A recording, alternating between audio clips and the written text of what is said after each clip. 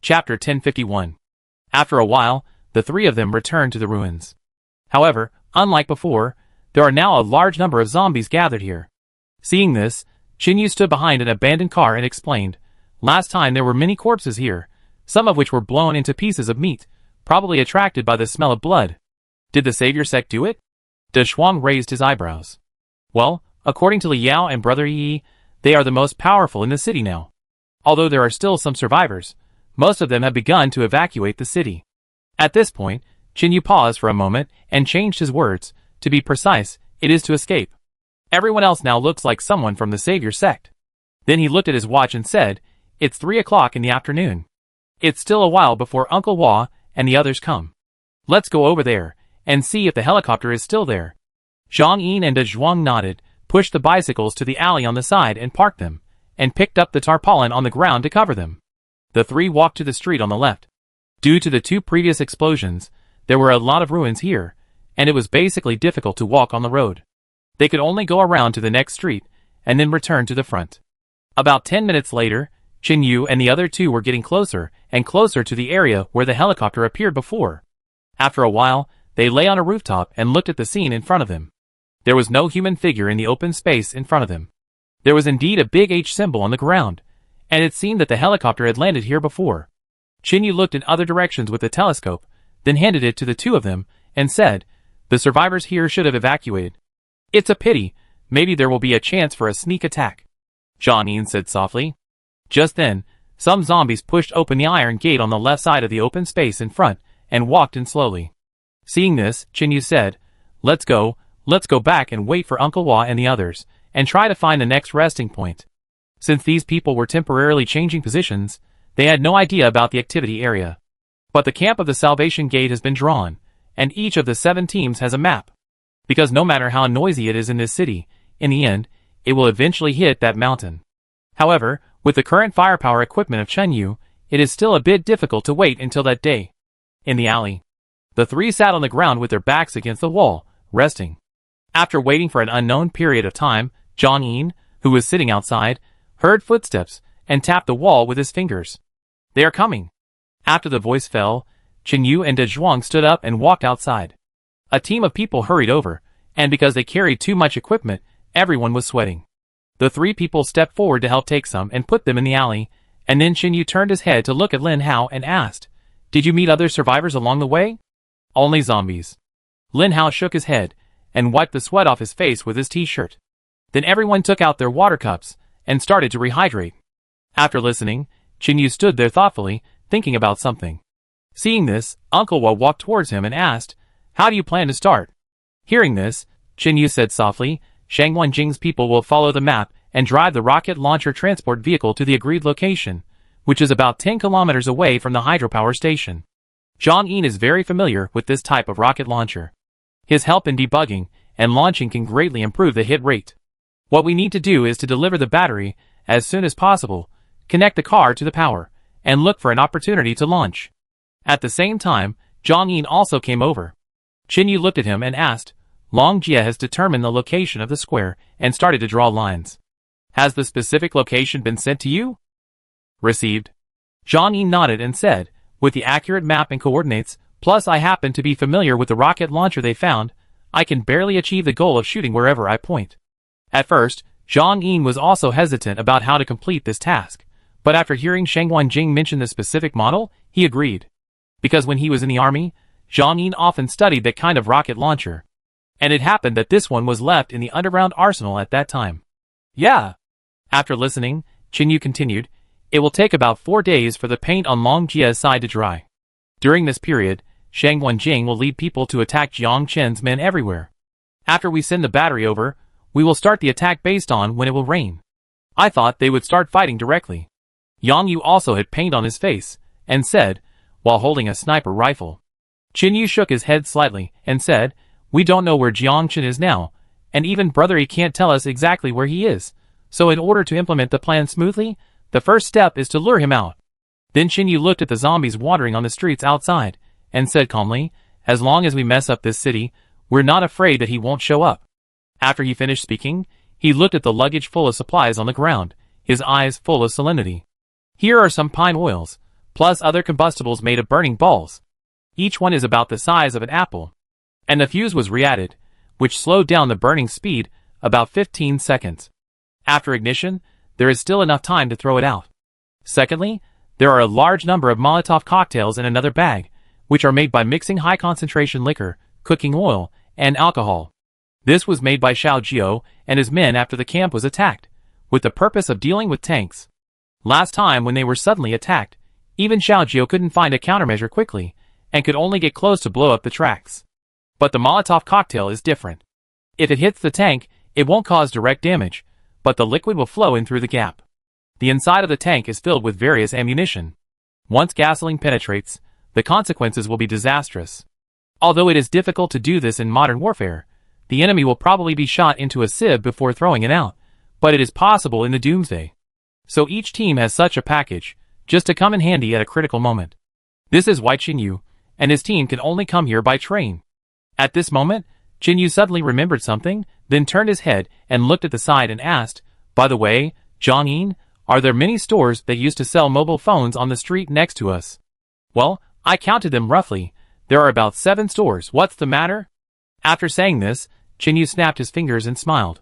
"Well, come on, a few people, follow me to collect those mobile phones. Let's add some power to the grease ball." Chapter 1052. How to add. Someone was sitting on the ground, slightly stunned. The next second, Dazhuang slapped his thigh, and said with sudden realization, after hearing what Xiaoyu said, "I remembered that before the apocalypse, I occasionally saw someone's mobile phone spontaneously igniting or exploding on the internet. In the apocalypse, isn't this a walking simple grenade? The most important thing is that mobile phones are everywhere now." After the voice fell, someone saw a zombie body lying on the street. It was killed by Qinyu and his 3 men before, and now it was lying there motionless. So the man walked over, squatted down, and felt in his trouser pocket, and actually took out a mobile phone, but it was quite dirty. Seeing this, Qinyu said, "Those who don't have enough energy can continue to rest here. 10 people, 5 in a group, half of them will follow me to find mobile phones, and the other half will fix the ones they find on the grease balls, and tie them with anything. Why not use the clothes on the zombies, and cut them into thin strips?" Uncle Wap pointed to the ground. "Okay, that's it." Qinyu nodded. After that, everyone dispersed and started to act. Although it was said that not everyone had to participate, no one rested. Almost half an hour later, Qinyu and his 6 companions brought back 2 large bags of mobile phones. Many of them were new, but now for any survivor, these things are no longer of much use. After all, if you just use them to take photos and videos, you can just find a good pixel. In this way, everyone sat in the alley, recovering their strength while reprocessing the grease balls, with a mobile phone tied to it. Once ignited, if the mobile phone battery explodes due to high temperature, the grease can also be blown everywhere. In this way, other places can be ignited. In a sense, the power is more than doubled. After finishing the work, Qinyu and his group started on the road again. At the same time, Zhang Liping's team a few kilometers away. They also didn't drive. There were about 10 people. Except for Zhang Liping, the leader, everyone else carried a small bucket filled with the broken flesh and blood of zombies. Many of them even had bugs crawling on them. These people wore plastic gloves on their right hands, and whenever they passed through some narrow and inconvenient areas, they would grab some zombie blood with their hands and smear it on. If it is not continuously boiled at high temperature, the virus can exist in the natural environment for about 7 days. This was told to Qinyu by Leander, and then Qinyu told others in the waiting room. As long as it is within 7 days, even if it is just a scratch on the skin, it will gradually be infected and eventually die and become a zombie. But if it exceeds this time, people will only have a high fever that will not go away. If there is drug treatment, they may be able to save their lives. But this kind of medicine is usually placed in the camp, and few people wear it, so once it comes into contact with it, it is actually equivalent to being bitten. At this moment, Zhang Liping's task is to make the virus appear in many places. Because the fight has not officially started yet, they can set traps in advance. However, just when a few people were halfway through their work, they just walked out of an alley, and saw a group of people appearing at the corner in front. They were wearing the same uniform, the same pants, and each of them had a gun in their hands. The 2 sides met in an instant, only about 50 meters apart.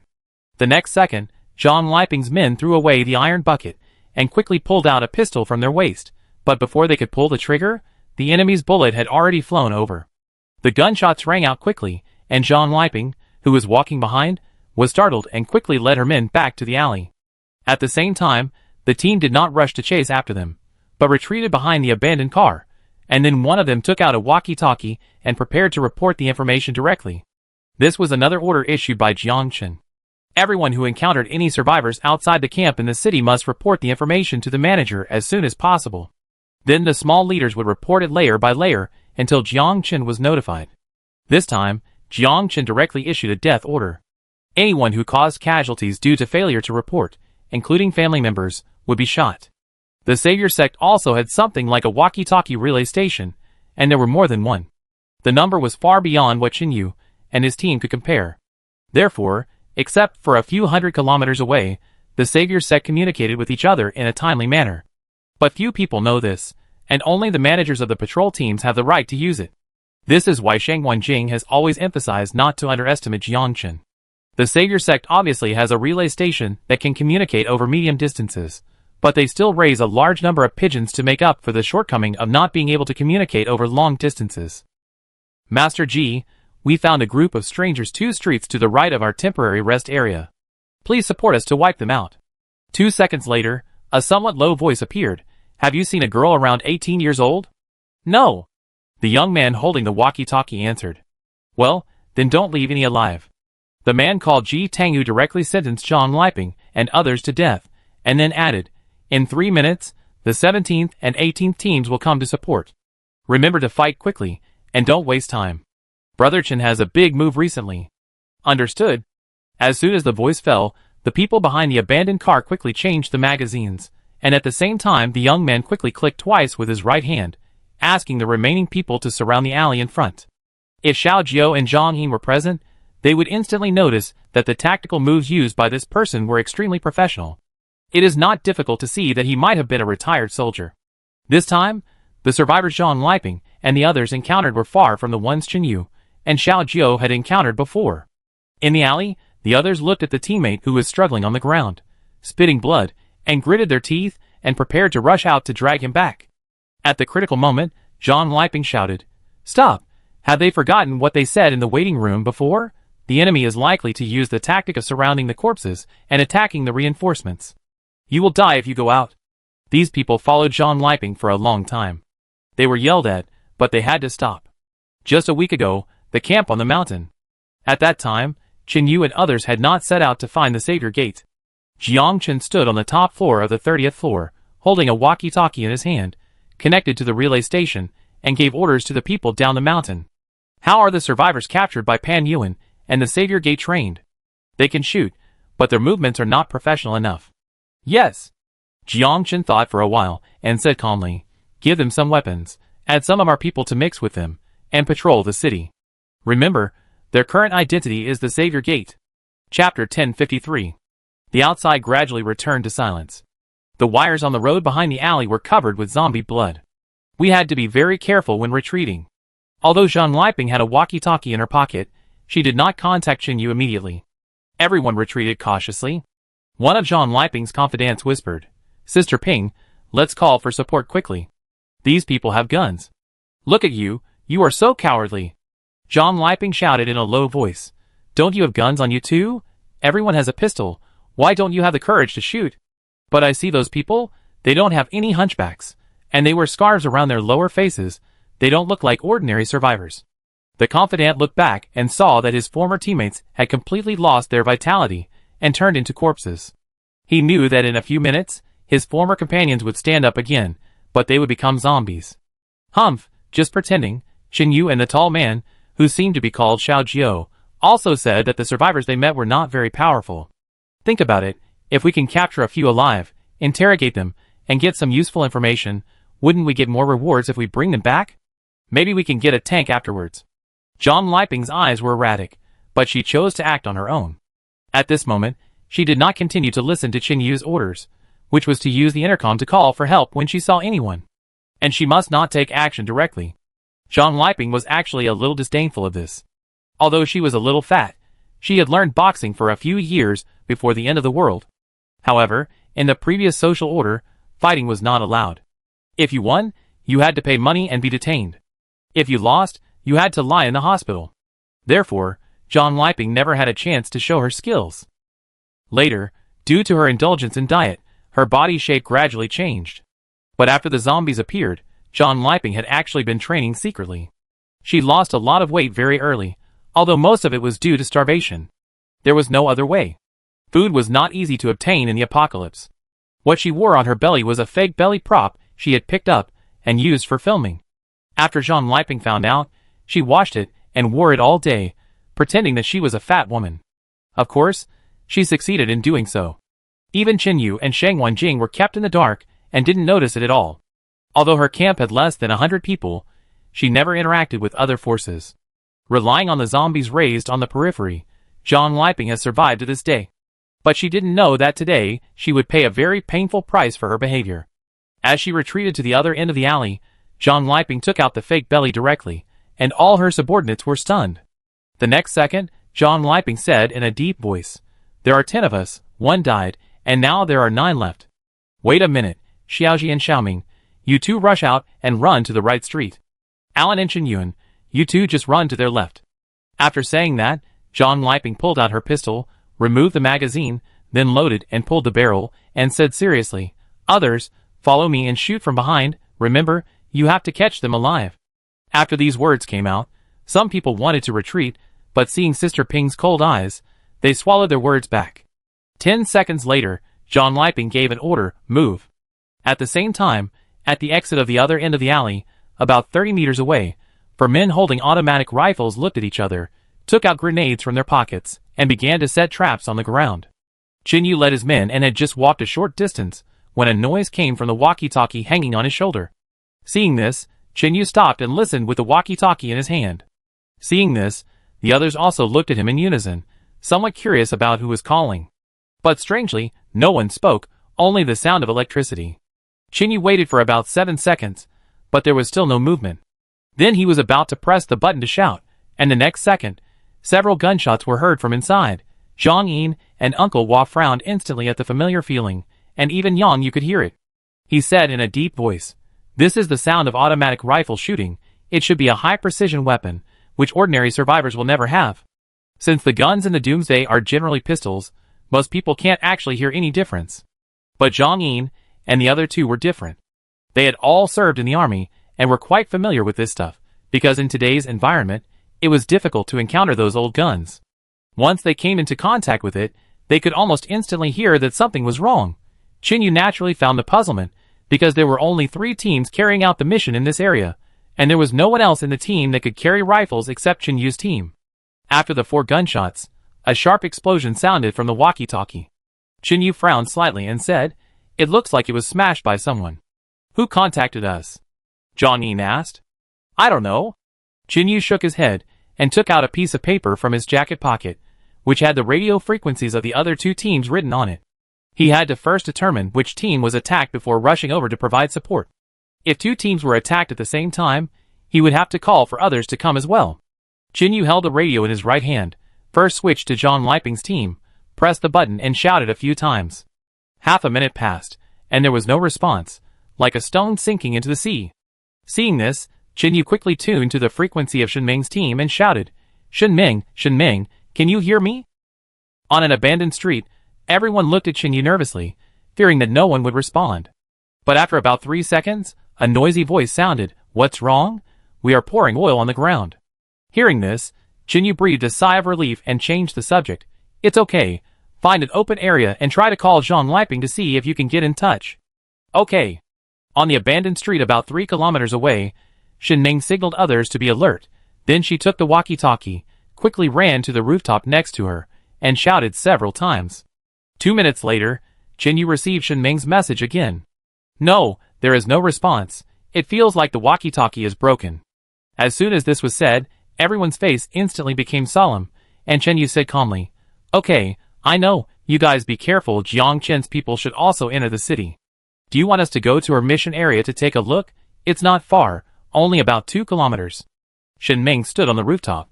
Her hair was blown messy by the wind, and she said quickly, "No, just protect yourself." Qinyu rejected her and ended the call. Chapter 1054. Then, he turned his walkie-talkie back to the previous frequency, then turned around and said, leave 5 people to hide some supplies in the store next door, and the rest, follow us to rescue people.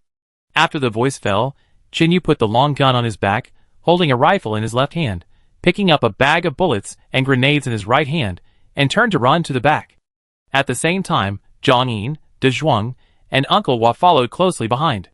Yang Yu arranged for the others to hide, and then took those few and followed. A group of people ran fast in the abandoned city, but soon Chinyu and his friends disappeared. Although Yang Yu could try to catch up, the others might get lost.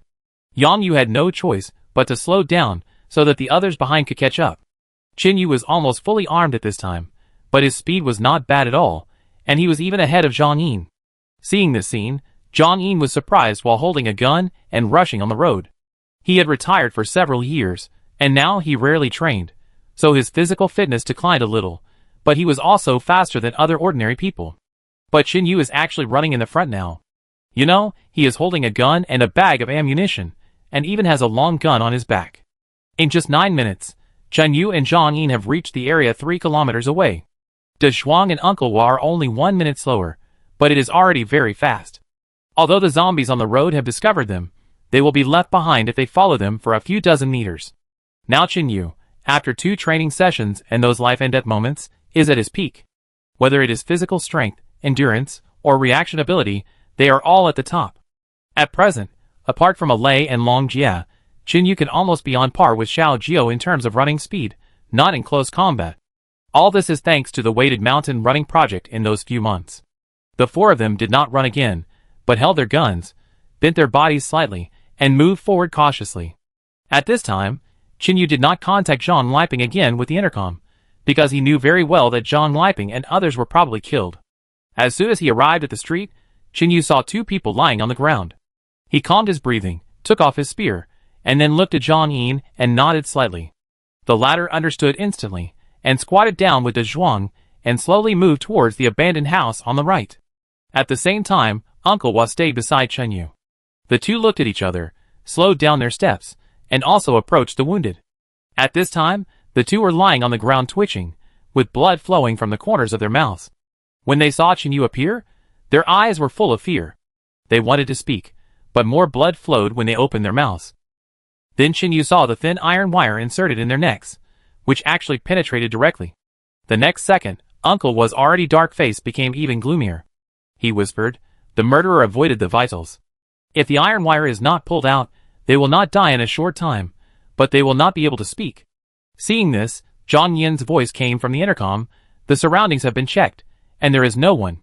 At this time, the others finally caught up, running at full speed for 3 kilometers. Except for Yang Yu, most of them couldn't stand it, but fortunately, they were already used to running, and they could relax after a short rest. Seeing the wounded on the ground, Yang Yu held the sniper rifle and moved to the high point next to him, ready to be alert. Chinyu looked at the 2 wounded and said in a deep voice, "Since the enemy left them behind, it is probably to set a trap." Chinyu is now completely different from before. He knows very well that the enemy will use the wounded to press the grenade on the battlefield and wait for their teammates to rescue them. In addition, the 2 men's hands and feet were broken, and they couldn't even turn over. So almost instantly, Chinyu guessed that there was a problem. As long as the wounded were moved, the grenade would explode directly. At this moment, Chinyu and his men did not move at all, because they didn't know if there were any snipers in the dark, and they had to wait for Yang Yu to finish the investigation first. Time passed by minute, and one of the wounded suddenly turned his head and smiled at Chinyu and others, then tried his best to raise his broken right hand, propped up his face on the ground, and slowly moved. "Stop!" Chinyu shouted hurriedly. But in an instant, the sound of a grenade explosion sounded. The body was blown into pieces, and even various nails and marbles flew around, shattering all the glass of the abandoned cars and shops. At the same time, the second explosion followed closely. Because Chinyu and the others were far away, they were not affected by the residual power of the explosion. Everyone was stunned when they saw the scene. What they didn't expect was that these 2 people chose to commit suicide in order to prevent them from being injured. Chinyu's expression was uncertain. He quickly put his rifle on his back, turned his head and said, "Keep chasing, there should be someone ahead." In 10 minutes, Chinyu and his friends would encounter 2 wounded people every time they walked a distance. But without exception, they all had broken hands and feet, and iron wires stuck in their necks. A grenade explosion sounded, and 8 people died in front of Chunyu. At this moment, his forehead was bulging with veins, and his fists were clenched, but he didn't say anything, but continued to follow the bloodstains on the ground. After walking for more than 10 meters, more than 30 zombies appeared in front of him, and they were surrounding an abandoned car. In the car window, John Liping, with blood all over her head, was slapping the car window. Seeing this, everyone took out daggers, lined up in threes, and went forward to kill the zombies one by one. After a while, the ground was full of zombie bodies. Chinyu walked over, and John Liping hurriedly opened the car door, but she had several cuts on her legs and couldn't even stand. The next second, John Liping knelt in front of Chinyu and others, crying and wailing, "I'm sorry. I don't want this to happen. But my friends are about to have their eyes gouged out." As soon as these words came out, Chinyu's face changed, and he took a half step forward and shouted with gritted teeth, "What did you do?" John Liping was covered in blood, her hair was disheveled, and her previous arrogant momentum was gone. At this moment, she just kept crying and didn't say a word. "What's the use of crying?" Dajwang stepped forward and grabbed her collar and lifted her up. "You are the boss of a powerful faction after all. Why do you only cry when encountering problems?" Seeing this, John Liping lowered her head and cried, They took people to the hotel." As soon as these words came out, everyone was struck by lightning. Chinyu didn't say a word, picked up the ammunition and ran towards the hotel. Although it was not as far as back to the train station, it would take at least 40 minutes to run back. When Dajwang heard that something was going to happen in the hotel, he left John Liping and pointed at her in anger. He wanted to scold her, but couldn't. Chapter 1055. It was urgent. Zhang Yin patted Dajwang on the shoulder, and the two followed Chinyu again. The bow and arrow used by Dajwang had been remade. After all, the previous compound bow was a bit heavy. Even if he could carry it, it would inevitably consume too much energy if he had to travel a long distance. What's more, Dajwang didn't really need the previous bow to deal with other forces, so he left it in the hotel. Uncle Hua, holding a gun, glanced at John Liping coldly when he passed by her crying on the ground, and then followed her. A few seconds later, Yang Yu also returned to the bottom. He squatted on the ground and asked in a deep voice, "I want to know, what confidence do you have to dare to disobey orders at this time, and act on your own? Even I have to discuss it with Chinyu and others. Do you really think that it is the same as before?" After saying this, John Liping said in grief, "I didn't disobey orders on purpose, but... In the end, she didn't say anything, and could only mutter to herself, "I once learned boxing for 7 years. Before she finished speaking, Yang Yu grabbed her hair with one hand, raised her head, and interrupted her rudely. Then Yang Yu said coldly, "You are a woman, so what if you have learned boxing for 10 years? You are no match for men in terms of strength. It may be okay to fight a little, but when it comes to life and death, think about how many punches you can withstand.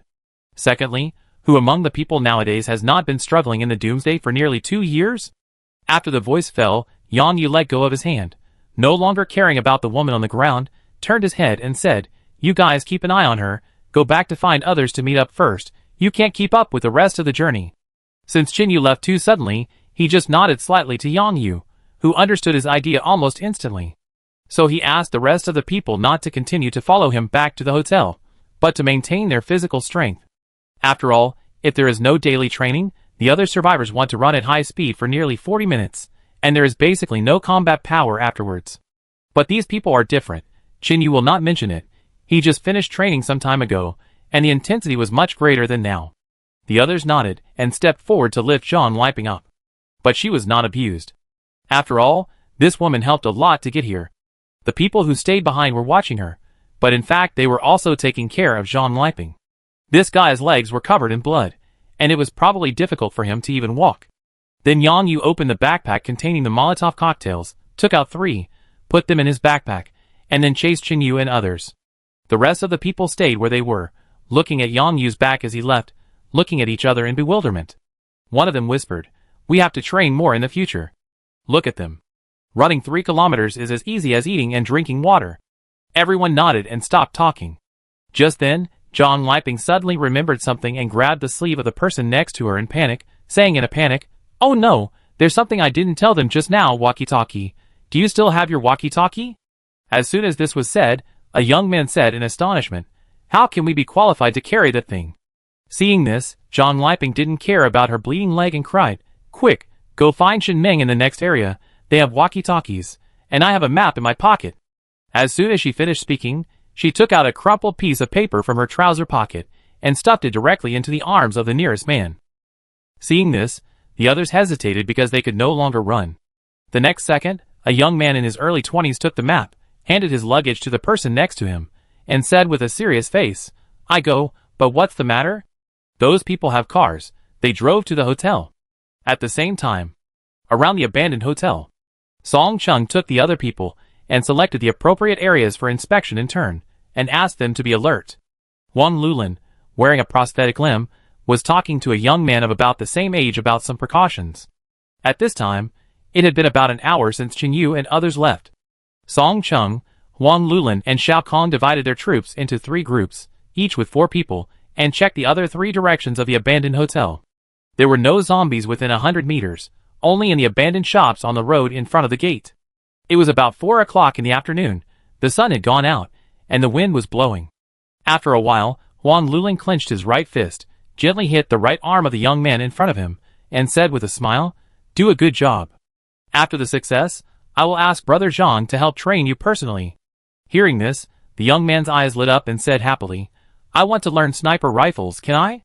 Wang Lulin agreed on the spot and smiled. "It's a piece of cake. I can even learn to drive a tank." Before he finished speaking, on a tower about 500 meters away, a man covered in gray camouflage cloth was lying on the highest point, his eyes looking through an AWM sniper rifle.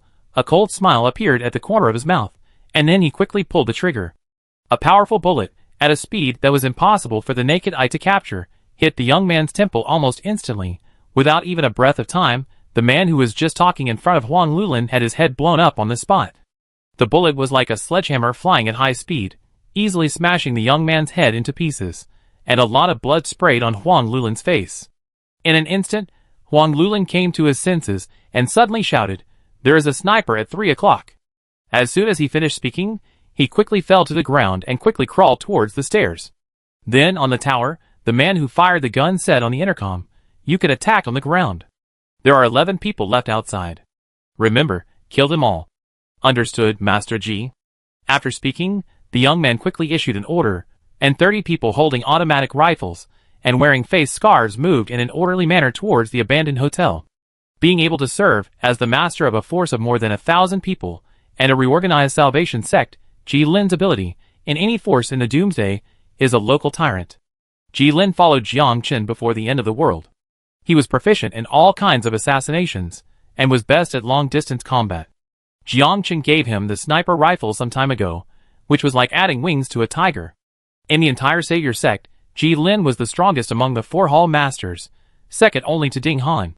Because he accidentally let Fang Xian run away, in order to calm Jiang Chen's anger, Ji Lin personally led the team to capture her, and was determined to bring the girl back.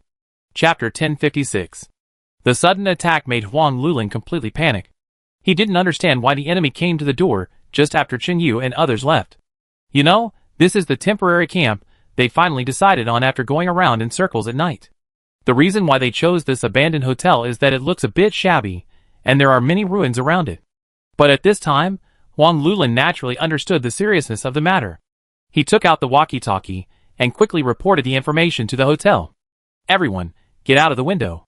The enemy has snipers." At this moment, the girls in the hotel were about to go to the basement, and they all froze in place. The next second, Lenny said solemnly, "Wu Rui, you take the others in first. Xiaoyin and Xiaoning, you two take the homemade smoke bombs and follow me out." After the voice fell, Fang Xian grabbed her arm nervously and said, "Sister Lin, didn't you hear them say there were snipers?" A Ling sat on the wooden box and swung her legs as if nothing had happened. She shook her head slightly and said softly, "The people outside can't be just snipers. According to the war matters that Uncle Shangwan talked about before, the enemy will throw projectiles such as smoke bombs into the house next. Because it's a residential area, they won't throw Molotov cocktails, and most likely they don't have other types of weapons, so smoke bombs are the biggest possibility. Instead of waiting for the enemy to throw them, it's better to make the hotel chaotic first, which can also slow down their attack speed." At this time, at the basement stairs, everyone except Lin Yi was staring at the little girl sitting next to them, stunned. Then a Ling looked at Fang Xian and said, "It's okay, the sister Lin you mentioned is also very powerful now." Lin Yi patted Fang Xian's arm, then looked at the others, and finally looked at a girl leaning against the wall and said, "Li Yao, can you still hold on? Running is hard." Li Yao did not force herself, but told the truth. Although she did not know why the enemy appeared so quickly, Li Yao knew very well that others would not be able to come back to support in a short time. At this time, the girls could only rely on themselves and Song Chung and others outside. "Well, you guard the basement entrance. We have to go out to help Song Chung and others, and we must not let them fight the enemy alone." Then Feng Yi also took out her pistol, took a few magazines, and put them in her pocket, held a gun with both hands, and said seriously, "Let me help you." Li Yao was slightly startled and said, "Sister Feng Yu, this year, Allah personally trained me for many days, and now is the time to use it," Feng Yi said solemnly without any arrogance. After talking for a few seconds again, Lin Yi led people out of the basement. Because the entrance here is in the area near the back of the hotel, and Song Chung and others are guarding the direction of the gate. According to the news, Lin Yi immediately analyzed that the enemy must be coming from the front, so they would have a chance to return to the hall first. Li Yao now looked at Lin Yi, who disappeared at the entrance, and was very emotional. Lin Yi now was almost a different person from more than a year ago, and he stood up to command everyone almost instantly. The most important thing was that Li Yao saw some calluses on the base of Lin Yi's right hand. Because her hands were very beautiful, it was very obvious now. Li Yao knew very well that they were probably calluses from practicing shooting. The reason why she was so sure was that Li Yao herself had some. In the hall, Lin Yao asked Xiaoying and Xiaoning to light the smoke bombs and throw them towards the French windows. The two girls did not show any fear or nervousness, and followed the orders in an orderly manner. She did not call anyone else, but only the two of them, because Lin Yi knew that Xiaoying was actually being trained by Xiao Jiao in secret. Of course, most of what Xiaoying received was about firearms and explosives. Although Xiao Jiao did not want Xiaoying to suffer these hardships, as the doomsday became more and more dangerous, he gradually acquiesced to Xiaoying's idea of becoming stronger. So she was often given special training. Although she spent all day listening to music and reading comics in the camp, she was actually better than most girls in the camp. Whether it was Long Dai or Xiao Jiao, when teaching Lin Yi and Xiaoying, they tacitly did not let them learn too much close combat. Women are naturally weaker than men in strength, but they have an advantage in speed because they are smaller and suitable for fighting in various narrow areas. Using their own weaknesses to fight against the enemy's strengths is completely asking for trouble, so the training they are most exposed to is all about shooting. Only at the beginning did Li Yao train like a man, because she was eager to avenge Yuan Yuan. Hatred makes people strong, so Li Yao made rapid progress, but in fact, she was good at using guns in the end. And later, after Lin Hao knew that Li Yao knew his sister, he also used his power many times to let her practice shooting in the training room frequently. Later, during the turmoil in Pawnee Bay, Li Yao did help Lin Hao a lot. Now among the female survivors on Chen Yu's side, the best close combatants are only Long Dai and Alice, and they are completely far ahead. Alice is usually very low-key, with wheat-colored skin, blonde hair, and a very good figure. She exudes a wild beauty, but she hardly speaks. Only when a Ling calls her sister Alice can she get a few words in response. But once she goes to the primitive jungle or the city to fight, Alice will be like a poisonous snake, lurking in the dark, giving the enemy a fatal blow at the critical moment. As for Xiao Ning, her archery skills are also very good now, second only to several men in the camp. A few minutes later, the hotel lobby was already filled with smoke. The four girls covered their mouths and noses with wet scarves and quickly retreated to the second floor. As for the higher floors, there were still a large number of zombies gathered there. There was another very important reason why Lin Yi gave the order to release the smoke bomb instantly. That is, this thing was made by them later, and it would release a lot of toxic gas when burning. For the human body, long-term contact would inevitably cause irreversible damage. She didn't believe that the enemies could hold their breath and search for targets in this hall. At the same time, at the stairs on the second floor, Lin Yi squatted in the corner, took out several sealed containers from a plastic bag, pulled out the dagger on his body and stabbed them, and then kicked them to the area below. "What is this?" Xiaoying covered her mouth and nose, holding a gun in her hand, turned around and saw this scene, and asked immediately. "Hydrogen sulfide." Lin Yi tried to avoid touching it with his hands. Just after he finished speaking, a grenade exploded outside. A few seconds later, the second one sounded. Chapter 1057. Seeing this, the faces of several girls changed, and Lin Yi took the intercom and contacted Huang Lulin outside again. But there was no response. After a while, gunshots were heard on the street. Almost instantly, Lin Yi roughly identified what kind of weapon it was, and it was definitely not a pistol. When Lan Ai trained her in Han Liyuan, he often played the sound of various types of weapon shooting. Lin Yi didn't know where she got this USB drive from. Anyway, there were indeed many gunshots in it that she had never heard before. Sister Han is now more powerful, so Lin Yi dares to bring people out with confidence. As for the other few people, such as Goli and Chinger, they stayed in the area where the elderly and children were hiding. A long time ago, those people who were rescued by Xiao Jiao hid in the secret passage when they evacuated. In the end, because of the zombies rushing in and the environment being too dark and dirty, almost all of them were wiped out. So now, whether it is Qinyu or Xiao Jiao, after discussing, the two arranged some people to protect them. Outside the hotel. Since the sniper shot, the surroundings have returned to silence. Although Song Chung led people to guard outside, the intercom was on Huang Lulin, so at this time, the 11 of them could only form groups of 4 and go in 3 different directions. But fortunately, Song Chung was closest to the place where the grenade zombies were deployed before, and he could still shoot arrows to knock down the wooden sticks on the door.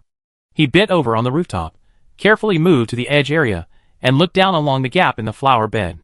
He found that those people were rushing forward while holding rifles and quickly patrolling the surrounding environment. At this moment, Song Chung also found something wrong. The movements and postures of these people were very similar to those of mercenaries in movies and TV series. He was stunned for a moment and said to himself, "No, Qinyu didn't say that the enemy had mercenaries." When the other 3 heard this name, their eyes widened. Most ordinary people don't even have the opportunity to fight with mercenaries, and it's even difficult to see them with their own eyes. But once they come into contact with them, the oppression they feel is not a joke at all. On the rooftop, the other 3 were silent. One of them was a little fatter, named Wang Wenlong, who was in his 30s, and was about to cry. He squatted beside the flower bed and said tremblingly, "We are the people. They used to deliver couriers, and I am just a pork seller. How can we fight with mercenaries?" After saying this, Song Chung lowered his voice and said, "What's wrong with delivering couriers? What's wrong with being a mercenary? We are all human beings. Hasn't you grown to this point? We also have guns. I don't believe that their bodies can withstand bullets. But he went through so much hardship to grow up, and I have to struggle to run a few hundred meters." Wang Wenlong looked like he wanted to cry but couldn't. The next second, the person next to him poked him with his elbow and said, "Your name has a dragon in it. Why don't you call yourself Wang Wenchong? If you can survive, you can change your name." Wang Wenlong looked as pale as death at this time, and he didn't refute it. If it were any other time, Wang Wenlong would not have retreated if he just fought with other survivors. But the group of people below had no flaws at all, and they even stepped over the area covered by plastic bags. A few seconds later, Song Chung quickly said, "If you want to live, everyone must fight hard, otherwise we will die together." After this, Wang Wenlong gritted his teeth and lowered his voice. "For Xiao Ran, fight them. Yes, for the girl you have a crush on, we can't let them in even if we die." Another person whispered back. The Xiao Ran mentioned by Wang Wenlong was someone from Shangguan Jing's camp. He had a round face, and wore a pair of black-framed glasses without lenses. He looked quiet and gentle. Then, Song Chung looked down at the street again, and then said a few words to the other 3 people, then he took the bow and arrow, bent down and moved forward. Just as those people walked to the parallel area with them, one of them took out a grenade, bit the ring, and threw it to the 3rd floor without thinking. In an instant, Wang Wenlong stood up quickly with a shovel in his hand, and slapped the grenade directly down. At the same time, the moment the shovel hit the grenade, another person hugged his waist and quickly fell to the side. This is what Song Chung repeatedly requested. If he stood up and took the photo and then dodged, it would be difficult to avoid the speed of the sniper rifle. The most important thing is that Uncle Wa once emphasized in the waiting room that if you can't hear the gunshot, but the bullet is very powerful, then it must not be an ordinary sniper rifle. It is difficult to dodge at human speed. That's why Song Chung asked others to prepare on the side. He guessed that those people should throw grenades upwards. After all, they had several grenades hanging on their waists, and Huang Lulin's teammates were shot and killed on the rooftop. In other words, they have actually exposed their position. Song Chung has experienced a lot now, and he is not naive enough to think that the enemy will deliberately walk down from the roof knowing that they are on the roof. It is nothing more than using the people below to attract them to show up and attack. As long as they show their heads, the snipers in the distance can call them out one by one. At this moment, Song Chung is completely different from Zhang Liping, who is more than 10 kilometers away. It is precisely because Song Chung has always understood the principle that a lion will use all its strength to fight a rabbit that he can survive until now. In a flash, a bullet flew directly from the tower again, brushing past Wang Wenlong's scalp. Water stains appeared on the ground, and Wang Wenlong touched his scalp where the bullet had rubbed his blood. His eyes reddened. The bullet flew almost close to him, causing Wang Wenlong to piss himself on the spot. The next second, he roared, "Fuck, if I were a little taller, I would be dead." At the tower, Ji Lin's second shot missed, and he couldn't help but frown slightly, saying, "Tis TSK, not simple, it seems there are masters too." Then he took out the intercom and said, "Be careful, those guys on the roof are quite powerful." After that, Ji Lin once again took the sniper rifle to be on guard. When the people on the street walked within 100 meters, Song Chung seized the opportunity and shot directly at the shop next to him. Of course, he shot the arrow from the gap in the railing on the roof. The arrow flew quickly and directly released a zombie on the right. The survivors on the ground saw this scene. The young man walking in front raised his right hand, then looked to the right and said, "Wait until you get closer before killing, don't waste bullets." "Okay, Brother Kun." The man on the right put the rifle behind his back and pulled out a dagger from his waist. Chapter 1058. The young man named Tan Kun didn't care and continued to move forward with his men. In his opinion, it was nothing more than zombies hiding on the roadside. But Tan Kun was a little confused. Why didn't they just shoot arrows at people? At this moment, Song Chung saw that those people didn't shoot the zombies, and he couldn't help but feel happy in his heart, and at the same time he was ready to aim at the sticks of other shops. It's not that he didn't think about aiming directly at the enemy, but because these guys appeared too quickly, Song Chung didn't have time to poison the arrows. Moreover, although there were 30 people below, 20 of them walked in the middle, and the other 10 were lined up on the left and right sides. 5 people in a group, 2 of them were holding shields. Although Song Chung could tell with his eyesight that this thing should not be made of iron. After all, if it is made of iron, it must be thicker if it wants to block arrows at close range, but in this way, the weight will inevitably increase. If you want to lift it with one hand without any shaking, ordinary people can't do it at all. Song Chung estimated that at least Zhuang and Xiaojiu, who are full of muscles, can do it. Soon the zombies below were getting closer and closer, and Song Chung successfully shot the second arrow. The people below were a little impatient, and one of them raised his gun and fired a shot at the top, then shouted with some disdain, "Cold weapons want to compete with our hot weapons?" After saying this, Tan Kun turned his head and looked at him, his eyes slightly unfriendly, and said in a deep voice, "Don't underestimate the enemy." As soon as the voice fell, the subordinate lowered his head and stepped back half a step, saying, "I understand, Brother Kun." Song Chung, who was hiding behind the wall, heard this and did not have any emotional fluctuations. He had a gun, and so did the people outside. But they were all pistols, and although this type of firearm was more flexible and easy to carry, it had a fatal disadvantage, which was that its range and power were far inferior to rifles. At present, those people on the ground were far away, about 50 meters away.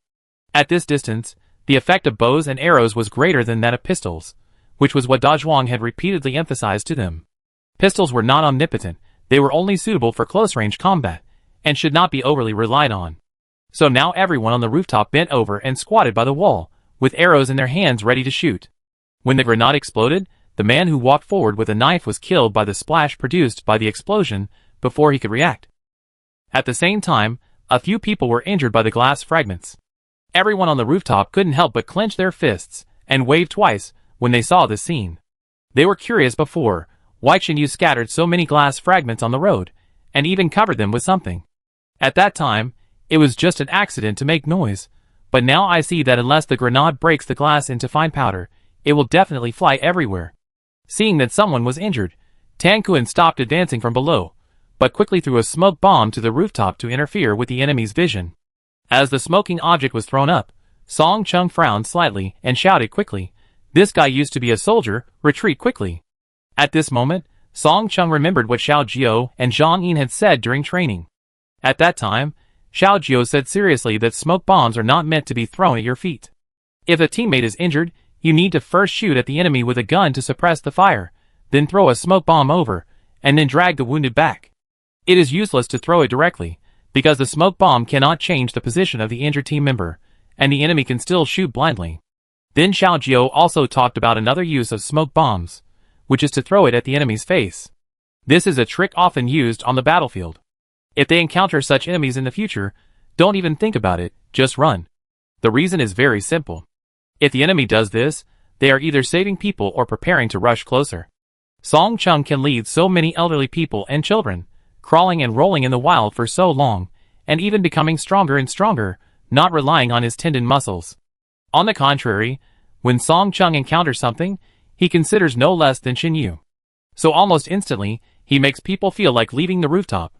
At this moment, Tan Kun quickly put the rifle on his back, put on the goggles on his head, and then rushed towards the electric pole on the roadside, climbing up very quickly. In just a dozen seconds, Tan Kun had already climbed to the top of the building. Then he climbed over the wall and stood on the rooftop. He took out a grenade with his right hand, pulled the ring, and prepared to throw it towards the only place at the staircase. But the next second, a figure rushed out of the smoke. Song Chung, who had been waiting for a long time, took a shovel and swung it towards Tan Kun's face. If he swung it hard, Song Chung was very confident that he could directly cut off half of the man's face. Just when he thought that this attack would hit, the young man in front of him quickly retreated, threw the grenade quickly, and picked up the gun to shoot at Song Chung. At this moment, Song Chung looked at the dark muzzle aimed at him, and his heart was dead. The gap is really too big. At this moment, Song Chung truly realized the difference between him and the retired soldiers. When he was calmly accepting his impending death, a dense sound of gunfire suddenly rang out from the direction of the hotel. Just before the gunfire appeared, Tan Kun's eyelids jumped on the spot, and a feeling of extreme danger suddenly appeared in his heart. It seemed that if he continued to pull the trigger, he would be shot into a sieve.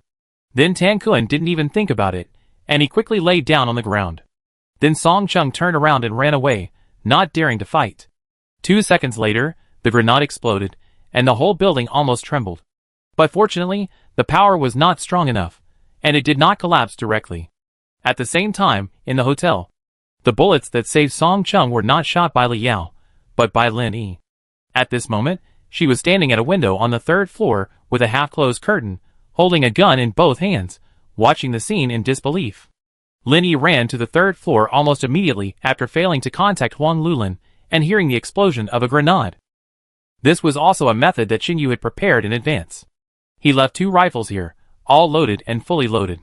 It was precisely because of these steps that Lin Yi went upstairs and started shooting directly with the gun, otherwise it would be too late. When he saw that the young man had made an evasive move in advance, Lin Yi's face became serious again. Long Dai had also said before that some people often have subconscious reactions because they are highly sensitive to danger. For example, at that moment, the heartbeat was particularly fast, the brain took over the body, etc. Then, there were footsteps on the stairs, and Feng Yi also ran up. She picked up the rifle on the right, and fired at the street ahead with Lin Yi. At this time, it didn't matter whether they hit the target or not. They had to suppress the people outside as soon as possible. Chapter 1059. With the fire suppression from the hotel, the people on the roof bent over to avoid exposing their body parts at the 3 o'clock position, and evacuated carefully. Because there was a 6-story building that happened to stand between the tower and the hotel, Jilin lost the function of setting up the gun. And that building was just in front of the left side of the main entrance of the hotel, not far away.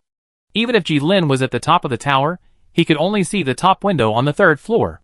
As for those who wanted to hit the window, Jilin needed to stand up and use his arms to stabilize the sniper rifle. But with his alertness as a sniper, he would never make such a mistake, because in this way, his figure could be seen from a long distance. In today's environment, no one would have nothing to do after eating and deliberately climb so high to seek excitement.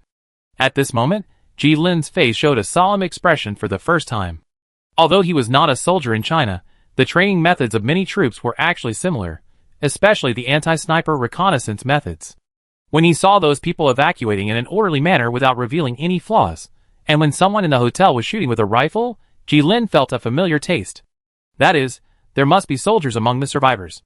Or in other words, they must have been trained by soldiers. It is impossible for ordinary survivors to judge the general direction of shooting based on the trajectory of bullets without hearing the gunshots. If the judgment is wrong, then death is inevitable. Seeing that time is passing by, the people below are gradually approaching the hotel. Jilin decided not to delay any longer and prepared to go down and fight quickly.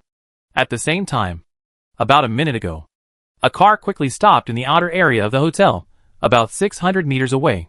3 people got out of a car, one of them said something to the driver, then looked at each other, and then quickly dispersed. The people who appeared here were none other than Qin Yu, Zhang Yin, Uncle Hua and De Shuang, and of course, Long Jie, who was driving. Not long after they ran out, Shen Ming's voice came from the intercom. She conveyed Zhang Liping's unfinished words, and then several people stopped, and everyone's face was full of gloom. Because if those people drove to the hotel, then unless Qin Yu and his friends grew wings, they would only be able to collect their bodies if they rushed back. At this time, Qin Yu was also thankful that he had asked Long Dai and Uncle Hua in advance, and checked the surroundings of the hotel from a sniper's perspective, and selected several places where they could shoot from a distance inside the hotel. And he also left some guns in the hotel, and those areas were all blind spots for sniper points. It would take at least 40 minutes to run back. If they just ran, they would have no problem, but for war, even a minute slower would be fatal. Moreover, those people who could think of using the wounded to set up traps and mines were not ordinary survivors at all. Qin Yu estimated that they would not even talk nonsense, and would probably kill them as soon as they met. Just when they heard what Shen Ming said, and didn't know what to do, a car with a green license plate appeared in front of the four people. Long Jie rolled down the window, and said, "A Ling contacted me through the relay station after Dr. Lin left the basement. The instructor guessed that someone might be caught on the way, and might lead to revealing the hotel address, so he asked me to return halfway. Hurry up, get in the car." As soon as these words came out, the four of them walked over quickly, and opened the car door. Because the car couldn't accommodate everyone, Yang Yu couldn't come back with them, so he handed the bag of Molotov cocktails to De Zhuang. Then Long Jie turned the steering wheel sharply, and without even turning his head, he rushed directly into a small alley. The speed of the tram was extremely fast, and Long Jie's driving skills were so good that he even used drifting to turn corners. While driving, Long Jie said in a deep voice, "The instructor asked me to say sorry to you on his behalf. Only by using these girls as bait can Jiang Chen's more powerful subordinates take the bait. Brother Shengwan is willing to use himself as bait. These are nothing, and I believe that he must have made all the preparations, such as leaving you behind." Qin Yu sat in the passenger seat, holding the doorframe armrest with his right hand, and said calmly, "There is no way. Long Jie drives too violently. Qin Yu estimates that the car should have reached 100 kilometers per hour. If the streets in this city were not dredged, it would be impossible to drive so fast. The car would be smashed and scrapped within a kilometer." Long Jie stepped on the accelerator again, holding the steering wheel with both hands, looking forward and said, "Jiang Chen is very smart. He may have guessed that if he could kill those girls, it would definitely cause us heavy damage. At least the mental blow would be fatal. Can you go faster?" Qin Yu suppressed the anxiety in his heart, and could only hope that Lin Yi and others would not get into trouble. "Sit tight." Hearing this, the three people in the back seat sat down and even fastened their seat belts. Since the road was empty and there were no vehicles, coupled with Long Jie's superb control of the vehicle, they were back near the hotel in about 4 minutes. If the second half of the road was not a bit crowded, Long Jie would have to speed up to 70 miles per hour to prevent the car from being destroyed and people from being killed, otherwise it could be faster. Of course, Long Jie parked the car outside in advance, because he had heard a Ling say that there was a sniper outside. After all, he had been with his sister for so long, and with Long Dai's terrifying sniping level, Long Jie naturally knew how to find sniper positions in unfamiliar environments. After getting off the car, no one felt uncomfortable. Of course, even if they did, now was not the time to stop and rest. Long Jie took out a shotgun from the trunk and pulled the bolt, then sat back in the driver's seat, turned his head and said to the outside, "Zhang Yin, follow me back to the hotel for support. You three, go catch that sniper. It should be okay, right?" Qin Yu nodded and said, "Okay." After that, Long Jie took Zhang Yin, and the two drove to the back of the hotel again. Because it was a tram, there was almost no noise, and the people on the tower had not yet discovered that they had been exposed. The three of them quickly moved towards the bottom of the tower. Just as they were about to get close, Qin Yu reached out and grabbed a Zhuang, then squatted down and looked at a very thin transparent line in front of him. "This guy is a master." Seeing this, Uncle Hua said in a deep voice, "Be careful, the three of us will go together when the time comes, and we can't let him run away." Qin Yu looked at both sides, reached out and grabbed a handful of ash from the ground, and then sprinkled it forward. With the help of the dust, 2 silk threads on the ground, less than half a meter apart, appeared in front of him. Chapter 1060. Seeing this, De Zhuang frowned and said, "Let's wait for him to come down, and then we can attack him by surprise." "Well, go a little further ahead, preferably within the range of the pistol." Qin Yu stood up, and was about to step over, when Uncle Wa suddenly thought of something and shouted, "Wait!" As soon as he finished speaking, the position where Chin Yu stepped on triggered the second mechanism. It turned out that the ground was not flat at all, but a small pit, which was covered with a large piece of thick cardboard, and there was a line underneath. Because the light was dim, and it seemed like it was about to rain, the three of them could not see clearly what was different on the ground. The reason why Uncle Wa noticed something was wrong was because he had seen this kind of trap abroad. At the same time, in the blind spot on the right, a wooden stick fell down, and a large number of porcelain bowls on it hit the ground, and the sound was transmitted directly to the tower. Although the movement was small, Ji Lin was also a professional mercenary, and he was still in active service, so he caught this faint sound almost instantly. Without thinking, he picked up the grenade beside him, pulled out the pull ring, and then quickly threw it downward. Then Ji Lin picked up the sniper rifle with one hand, quickly put on the anti-scalding gloves for electric welding with his right hand, grabbed a rope, and slid down quickly. "We've been tricked," Chin Yu shouted, and the three of them quickly ran to the left, avoiding the grenade that fell from the sky. There was a bang, and Ji Lin had just landed on the ground when Chin Yu and the other two took out their guns and started shooting. Dense bullets flew over, and Ji Lin's shoulder was hit on the spot. If it weren't for the distance of more than 30 meters, Chin Yu's shot would definitely hit his neck. The next second, Ji Lin took advantage of being shot and rolled forward with his gun, then knelt on one knee, pulled out his pistol, and quickly pulled the trigger. Seeing this, Chin Yu and his men immediately dispersed and dodged. Then Uncle Wa left without saying a word and surrounded them from the other side. After firing back a few shots, Ji Lin ran wildly with his gun again, running towards the car parked dozens of meters away. He was not good at close combat, so once he met an enemy, Ji Lin always tried to evacuate. But this time, he underestimated Uncle Wa's determination to prove himself. When he was only 10 meters away from the car, a dark-faced man appeared on the right side of the car, which was the direction Ji Lin was facing, with a gun in his hand. He knelt on one knee and quickly pulled the trigger. At this moment, Ji Lin quickly fell to the side, trying to avoid it. But the target was not him, but the parked car. When he came here earlier, Uncle Wa noticed that there was a car parked here. Although it was parked there motionless, there were marks on the tires. It was obvious that someone drove over, so Uncle Wa instantly guessed that the person was trying to escape. Although he fired with both hands, even if it was just the recoil of the pistol, it still made Uncle Wa's forehead sweat coldly, as if his bones were being pricked by needles. At this moment, Uncle Wa knew very well that he would never be able to use a sniper rifle again in his life. Because the little girl had repeatedly emphasized that within 3 days, let alone continue to shoot, even if he wanted to twist the bottle cap, he had to switch to his left hand. 3 bullets, 2 of which hit the right front wheel, and the other hit the right rear wheel. Seeing that he was not injured, Ji Lin also noticed that the car parked in front of him trembled, and then judged that it could not be driven anymore. At this moment, Ji Lin knew clearly that he was doomed. He threw the AWM sniper rifle, which was extremely scarce in the Doomsday, on the ground, and at the same time pulled out his pistol and prepared to break the gun body.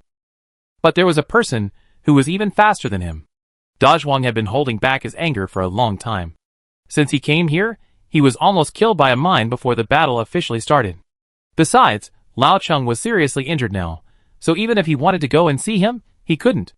In the final analysis, Lao Cheng's injury was closely related to the Jiashiman. When he saw the man throw away his gun, Dazhuang quickly took off the bow on his back, and at the same time drew out an arrow and put it on the bow. He tightened his right hand muscles and pulled the string, and quickly let go. And the man had just aimed the gun, and his 2 hands were directly pierced by the flying arrow, and even pierced together. Good arrow. Chin Yu's eyes lit up, and he patted Dazhuang's shoulder happily. Seeing this, Dazhuang breathed a sigh of relief and smiled. The hard training before was not in vain. Then the 3 of them rushed forward quickly. The injured man wanted to continue running, but Uncle Wa kicked him in the chest, causing him to roll back several times. At the same time, Chin Yu knelt on one knee, pinched the man's cheek with his right hand, carefully checked the area near his back teeth, confirmed that there was no trace of poison, and then punched him. Chin Yu's strength is now far greater than before. With just one punch, he broke the man's nose. But the man didn't make any howling sounds, just leaning on his elbows and looking at him gloomily. The next second, Uncle Wa picked up the sniper rifle that fell on the ground, then froze and said in surprise, "This gun is good." Chin Yu turned his head to take a look, then continued to look away. He drew out his knife, walked forward and squatted in front of the man and said, "I will only give you 5 seconds, I speak you answer."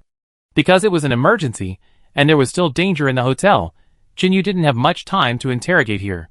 How many of you are there? 5. The man didn't say anything. 1. Seeing this, Jinyu didn't hesitate at all. He looked at the Zhuang and nodded slightly. The latter walked forward and directly pulled out the arrow with force. The man on the ground groaned and sweat began to flow from his forehead. Then Jinyu stepped on his bloody hand on the ground, held the dagger in his left hand and placed it on the thumb position, picked up half a brick on the ground with his right hand, turned his head and asked, "Will you tell me?" "I said you." The man cursed. Before he finished speaking, Jinyu smashed down with a brick. The 10 fingers are connected to the heart, and ordinary people can never bear this kind of pain, but strangely, the man still stared at Jinyu with resentful eyes and said, "Little B son, didn't you eat? Is this all you can do? Your father still has 19 fingers. Cut them one by one if you dare." At this moment, Uncle Wa walked over, took the butt of the sniper rifle, and smashed it on the back of the man's head, knocking him unconscious. After the smash, Uncle Wa said in a deep voice, "I have seen the tattoos on this man's body, and he also belongs to a foreign mercenary organization. People like this have undergone anti-interrogation training, and ordinary methods are useless to them." Hearing this, Jinyu stood up and said, "Brother Dazhuang, go find something to tie him up, remember to tie his hands under his thighs, and don't let him have the opportunity to stand up straight." "Okay."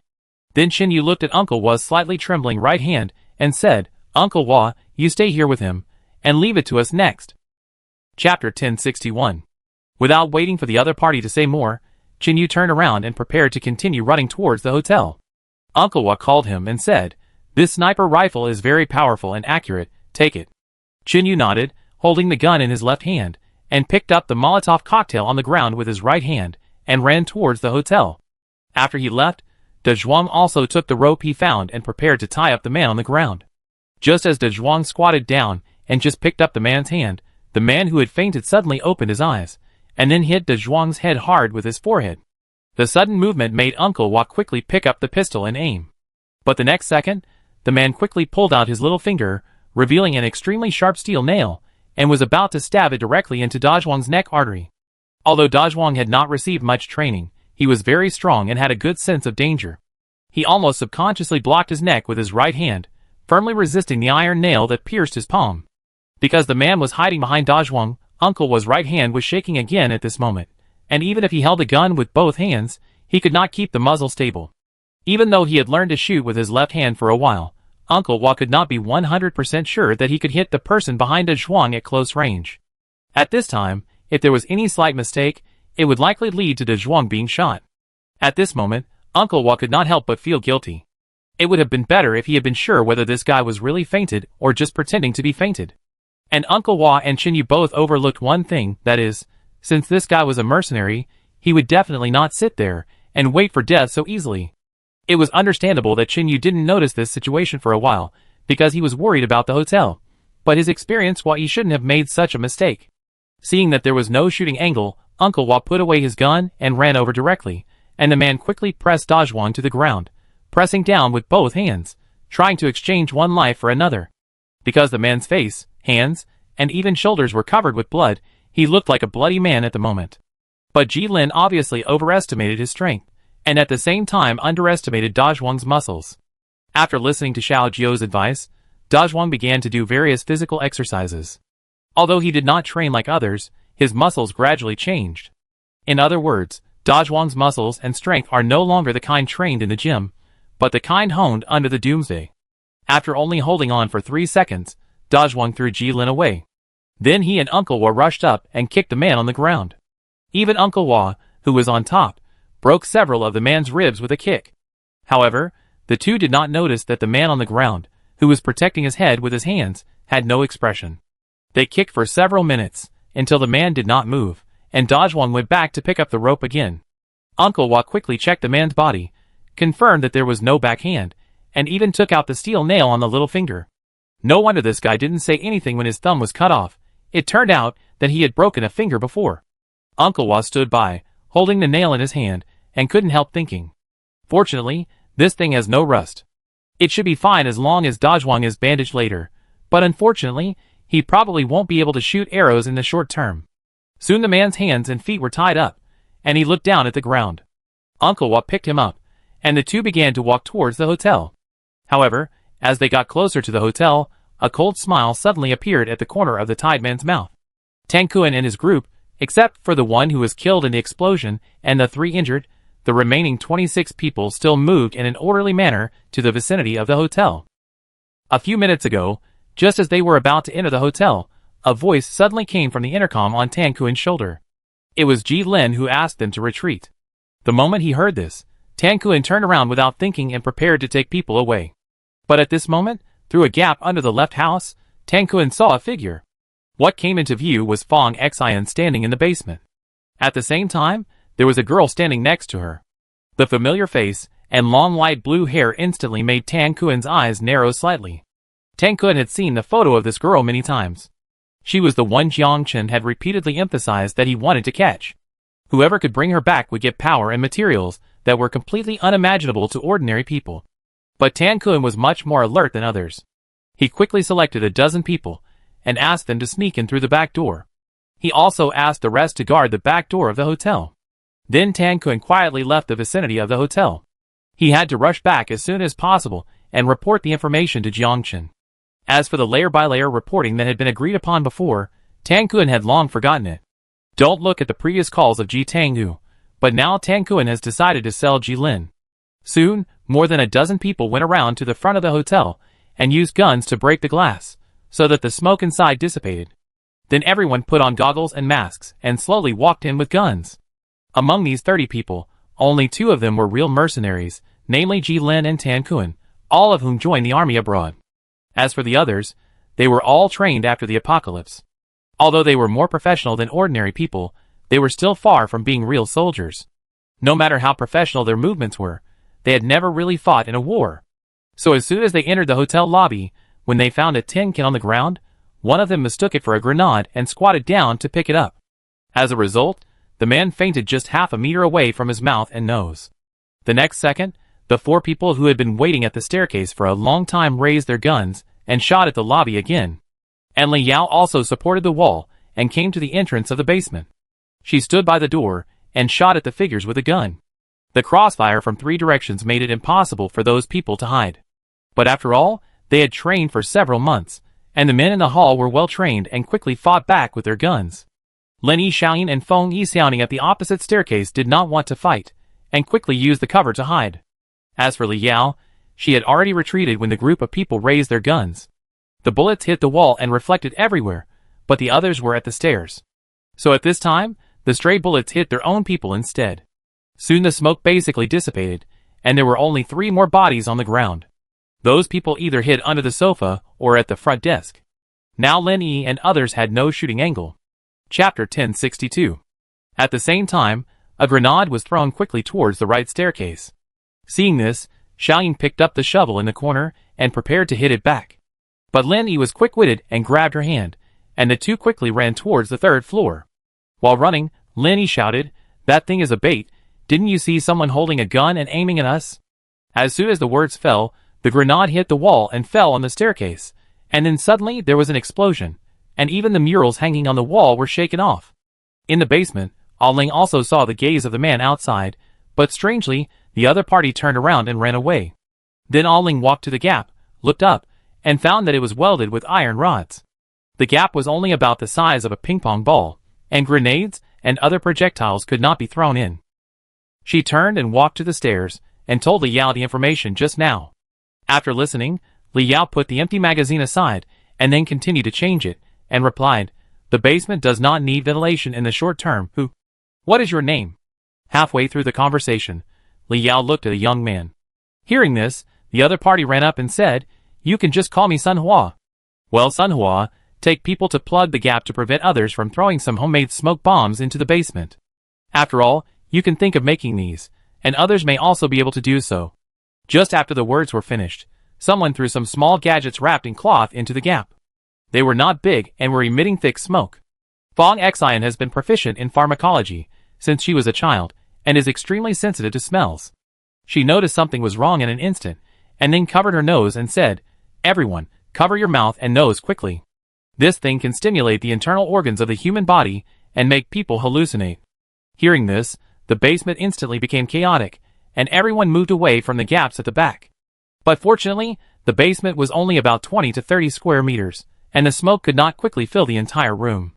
Seeing this scene, Li Yao endured the pain in her body and shouted loudly, "Don't panic, lift the wounded, and evacuate outside one by one. Sister Han and other people with pistols, go out with me to provide fire cover."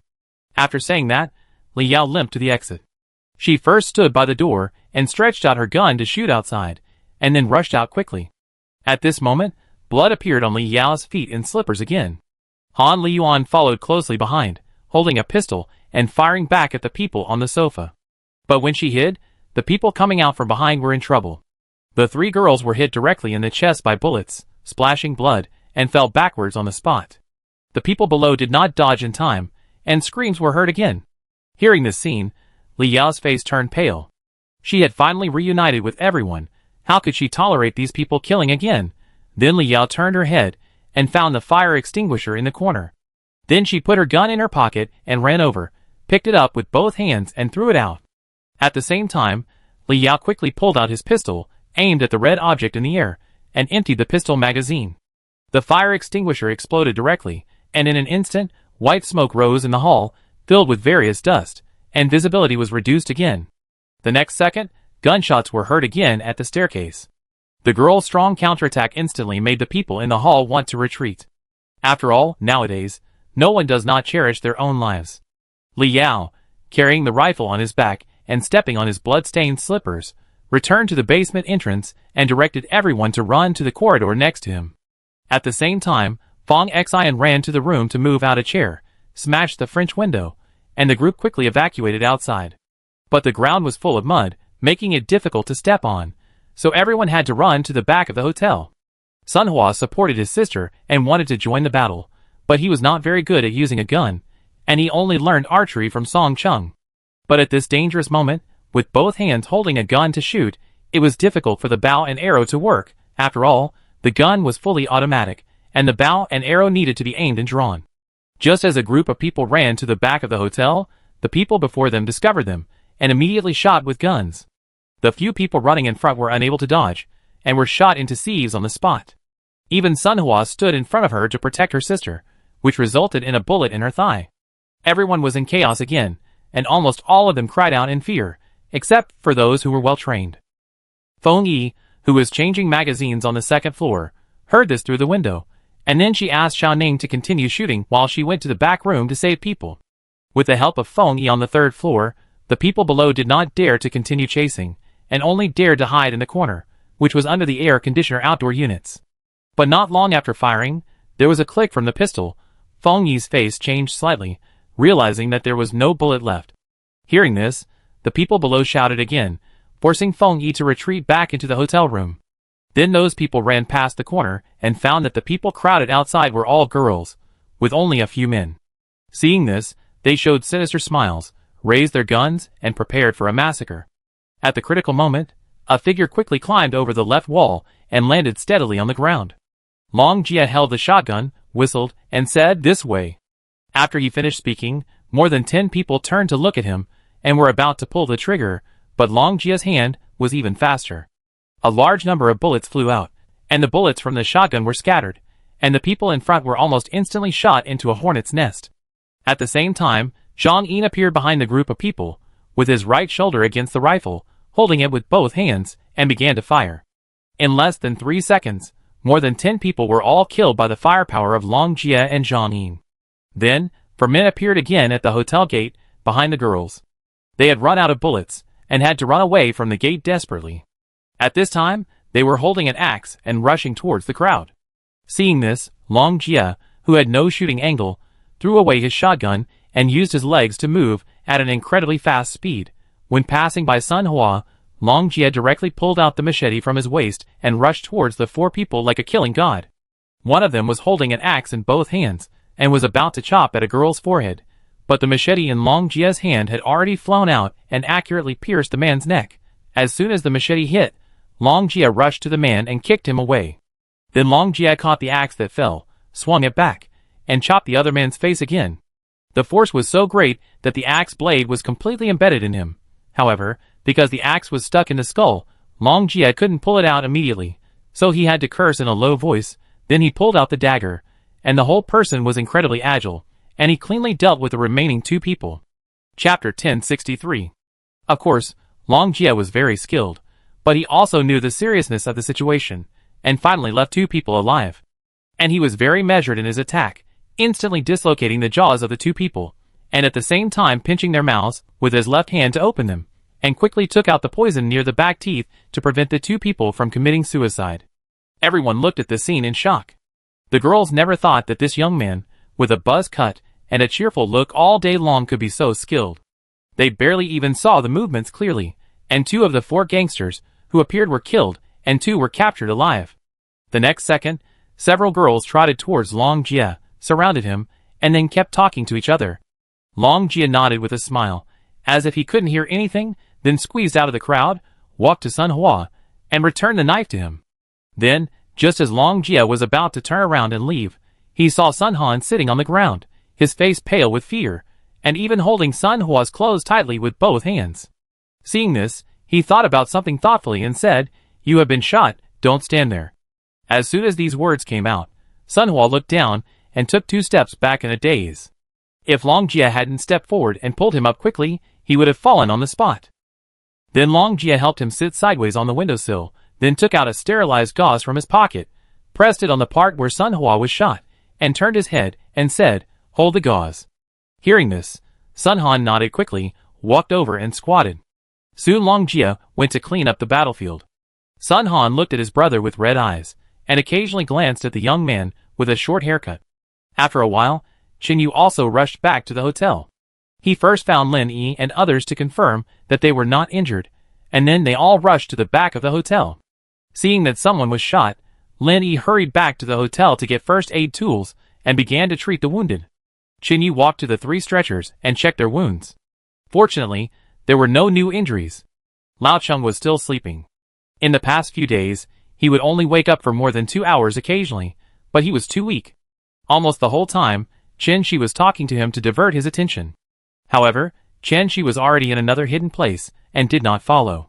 At the same time, the 3 girls, who were shot on the ground before, who were seriously injured, had died due to the serious injuries, and were now turned into zombies, and were slowly crawling out from the ground.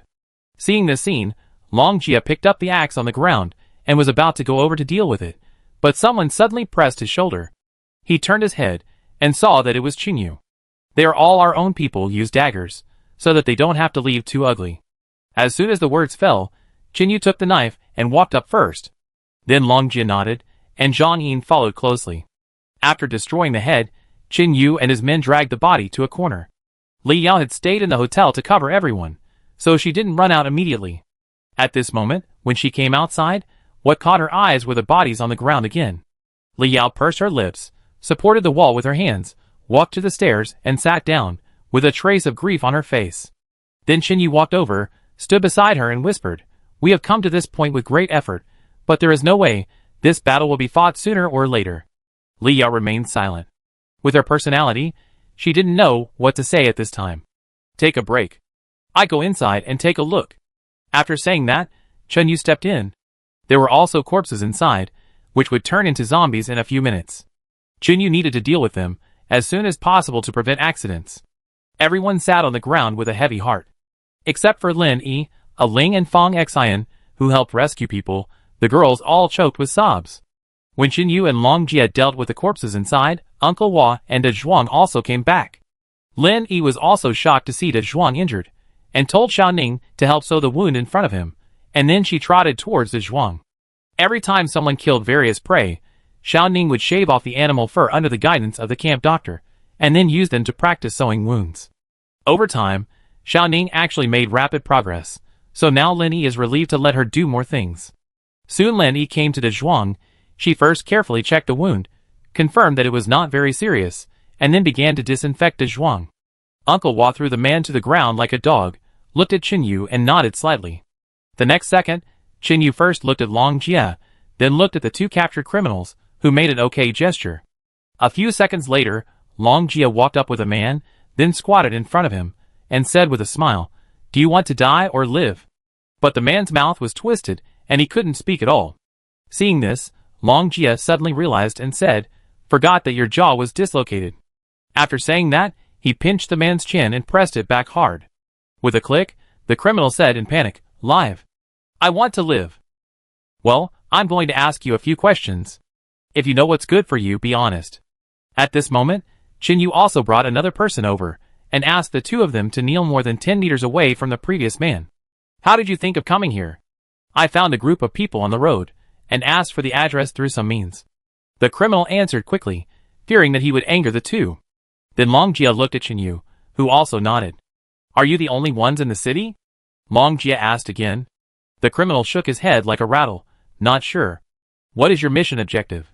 Hearing these questions, the man looked bitter, glanced at the man lying in the distance, and said, "Brother, I really don't know these. Why don't you ask him? We call the guy the master, he knows more than us." Before he finished speaking, the man squatting next to him suddenly turned around and pounced on him, hitting him hard with his head. Seeing this, Chinyu raised his eyebrows, walked forward and pulled the man away with one hand, then picked up a stone on the ground and smashed it hard on his ankle. "Ah!" A scream rang out, and everyone looked at them with tingling scalps. Seeing this, Lin Yi bandaged a zhuang and said calmly, "Don't look over there. Next time, it won't be smashed here." Chinyu looked at him expressionlessly. The man who was beaten earlier was a little emotional. He glanced at the nosebleed on his clothes and shouted crazily at the person who attacked him, "You are really brainwashed and hopeless. These people treat us as cannon fodder. Do you really think they are really taking care of your family?" Chapter 1064. "I tell you, those people are ostensibly here to take care of our families, but they are just threatening us with them. You, on the other hand, are actually attacking me. Shut up." Chinyu turned his head and shouted. He then looked at Long Jia, who understood what he meant, and took the man to the hotel to continue questioning him. At the same time, Chinyu walked towards the man, squatted down and asked, "I know you're awake, I'm a little curious, how many surprises can you bring us?" After that, Chinyu stopped interrogating him and asked someone to keep an eye on him. After waiting for a few minutes, Long Jia walked out of the house, shrugged and said, "The guy inside knows nothing and knows very few things. Ask this guy again." Chinyu looked at the other person, who was sitting on the ground with his head down. "Okay." After a while, Long Jia stood by the door and said helplessly, "I killed the previous guy in front of him, but he still didn't say anything. This guy seems to be very patient. It seems that he has been brainwashed seriously." Chinyu looked at his watch, turned his head to look at the man in the distance, and said, "It's getting dark. Let's change places." "Ah? Change places again?" Long Jia was puzzled. "Well, I'm worried that this place has been completely exposed. If they have more helicopters, it will be bad if we continue to stay here. Everyone evacuates together. No, we stay here and interrogate the man." After these words came out, the man lying in the distance trembled obviously. This detail was instantly captured by Chinyu.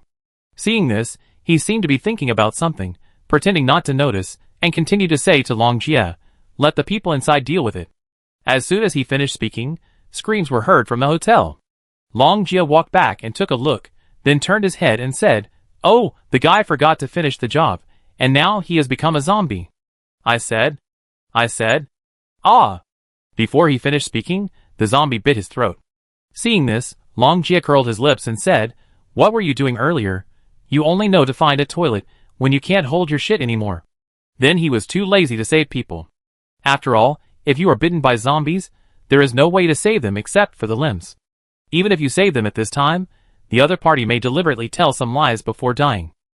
Anyway, there is a captive called the Hall Master on the ground, and Long Jia has many ways to interrogate him. Soon Chinyu asked others to pack their luggage, and Zhang Yin and Uncle Hua covered them. Dozens of people were ready to start moving again. This time, almost 6 people were sacrificed. When everyone gathered, Chinyu counted the number of people and frowned. "Where are Xiao Kong and Huang Lulin?" Hearing this, Lin Yi also remembered instantly, looked carefully at the crowd, and said in surprise, "No, they didn't come back?" The next second, Jilin sneered and said, "Do you remember now that one of your people is missing? You don't really think that this is all I can do? You talk too much nonsense." Long Jia's face darkened slightly, and he walked forward and was ready to beat him up. But Chinyu held Long Jia, then stood in front of the man and said, "What do you want to do?" "Make a deal." The man's face was covered in blood, but his smile still did not disappear, and instead looked a little creepy. "Speak." Chinyu resisted the urge to punch him to death and asked patiently, "Whether it was Huang Lulin or Song Chung, Xiao Kong and others, they were all very important to the camp now. At this time, they would naturally not watch them get caught, and then watch them die without saving them. It's very simple, 11 people, change one person. After saying this, Chen Yu frowned and said, "Are those people really that important to you?" Hearing this, Jilin turned his head and spat out a mouthful of blood on the ground, raised his head, looked at a girl standing on the right side of the crowd, and said, "It's not me who's changing, it's her." Seeing this, Chen Yu and Long Jia looked back. Almost instantly Long Jia shook his head and said, "Don't even think about it." Chen Yu even refused, "No. Then prepare to collect the bodies for your people." The man grinned, as if he didn't worry about his fate at all. Ah Ling hesitated for a few seconds, stepped forward and said, "You want to arrest me because you know about my parents?" Hearing this, Chen Yu looked at Long Jia with a puzzled look on his face. The latter shook his head, indicating that Ah Ling didn't know that her parents had died more than 10 years ago. Then Long Jia walked over, put his arm around Ah Ling's shoulders, and said seriously, "Linger, listen, there are some things you shouldn't interfere with. As for your parents, they are all abroad and can't come back." The man laughed and said, "Her parents have been dead for many years, and you are still hiding it from her?" After the voice fell, everyone looked at Ah Ling nervously. But then, words that shocked Jilin appeared in his ears. The girl with long blue hair nodded slightly and said, "Oh, I see." After that, she turned back to the crowd and continued to stand next to Lin Yi. Lin Yi touched her hair and said gently, "I thought you would be very excited. In fact, I had guessed that they had died a long time ago, but Uncle Shengwan had been hiding it from me, so I also hid it from him." The next second, Jilin, whose plan had unexpectedly gone wrong, sneered, "If you don't hand her over to me, I prepare 11 coffins for your people." Before he finished speaking, a round object was thrown from a distance. Everyone stood on tiptoe to look, and then everyone exclaimed and stepped back with pale faces. That was a person's head. It fell right at the feet of the man who was speaking. Jilin turned his head and found that it was Tan Kuan. At the same time, a slender figure slowly stepped out from the shadow area more than 10 meters away and said, "Jilin, long time no see." When he heard this voice, the man who was originally calm was like a mouse hearing a cat. His scalp exploded, he gritted his teeth and looked at the shadow, and said in a deep voice, "Shengwan Jing, you are still alive." At this moment, the person who appeared here was none other than Shengwan Jing, who had already left in a car. Beside him stood Long Dai and several other familiar faces. And they were also holding 7 prisoners in black long clothes. Then Song Chung and others, who had disappeared for about half an hour, appeared in front of everyone again. Seeing this scene, Long Jia was stunned and said, "No, instructor, how could you even lie to me?" Shengwan Jing ignored him, but put his hands behind his back, looked at Jilin calmly and said, "You evildoers are still alive. If I die first, wouldn't I die with my eyes open? Humph, you killed fewer people than me?" Jilin struggled desperately, as if he wanted to go over and fight him, but his shoulders were held down by someone, and he couldn't move at all. "Can it be the same?" Shengwan Jing walked slowly forward and said, standing 3 meters away from him. Chapter 1065. Although we are all killer organizations, we never kill women and children, and you have committed no less than 10 massacres. Jilin's eyes were red, and he shouted, "How many people will die in a mudslide or a flood? It's just a few people who died. When you stepped on the ants to death, did you think about how many of them died?" Shengwan Jing said calmly, "A few years ago, you bribed people in our organization and let them brutally kill the lover of a mission target, a pregnant woman, in front of us. Through this method, you successfully made the most powerful person under my command defect, which then caused strong dissatisfaction among the top leaders, and they tried to hunt him down. I remember that you were the one who planned this matter, right?" After saying this, Shengwan Jing took another step forward, and his eyes, which seemed to be able to see through people's hearts, stared at Jilin. The two confronted each other for more than 10 seconds, and Jilin laughed with his head raised, and then his face became gloomy, and he said, "Don't slander me. After that incident, I asked people to investigate it with all their strength. There are 2 very important pieces of information." Shengwan Jing was not in a hurry to take action, and it seemed that he was deliberately telling a lie. First, according to the original plan, the evacuation route was arranged by a lie, but at the last moment, the 2 of them tacitly returned along the original route. Secondly, before the mission began, their account suddenly had an additional 3 million yuan in spending. From the surface, this was the purchase of a property in a certain country. At this point, Shengwan Jing looked back and then said calmly again, "But they have never had so much money in their accounts." Every time we complete a mission, the money is converted into gold of the same proportion and then distributed. What a coincidence. Their wives and children are all in that country, but they have no nationality. As for you, Ji-Lin, you have another identity before the end of the world, so I don't need to say more, right? After saying this, Long Jia turned his head slightly and explained to Chinyu beside him. Before the end of the world, it was different from now. We didn't swagger and tell others that we were professional killers. We usually had various identities to cover up. Of course, these are people who have graduated from the organization and can take on missions. What was your public identity before? Chinyu was a little curious. Hearing this, Long Jia pointed at himself and smiled. Me? A professional racing driver. As for my sister, she is a vehicle maintenance worker, and Leander is a physics teacher in a small town abroad. As for the others, they just spend their days idling. When we don't receive a mission, we all look no different from ordinary people, and we won't even fight with others easily. Because once something happens, and is noticed by some agents, we have to move to another place. Chinyu nodded slightly and said, I thought you were all the kind of people who stayed in the organization all day, waiting for a mission before setting off on your own. Oh, how is that possible? Long Jia waved his hand. We accept bounties from almost 96 countries other than China. After confirming that the mission target is not women and children, the news will be distributed to those who are closer to the destination, and they will be given priority to rush there.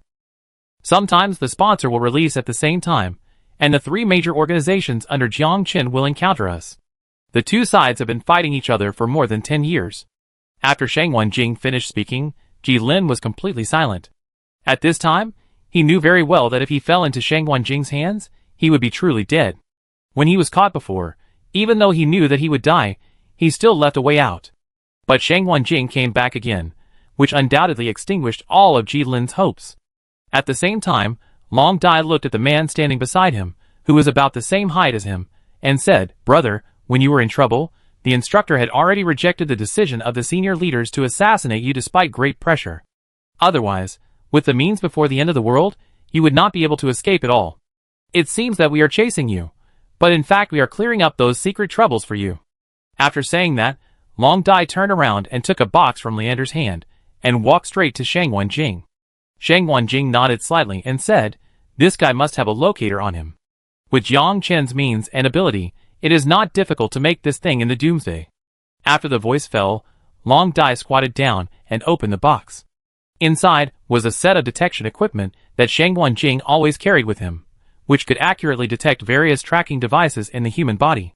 This thing is a high-tech thing that only existed before the doomsday. The moment Ji-Lin saw it, his face instantly turned pale. He had been with Jiang Qin for so long, so he had naturally used this kind of equipment before. But Ji-Lin had never thought of this. Shang Wenjing actually brought it back. A few seconds later, Alice also walked to the place where Chinyu and others piled up supplies, took out a battery, and walked towards Long Dai with it. As the power was turned on, a dark green laser lit up, like a long strip of light, appearing in front of everyone.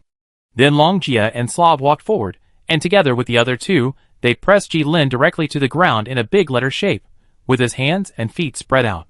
Long Dai wore white plastic gloves, held a rectangular instrument connected by a wire, and carefully examined him with his skin surface. In the open space at the hotel gate, everyone held their breath and watched the scene carefully.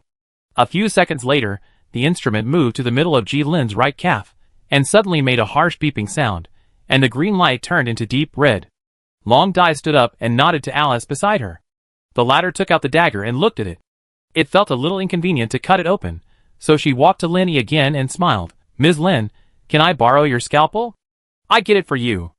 Due to the training experience during that period, Linny and Alice were somewhat familiar with each other, so they naturally agreed to these.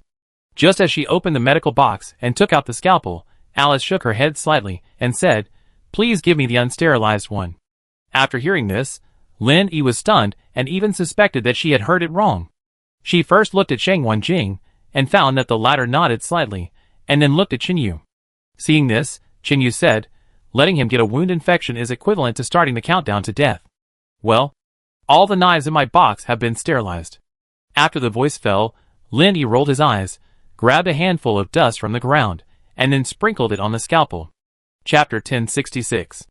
This scene directly angered Ji-Lin so much that he almost couldn't breathe. Then Alice took the processed scalpel back and cut open his pants cleanly and neatly, and then cut his skin with a second knife. Jilin didn't scream, but kept cursing Shang Wenjing. But Shang Wenjing looked at him expressionlessly, as if nothing had happened, without any reaction. This made Jilin even more depressed, as if he had punched cotton. After more than 10 seconds, Alice used tweezers to pick up an object the size of a green bean, and threw it on the plate. Then she looked back and asked Instructor, "Do you want to bandage it?" "Yes." Hearing this, Jilin struggled desperately, but he couldn't move at all. He cursed, "You used a dirty knife on me, and I bandaged you." Before he could finish his curse, Long Jie punched him in the face, even knocking out a tooth. But Long Jie was still not satisfied, and then turned his head and shouted in a certain direction, "Qin Yu, come here and stuff his stinky socks in his mouth. I don't want to hear this guy spewing shit." Hearing this, Qin Yu was naturally happy to help. After the two of them fiddled with it, Jilin's mouth was completely blocked by his socks, and there were even dark circles under his eyes. Then Shang Wenjing had him taken aside, and then waved to Alei. Seeing this, Alei took a few steps forward, and then Qin Yu realized that he was holding a cage in his hand. Because the moonlight was very bright tonight, even without a fire or lights, the area outside was very bright. Alei nodded slightly to Qin Yu, just as a greeting, and lifted the black cloth on the cage. There was a mouse inside, which was slightly larger, almost half the size of an adult rabbit. Shang Wenjing put on his gloves, reached in with his left hand and caught the mouse, then stuck the locator on the mouse's leg and released it. After the mouse was free, it disappeared from everyone's sight. After reading this, Qin Yu asked in confusion, "What are you going to do with this person?" Shang Wenjing said, "He has been following Jiang Chen for a long time. If it weren't for the doomsday, many survivors would be too weak, indirectly relaxing his vigilance, otherwise it would not be so easy to capture him alive. People like Jilin, once they completely realize that they can't survive, will definitely commit suicide and will never be captured." Hearing this, Qin Yu told him about his previous actions. After listening, Shang Wenjing raised his head, looked at the moon that had already risen, and whispered, "That's because he just pretended to be captured in front of you. The purpose is to let you take him back to the camp." After saying this, Qin Yu's face was solemn, and he said, "Then use the locator to achieve a precise attack on our people?" Well, now the positioning system, satellites, and other instruments have lost their function. The global power outage has caused many things to become useless. If we want to accurately detect our location, using prisoners is indeed a means. That's right. There are many zombies in the city. Even the most powerful people can't stand contacting them every day. After the voice fell, Shang Wenjing smiled slightly and said, "Zombies can make countless mistakes, and people like us, if we don't pay attention once, the lightest consequence is broken hands and feet." In the following time, everyone did not stay here, but took advantage of the night to start moving. At the same time, around 9 o'clock in the evening, in the camp on the mountain, by the swimming pool, Jiang Chen, wearing a white bath towel, stood on the edge of the cliff, looking at the city below, listening to the report from his trusted subordinates. A few minutes later, he finished the red wine in his hand, handed the goblet to the girl in a red cheongsam, turned his head to the left and whispered, "Jilin never makes mistakes. Since Shang Wenjing has taken people away, half an hour later, send a second helicopter to indiscriminately bomb their temporary camp." "Understood." The confidant nodded, facing Jiang Chen, and slowly retreated to the back. But not long after he left, Jiang Chen turned around and looked at him, and said, "Peng Wei, how long have you been following me?" Hearing this, the confidant named Peng Wei lowered his head and replied, "Brother Chen, it has been 7 months and 16 days since I was rescued by you." "Well, do a good job. After the forces in the north are integrated, I will hand it over to you to manage." Peng Wei is nearly 1.8 meters tall and weighs about the same. He has obvious muscles all over his body. He was immediately happy when he heard this and said seriously, "Thank you for your trust, Brother Chen. Go down." Jiang Chen waved his hand and sent him away. After a while, Jiang Chen turned his head to look at the girl, who was shaking because her cheongsam was a little short and the wind on the mountain, and said, "You don't have to serve me for the next month." As soon as the voice fell, the beautiful girl was frightened and her face turned pale. She knelt on the ground on the spot, and tears fell directly. She lowered her head and sobbed, "Brother Chen, have I offended you in any way recently?" At this moment, Jiang Chen rarely lost his temper. Instead, he walked over and stretched out his hand to pull her up, and at the same time bent down to pat the dust on her knees. Then Jiang Chen looked at the pitiful girl in front of him, and said gently, "Xiao Ruan, I have told you many times that you don't have to kneel down to me at every turn. You are different from others. Then Jiang Chen wiped the tears from her face and said softly, although my chances of winning this battle are very high, I am not sure I can win. Shang Wanjing's ability is not inferior to mine. If he knew that you are the woman I love the most, I'm afraid you won't live for more than 3 days. The girl named Xiao Ruan shook her head desperately with red eyes. She took a half step forward and threw herself into Jiang Chen's arms, hugged his waist tightly, and cried, if it doesn't work, I can get close to him for you. As soon as he said this, Jiang Chen pushed her away, raised his right hand high, and his face suddenly became gloomy. But after pausing in midair for a few seconds, Jiang Chen still couldn't bear to slap her, and then he said coldly, you can only be my Jiang Chen's woman in this life. Jiang Chen was rarely angry, and frightened Xiao Ruan so much that she took a half step back and stood there stupidly. Then Jiang Chen walked forward, hugged her again, and said, the most important reason why you can live until now and live a pampered life by my side is because you have a face that looks like hers. As he said this, Jiang Chen gently stroked her face with his left hand and said softly, so I need you to live well. Even if I die, you must never let this face be destroyed. Hearing Jiang Chen's farewell words, Xiao Ruan cried even louder. The 2 bodyguards standing behind him couldn't help but feel heavy in their hearts.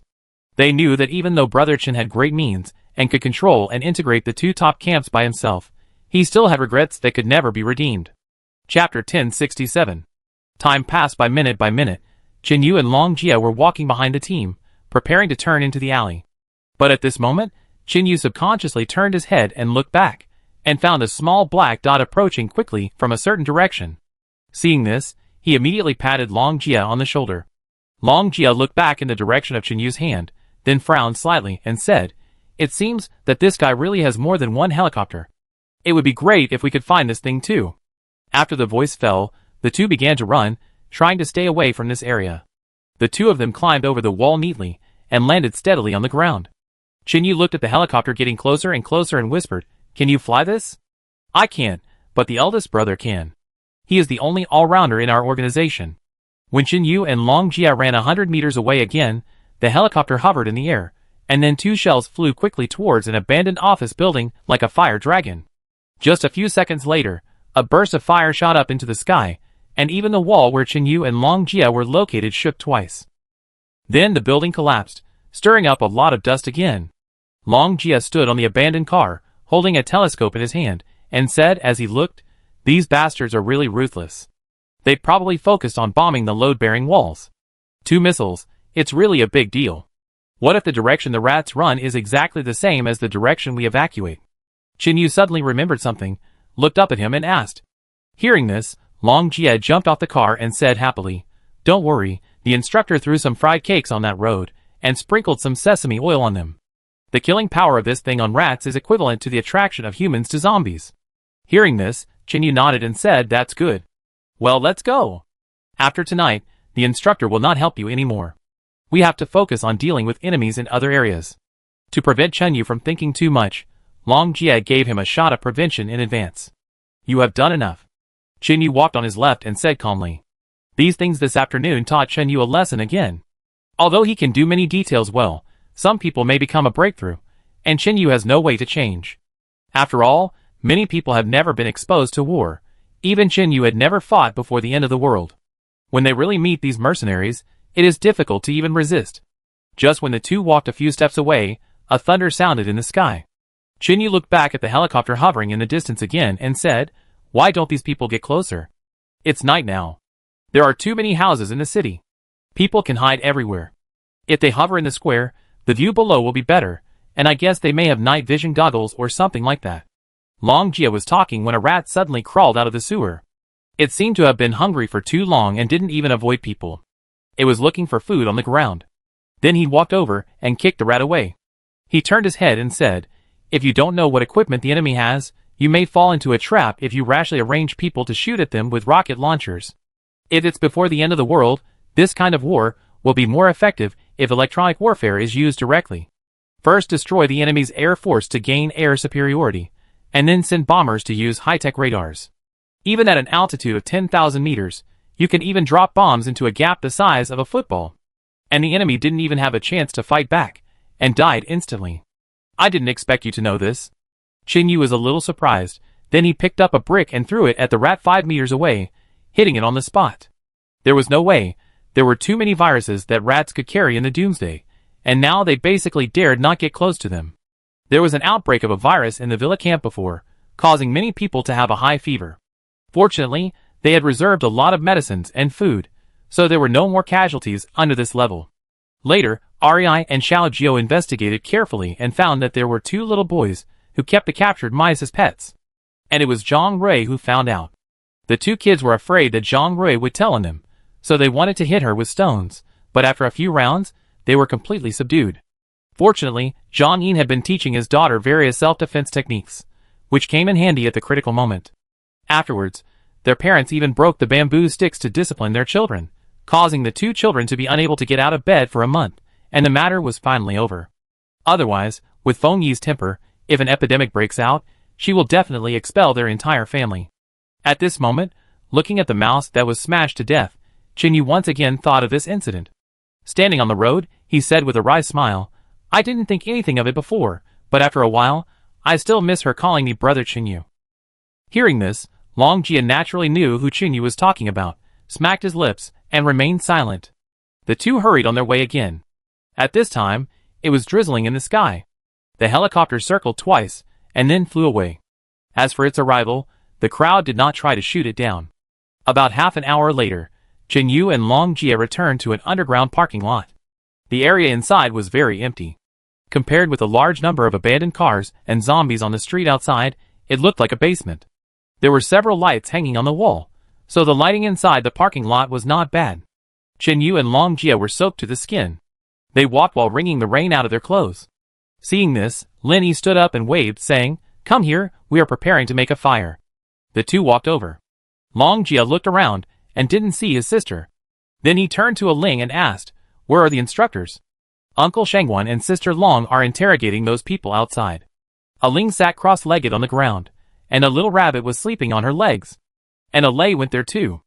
Lin Yi asked Qin Yu to take off his t-shirt and then put it on his backpack to dry it. "Oh!" Long Jia also took off his clothes that were soaked by the rain, revealing his muscular body. The ears of several girls blushed when they saw it. Qin Yu took out 2 sets of clean clothes from his backpack and gave one to Long Jia. Then the 2 of them went to the car in the corner, changed their clothes, and returned to the previous place again. Although they both had good physical fitness, it was uncomfortable to wear wet clothes. Now was the critical time to fight against the Savior sect. If they got sick, it would be bad. Qin Yu sat by the fire, his hair was steaming from the fire. He turned his head to the left and asked, "Sister Feng, what month is it now?" "It's almost December, what's wrong?" Feng Yi lifted the hair by her ears and answered. Chapter 1068. Time flies so fast, it's December again. Qin Yu sighed. After enduring the unbearable heat, the weather is about to turn cool, but Qin Yu is not happy. The previous July, August, September, and even October were extremely hot. Qin Yu was training with Sheng Wenjing at the time, and tried to avoid the hottest time periods. But despite this, Qin Yu and his team had to use well water to drench their bodies every day.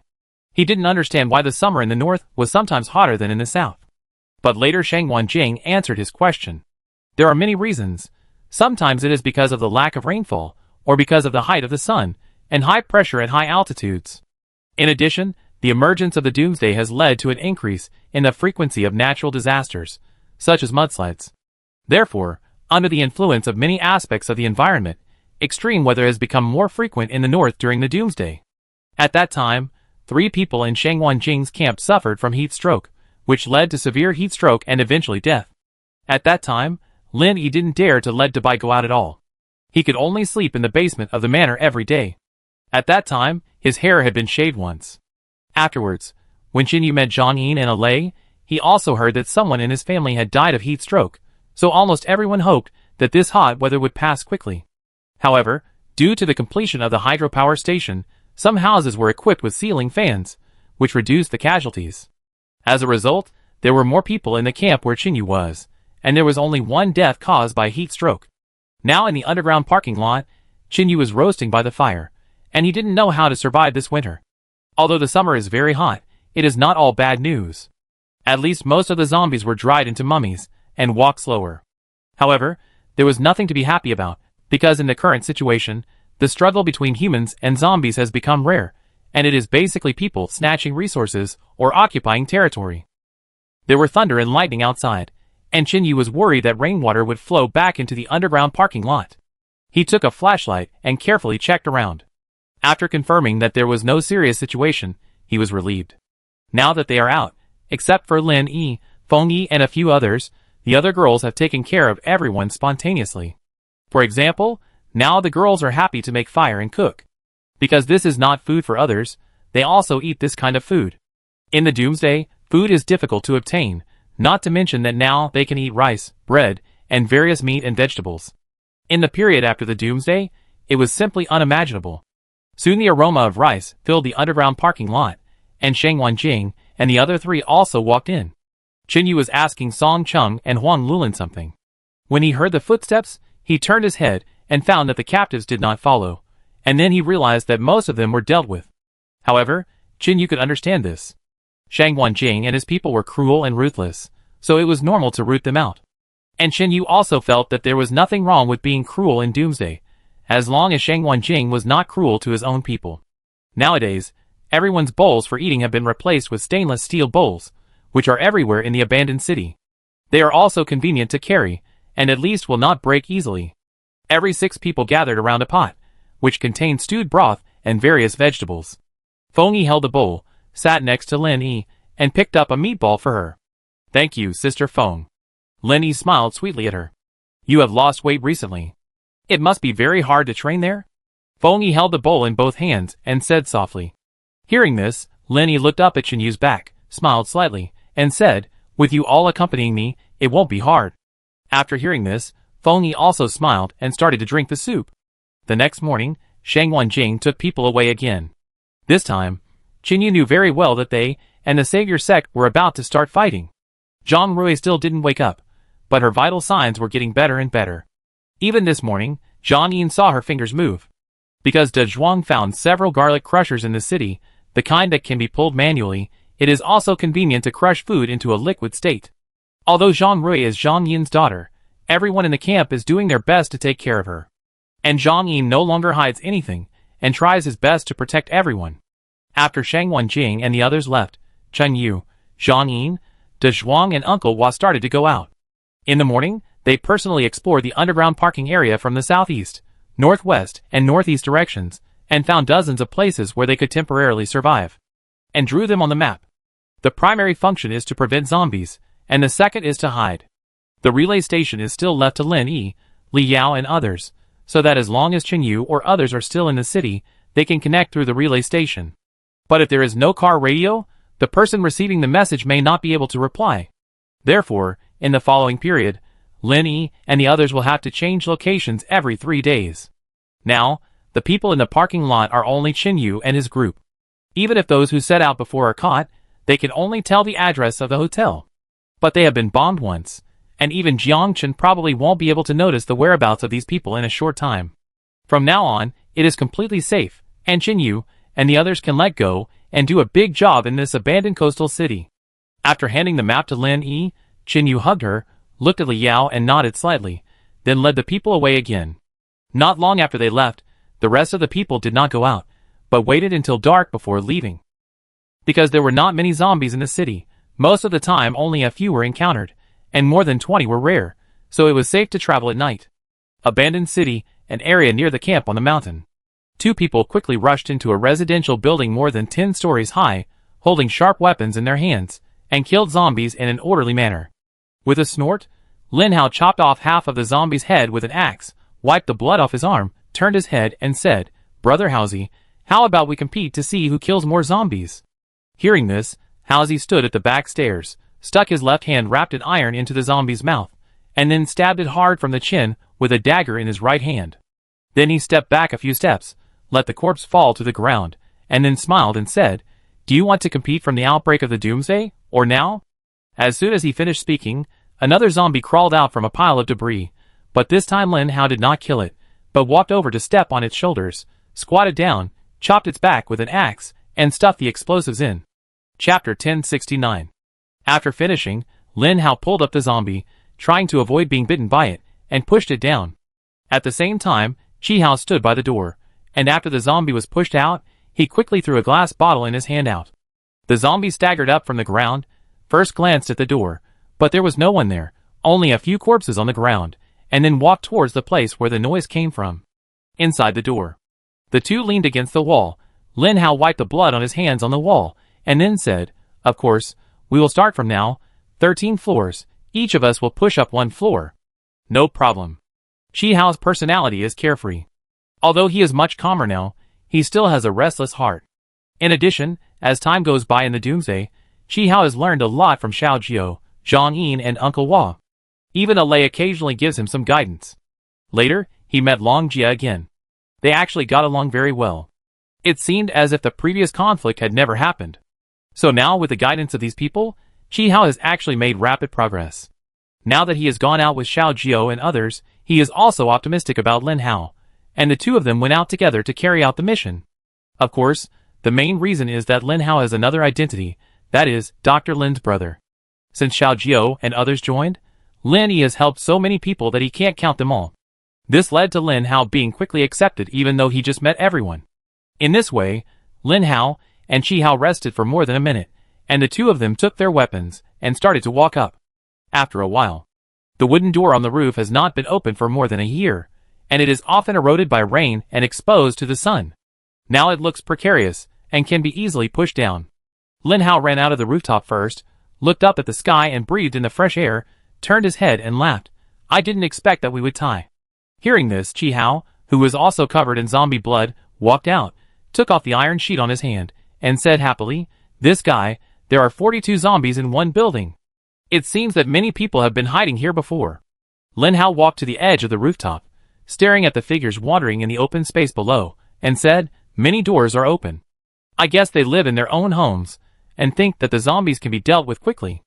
After saying that, Lin Hao took down the water cup, took out the plastic bag with blood on it, and threw it away, then twisted it open and drank a few sips, then handed it to Chi Hao beside him. "Hey, why is there sugar water in it?" Chi Hao took a sip and felt that the taste was a little wrong, then took the plastic water cup and looked at it. Hearing this, Lin Hao turned around and sat on the ground, leaning against the rooftop wall and smiled.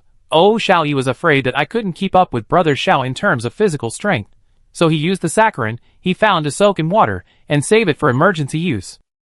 At this point, he blinked, pointed at the water bottle on Chi Hao's waist, and said, "I heard from her that a girl also replaced your water with sugar."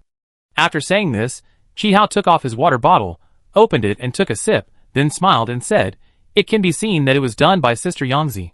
Because the white sugar in the Doomsday has another function, even the wounded rarely have the opportunity to use this kind of supplies. Most of them are added to explosives to increase the power. This has another advantage, that is, spoiled sugar can still be used. Although this stuff cannot be found in many places, it may still be found in some residential buildings." One of Lin Hao and Chi Hao's tasks today is to search for some sugar in the building, and secondly to keep an eye on the guards on the road leading to the community on the mountain a few hundred meters away. Then Chi Hao also sat next to Lin Hao, and the two chatted while drinking water. Although he also brought water, he saved as much as possible when he was away from home, and he didn't know when he would go back next.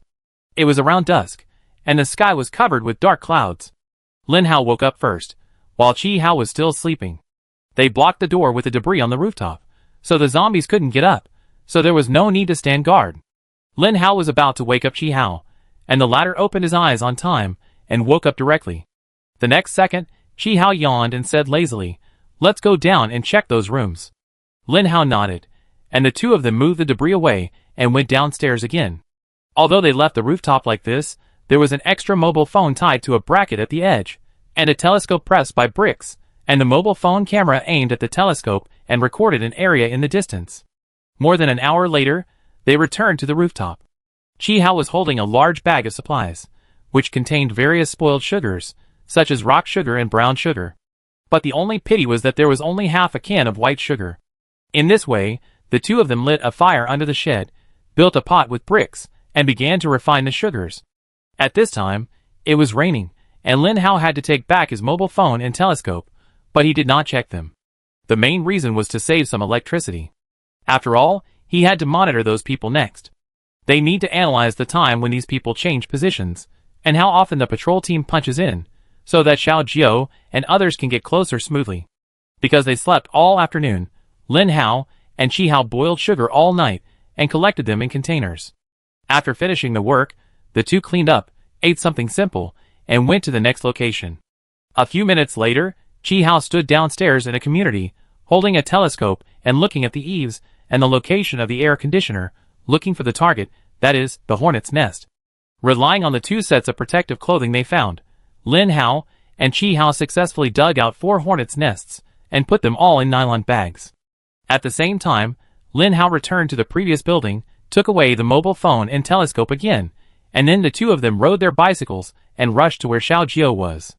Because of the shortage of manpower, and Xiao Jiao's own strong combat power, he only brought 3 smart and quick-witted guys.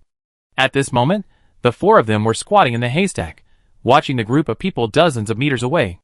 Those people used sharp tree trunks to make a fence and block the road. At the same time, there were large parasols standing next to them, as well as several vans, and about 20 people were active nearby. Xiao Jiao was not idle for a day and a night. He carefully moved up the mountain, but he only approached the 3rd checkpoint. Those traps and mines were arranged without any rules. Xiao Jiao knew at a glance that they were set by a master. It would be easy to trigger them if he walked further, so he had to return the same way. Chapter 1070. Although Xiao Jiao's skills and alertness made it easy for him to go a few dozen meters higher, he found that the patrolmen were actually holding dogs, which greatly increased the risk of exposure. Because the attacks had to be launched in several places at the same time, the group of people were in a hurry, so Xiao Jiao must not allow any accidents to happen in advance. At this moment, Xiao Jiao had roughly figured out which areas nearby had more mines, and the next step was to wait for Lin Hao and Chi Hao to send key information. After waiting for a while, around 9 o'clock in the morning, someone in the bush heard footsteps behind him. He turned his head and saw 2 figures approaching quickly, without any delay, which made him envious. More than a minute later, Chi Hao bent down and walked to Xiao Jiao, whispering, "We caught a lot of wasps. How can we send them over? Wouldn't it be exposed if we just threw them away?" "Yeah, I'm worried about this too." Before starting this mission, Xiao Jiao shaved his head again, mainly because he didn't want to get his hair dirty. Before the apocalypse, Xiao Jiao was a special forces soldier, and his longest mission was no more than half a month, so he could bear it. But now, he is in close contact with the Savior sect. According to his and Shang Wanjing's judgment, it is impossible to finish within a month. It takes too long, so he simply shaved his hair. Xiao Yin was so angry that he didn't want to pay attention to him. Lin Hao, who was standing by, heard this and whispered, "Use zombies, pour sugar on them, and as long as the zombies walk towards the road, the wasps will definitely follow them." As soon as this was said, everyone's eyes lit up, and Xiao Jiao nodded with satisfaction. "I forgot that. Zombies can reduce these people's vigilance." As soon as they said it, everyone retreated a distance and then began to get busy. They surrounded the zombies with tree bark, and then waited for the signal to start the mission. From the position where Xiao Jiao and others were, they could just see the area of the hydropower station in the distance. It was too far away to see clearly during the day, so before the action began, it had to be done at night. When the hydroelectric power station explodes, the people on the mountain will certainly drive to support. After they leave, Xiao Jiao will eliminate the people at this checkpoint. If these people are also professionals, then Xiao Jiao's plan will inevitably be hindered. But the good thing is that even though Jiangchen has nearly 1,000 people, most of them are ordinary survivors. And Xinyu can use the help of zombies to make up for the lack of numbers. After saying goodbye to Lin Yi and the others, Xinyu and the others rushed directly to Hui Yao's mission area. As for Yang Yu and his team, they had already arrived and were now sitting in an unfinished building. It was about noon, and Xinyu and his group were gradually approaching. On the way, he had confirmed the location with Hui Yao and advanced using the intercom. There were people on guard outside. When Xinyu and his men approached, they were instantly aimed at by guns, and at the same time, a low voice sounded, "Who are you?" "It's us." Hearing the familiar voice, the man breathed a sigh of relief and whispered, "You are finally here. We thought something was wrong with you." After the words fell, Xinyu patted him on the shoulder, and without saying anything more, he walked inside again. This is a construction site, and many buildings around it have not been completed. There are a lot of gravel, sand, bricks and even steel bars piled on the ground. Hui Yao is leading people to connect the cutting machine with batteries and sockets to cut the steel bars into 1-meter lengths. At the same time, a stove was built next to it, and those who were responsible for forging tools in the villa area were using hammers to hit them.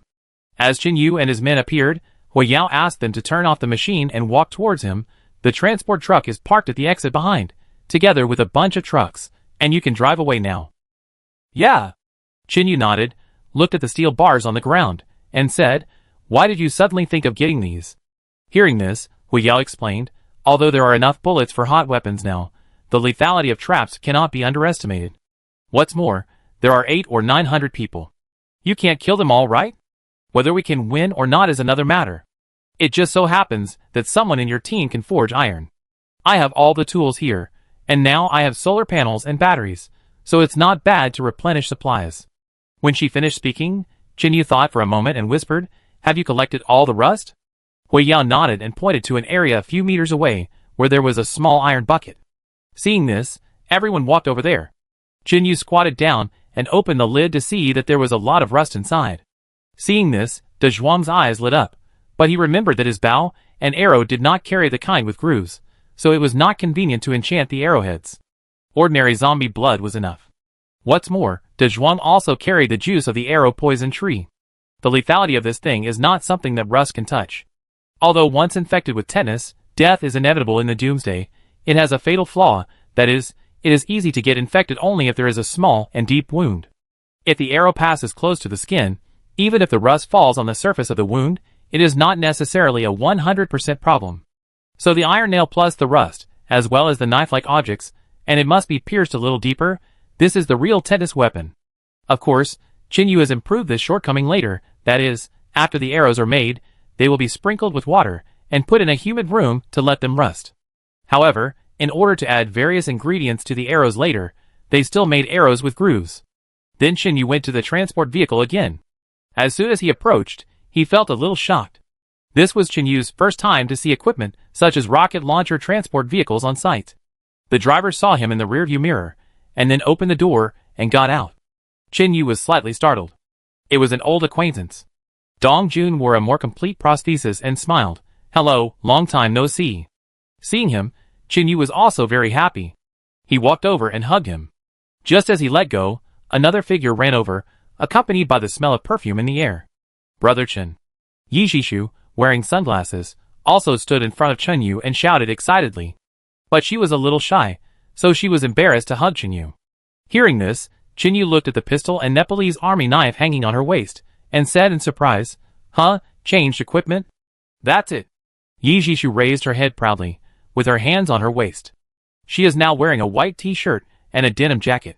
Because she has a good figure, even if she just stands here, she is a beautiful scenery. Then Yi Jishu said with a smile again, "The instructor asked me and Yungda to escort this car, so he gave me a gun and even changed the dagger." Chapter 1071. After saying this, she looked around and muttered, "Why didn't Brother Jia come with you?" Chinyu explained, "He has other tasks, just like us." "Okay." Seeing this, Yi Jishu said no more and nodded. Then Chinyu asked if the two of them had encountered anything on the way. After getting the answer, they chatted for a while again, and then walked towards Hu Yao again. At this time, Hu Yao was holding the steel bars that had been forged on the top and looked at them carefully. Hearing the footsteps, Hu Yao turned around and asked, "When do you plan to start the action?" "Actually, I don't want to command this time, because both Brother Xiao and Brother Shengwan are more suitable than me." Chinyu put his hands in his pockets and thought for a few seconds before speaking. After saying this, Hu Yao stuck the steel bar into the ground and said softly, "But you are the one who connects us survivors together." Chinyu was silent, looking at her eyes that believed in him, and then nodded slightly. "Let's start when Shengwan Jing is almost done with the arrangements." The next second, Chinyu walked over and picked up a steel bar, thinking of the scene of wrapping his arm with iron sheets, and said, "Have someone cut this into about 20 centimeters lengths and try." "Huh? What are you going to do?" Hu Yao was puzzled. "I tell you after I cut it." Chinyu handed the steel bar to her, keeping it a secret. Hearing this, Hu Yao did not ask any more questions, and turned to the partner holding the machine. A dozen seconds later, she had 3 more steel bars of the same length in her hand. Chinyu took it back to where the luggage was, squatted down and searched. Everyone stood in the open space, watching him walk towards the scrap car again, and couldn't help but feel a little curious. Half a minute later, Chinyu changed into a long-sleeve t-shirt again, and then walked towards Zhang Yin. He picked up a steel bar from the ground and handed it to him, saying, "You use this thing to hit me." Hearing this, Zhang Yin hesitated a little, but looking at Chinyu's firm eyes, he didn't think much, but chose to do it, of course, with less force. Seeing this, Chinyu shook his head slightly and stopped him. Be a little stronger, it's okay, hit my shoulder. Because the two had been together for so long, Zhang Yi naturally believed in Chinyu's style of doing things, and then nodded, clenched his right hand, and suddenly swung it at him. Others couldn't bear to watch the scene, except for a few people. They basically looked away. But the next second, a ding sound was heard, as if two pieces of metal touched each other. At this time, Chinyu's right hand was horizontally above his shoulder, and he blocked Zhang Yin's blow. Then Uncle Hua said, thoughtfully, using this thing, you can indeed defend yourself. Then Chinyu rolled up his sleeves, revealing two steel bars tied to his right arm, which were tightly wrapped with tape. He smiled slightly and said, my arm is a little numb, but at least it's easier than being cut, and now the weather is getting cooler, and I can use long-sleeved clothes to camouflage. Hearing what he said, Huiyao looked at Chinyu's arm carefully, and indeed found no scars. Then he nodded and said, it just so happens that there are a lot of steel bars here, and there are no survivors or zombies nearby. I have someone cut more, and send them to other teammates. Well, just tie two on one hand. Too many will make it inconvenient to move. After all, the main purpose of this thing is to catch the enemy by surprise. After that, the others also came up to select suitable steel bars, tied them to their arms with tape, and then changed into long-sleeved clothes. One of the benefits of the Doomsday now is that there are all kinds of clothes. Simply soak them in water, and dry them before wearing them. Chinyu talked with Huiyao for a while, and then walked to the location of the transport vehicle with Zhang Yin and others. Of course, the driver was replaced by Zhang Yin, and as for Dong Jun, he was prepared to stay with Huiyao to help, and Yi Jishu followed Chinyu and others to set off. The hydroelectric power station and the helipad cannot be bombed from this position, so they need to move further. After Xiao Jiao and the others collected the zombies, they told Haozi and Lin Hao the detailed battle plan.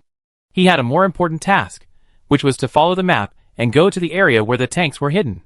The ammunition inside had been dismantled by Shang Wanjing's people, that is, Leander, so it was basically just an empty shell tank. Even if this thing was placed on the street, ordinary survivors would not be able to drive it. But after all, the target is too big, so you can't drive around. Xiao Jiao needs to go there by himself. When Xiao Jiao finished talking about the plan, he looked at Qi Hao and said in a deep voice, Haozi and brother Lin Hao, I leave this to you too. Remember, when the war starts, don't have any scruples until the enemy dies in front of you. Hearing this, Lin Hao clenched his right fist and hit his chest, saying seriously, it's not easy to see Xiao Yi, I don't want to die so easily. After listening, Xiao Jiao nodded and looked at Qi Hao again. The next second, he scratched his head and said, I definitely don't want to die. When this is over, I will go and propose to Yangzi's sister. Have you reached an agreement with brother Dazhuang? Xiao Jiao was slightly startled. Oh, Dazhuang and I are so close that we can wear the same pants. He said that as long as Yangzi is willing, he will be fine. Lin Hao, who was standing by, heard this and asked curiously, how come they are brother and sister, but they don't have the same surname? Xiao Jiao explained, Dazhuang's name is Zhuang Yin, and his sister is Zhuang Yang, but Yangzi doesn't like the name Xiuzhuang, so over time he called her another name. For this reason, Haozi asked us to call him by his real name for a while, but Yangzi didn't care about it at all. Qi Hao laughed and stopped talking. If he were to change to his previous personality, he would have to find some excuses. Soon Xiao Jiao stretched out his fist and placed it in the front area. Lin Hao and Qi Hao put away their smiles and also stretched out their fists to touch each other. Then Xiao Jiao said seriously, although we were not born on the same day, I don't want everyone to die on the same day, so let's work hard and strive to have a good new year. Lin Hao and Qi Hao nodded, their expressions solemn. Then Xiao Jiao stood up, hugged them, picked up the luggage on the ground, which contained rifles and ammunition disassembled into parts, and turned to leave the woods. The two watched his departing back, feeling heavy in their hearts. I heard that brother Xiao was a special forces soldier before. Lin Hao turned his head to the right. Qi Hao nodded and said, brother Xiao is the most powerful person I have ever seen, almost omnipotent. Oh! Lin Hao looked thoughtful, looked at the gradually disappearing back, and asked again, can I call you Mouse in the future? Hearing this, Qi Hao turned around and hugged his neck, and the two walked towards the temporary camp, smiling, okay. In this way, the city was filled with the figures of some survivors. They were divided into several areas and carried out various preparatory activities. Chapter 1072. Since the helicopter bombing, Jiang Chen's people seemed to have calmed down, and their patrol teams were almost invisible in the city. Time passed day by day, and it had been almost 5 days since the last attack. During these 5 days, Chin-Yu led his men to investigate the hydropower station and the surrounding area very clearly, and even found out when they went to the toilet. Relying on the car radio, Chin-Yu and Xiao Jiao exchanged information. Now Xiao Jiao has arrived at the designated location, only 3 streets away from the entrance of Pani Bay. He can drive the tanks there later to lure out the large number of corpses. On the 6th day, Shang Wenjing had someone find Lin Yi and his team, and used the relay station to inform Chin-Yu that the plan could be prepared. At the same time, in order to ensure that the rocket launcher's attack location was not off, Shang Wenjing took the relay station away for follow-up contact. And Zhang Yin also took advantage of these few days to seriously familiarize himself with this rocket launcher transport vehicle. As long as it was powered on, he could ensure that the hit error was about 30 meters. You know, this is already quite difficult. If Zhang Yin had not been familiar with this type of transport vehicle in the army before, he would have been able to confirm it only by firing a test shot. Just use Zhang Yin's original words. If the satellite system is used before the end of the world, even if it is 100 kilometers away, even if this is not the strongest rocket launcher, the error can be within 5 meters. It's just that the current environment is not as good as before. They don't have large-scale lethal weapons, and Jiangchen may not have them either. After determining the time for action, all parties began to prepare. Chen-Yu saw Zhang Liping again. The wound on her foot had been bandaged. She sat in the corner in a daze, and didn't talk to anyone. The shock she received at that time was indeed great. Just as Yang Yu said, although she had learned boxing for 7 years, she was easily subdued when fighting with the leader of the other side at close range. Even if several men had not tried their best to hold the man, Zhang Liping would not have been able to escape alive. In the end, because he asked about Fong Xian's location, Ji Lin did not let anyone chase her. After all, there is a big difference between running away from a wolf and running away from a dog. They did not take Zhang Liping seriously at all.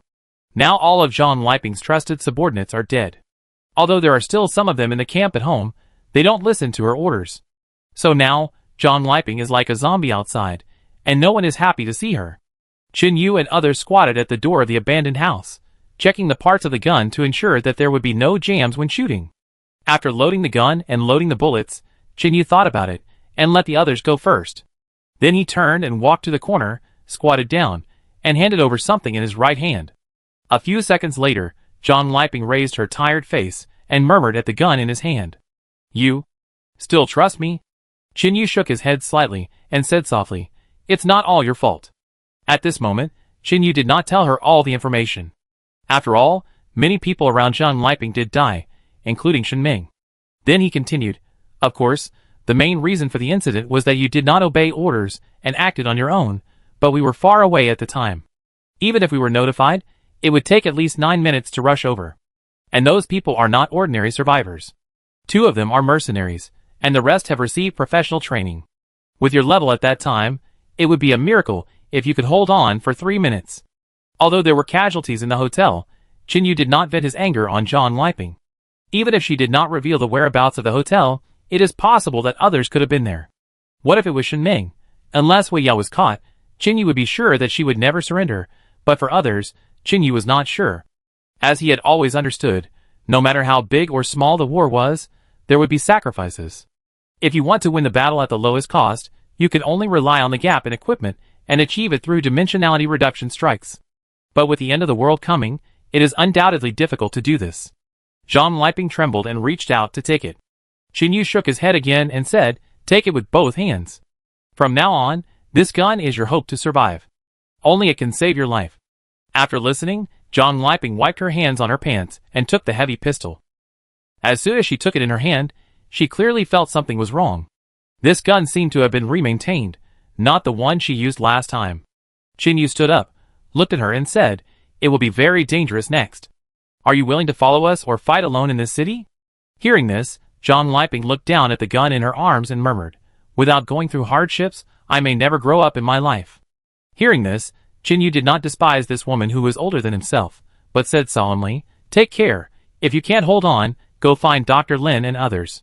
After that, Chin-Yu turned and left the abandoned car wash on the roadside. He did not tell the location of Yi and others, but only told Zhang Liping that she could go find them. In an area more than 10 kilometers away from the hydropower station, Qin Yu and his group were guarding the rocket launcher transport vehicle. In the area 300 meters outside them, they were surrounded by wire, and a large number of zombies gathered there, ruthlessly beating the obstacles in front of them. Qin Yu leaned against the front of the car, looking at his watch from time to time.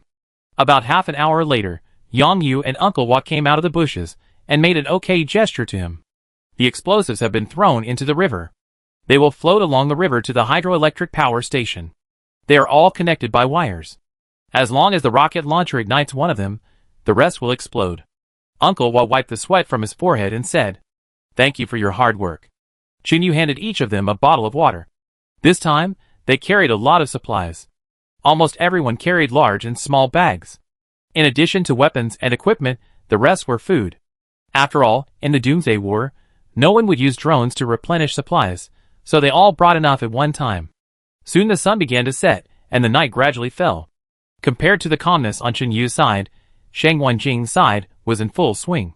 2 hours ago, Shang Wanjing and Alei split into two groups, each carrying 2 people, and took down 3 temporary rest areas nearby. Of course, they did not rush in, but directly used a rocket launcher to blast open the door. As Shang Wanjing appeared, the news also reached Jiang Qin's ears, and he took a photo with his mobile phone. After watching it, Jiang Qin, who was sitting on the sofa, said nothing, put on his camouflage hat, picked up his weapon and boarded the helicopter. At the same time, there were 2 large trucks on the ground, driving straight to the location of Shang Wanjing and others. Chapter 1073. At the exit of the camp at the foot of the mountain, Lin Hao and Haozi hid in the bushes, watching those people leave one by one, all feeling a little confused. Strange, there is no movement at the hydropower station. Why did they suddenly go out? The person who said this was a young man around 24 years old. Hearing this, Haozi explained, "Most likely Shang Wanjing and the others have taken action, don't worry. We just need to wait for the signal from Qin Yu." After the voice fell, the 5 people crouched and retreated, because several people were approaching this area with dogs. Seeing this, Haozi retreated and took out a plastic bag from his trouser pocket, which contained ground dried chili peppers. He carefully sprinkled the chili powder on the ground, and then everyone hid behind a slope. Behind them were more than a dozen zombies. The other 3 people nervously grasped the roots of the tree, fearing that they would accidentally fall in and become food for the zombies. But those people only searched at the place where they had squatted before, and did not continue to walk into the woods. One of the men wearing a baseball cap led the dog, looked around and said, "Maybe Wankai just smelled it wrong. After all, this is not a professionally trained dog."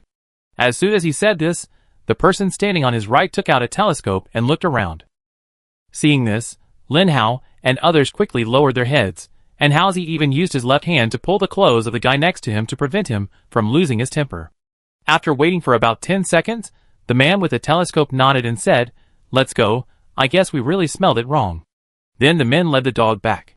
After they left, Lin Hao and Haozi climbed out first, and then pulled the remaining 3 out.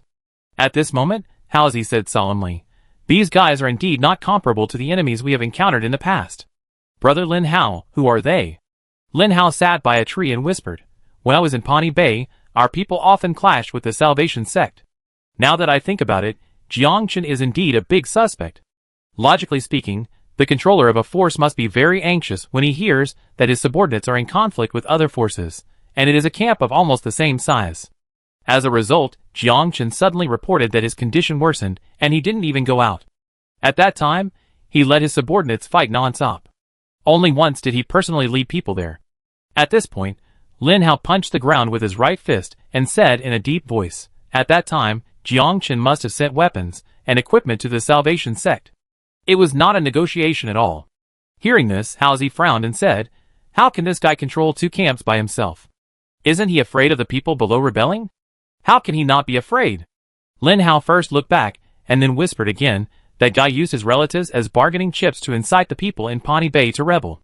When the people on the side of the Salvation sect saw that there was a commotion next door, they just attracted attention, so they started to make trouble.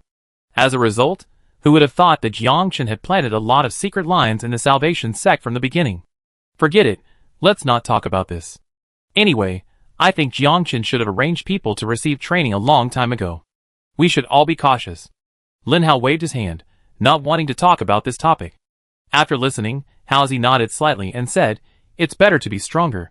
In the previous battles, I didn't even exert my strength in one of them, and those people died. Fortunately, Su Dali was chasing me, so I had a good fight. Although Halsey is not very active at ordinary times, once he fights with other forces, he will definitely be the first to rush forward. Then they quietly approached the enemy, looking for an opportunity to give them a fatal blow. Then Halsey arranged one person to be on guard, and the remaining 4 began to lie on the ground to rest and recover their strength. Because if nothing unexpected happens, it will be difficult to sleep well tonight.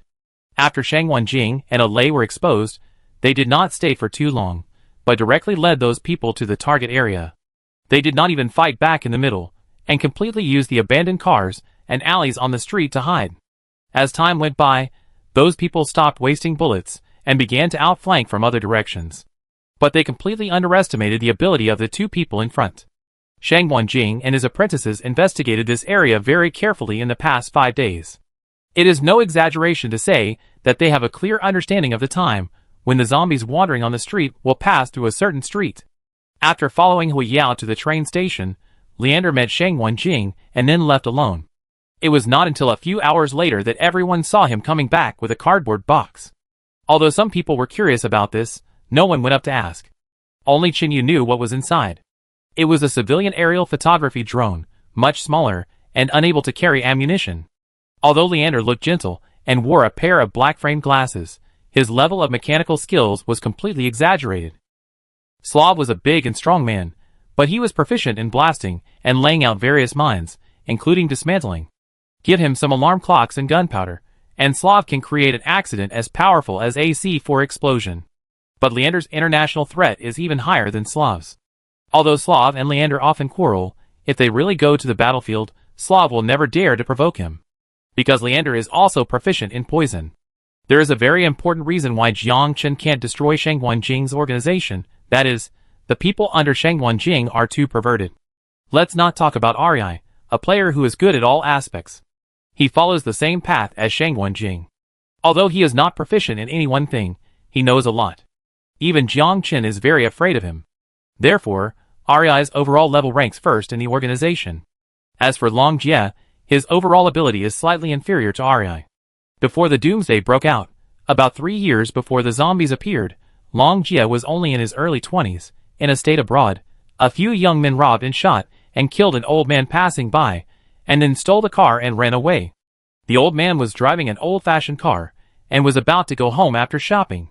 He was the only person killed in the accident, because he still persuaded those people to stop when he was pointed at by guns. The police did not take the incident seriously at first, and only investigated it as a turf grab between gangs. However, only 1 month later, the largest local gang was wiped out. A building built in the city was razed to the ground overnight. Chapter 1074. The people who did this were Lei, Long Jie, Long Dai, Leander, Slav, and Alice. The 6 of them wiped out the gang of nearly 500 people. Long Jie broke into the building alone with a dagger and a pistol. With only an arm wound, he killed nearly 100 gangsters alone. Then, they forced the rest of the people to other floors, and then blew up the load-bearing wall, and a high-rise building collapsed. These people committed all kinds of evil in the local area, including drug trafficking, human trafficking, and even robbing people on the street to sell their organs. The government forces of some small foreign countries were not even as powerful as the gangs in terms of military firepower, so the locals were miserable.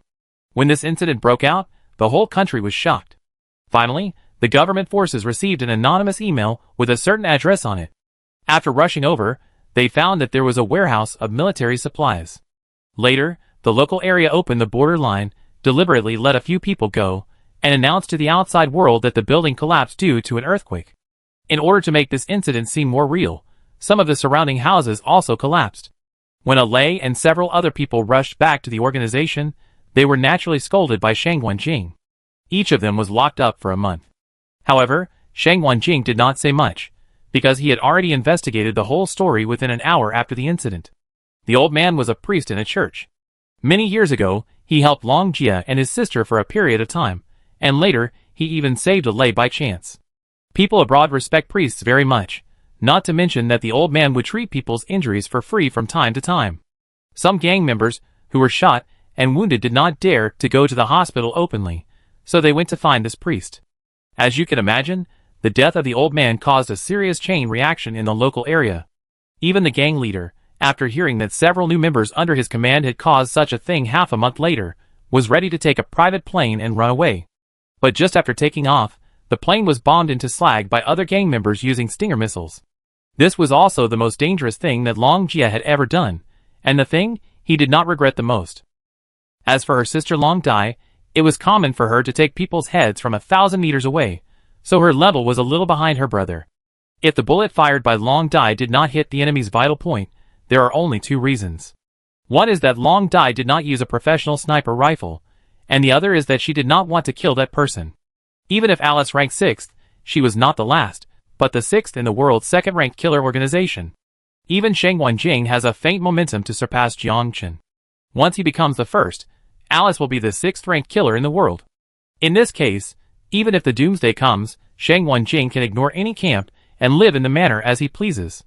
If the situation had developed normally, if it weren't for Rei and Han Liyuan, not to mention Sheng Wanjing, Long Jia and Alice wouldn't have bothered with the other survivors. So at this moment, these 6 people, together with Sheng Wanjing, only 7 people, had made Jiang Chen's 3 temporary camps. A total of more than 90 people, run around in circles.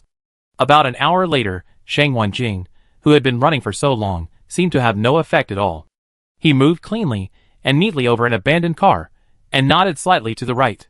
The next second, Alice on the roof bit the black dagger with her teeth, wearing a black tights, grabbed the wire next to her and slid down, then fell to the ground without any sound. A few seconds later, a group of people appeared at the end of the street with anxious steps. Just after turning the corner, a large electric light lit up, directly facing their direction, and everyone subconsciously raised their hands to cover their eyes.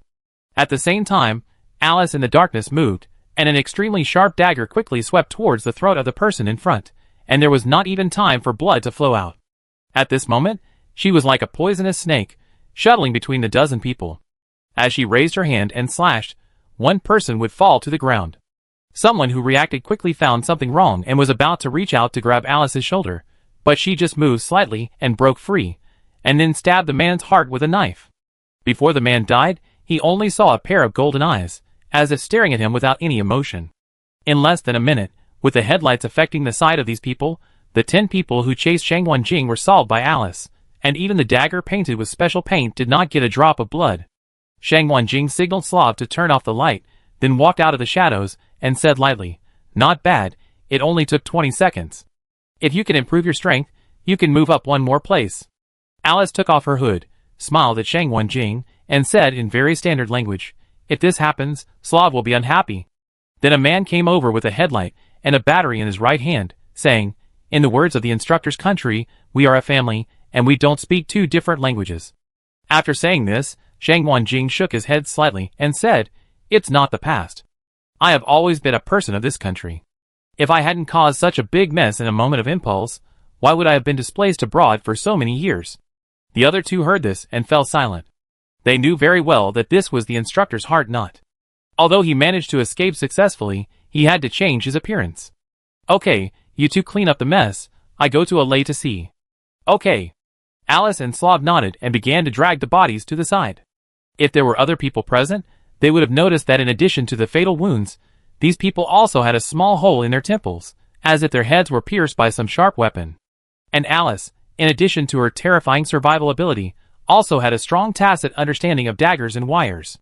It is no exaggeration to say that the dagger in her hand is equivalent to her own hand.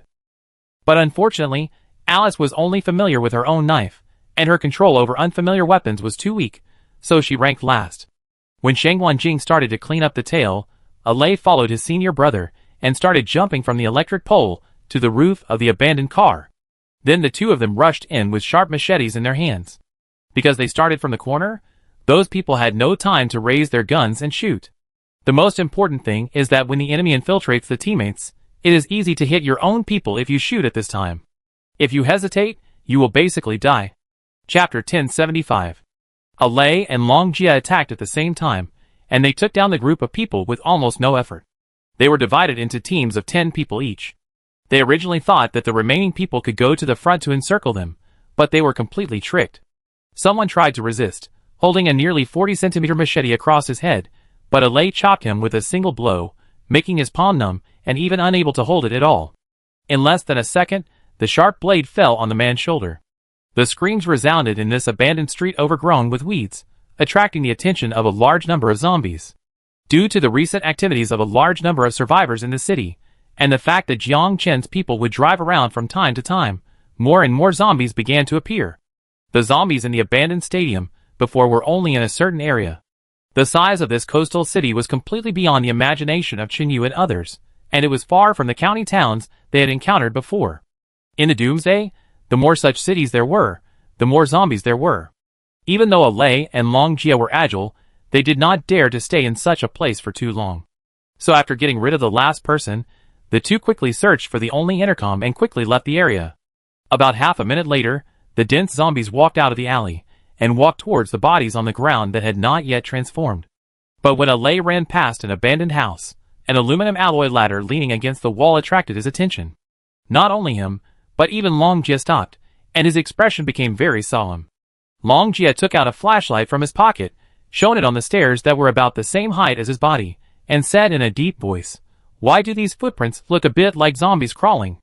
Hearing this, R looked around, squatted down and looked at the dust on the ground for a few seconds, stood up and said, "No matter whether it is a zombie or not, it should not be a human crawling.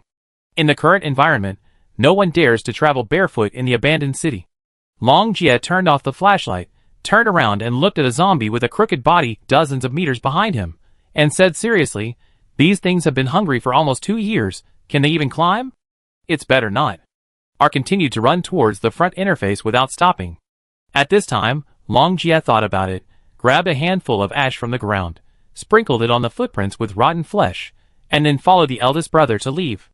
At the same time, in the dark night, an armed helicopter quickly approached a certain area.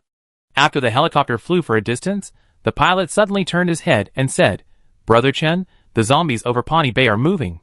As soon as these words came out, the man sitting in the cockpit picked up the telescope and looked down. Because the light was not very good, Jiang Chen could not see why they were moving. Putting down the telescope, Jiang Chen did not speak, but nodded slightly to his confidant beside him. Seeing this, the confidant took out the walkie-talkie and directly called the people who stayed in Pawnee Bay, and then simply asked them to investigate the reason why the zombies went back. After everything was arranged, Jiang Chen spoke, but his voice was a little hoarse, "Go to the northwest apron." The pilot was slightly startled when he heard this, and asked bravely, "Brother Chen, why did your voice change?" The next second, the confidant behind him said coldly, "Don't ask if you shouldn't ask." "Yes. Yes." The driver's forehead was covered with cold sweat, and he continued to concentrate on driving the helicopter. After a while, the helicopter landed more than 10 kilometers away from Shangwanjing and others, and then stopped. This place is located on the roof, with good visibility. There are a large number of zombies gathered on the ground below, conservatively estimated to be more than 1,000. Jiang Chen led his men downstairs without any intention of taking any action. At this time, the confidant was also calling Ji Lin again and again, but there was no response. Finally, after the 12th call, Jiang Chen, who was sitting on the sofa wiping the knife, put down the knife and said calmly, "He has probably been caught." Hearing this, the confidant turned his head and looked around to confirm that there was no one else, then walked over and slightly bent over and said, "Master Han, do you want to arrange someone to rescue him? There is nothing to save. You can't catch the wolf without sacrificing meat." The person sitting on the sofa at this time was none other than Ding Han.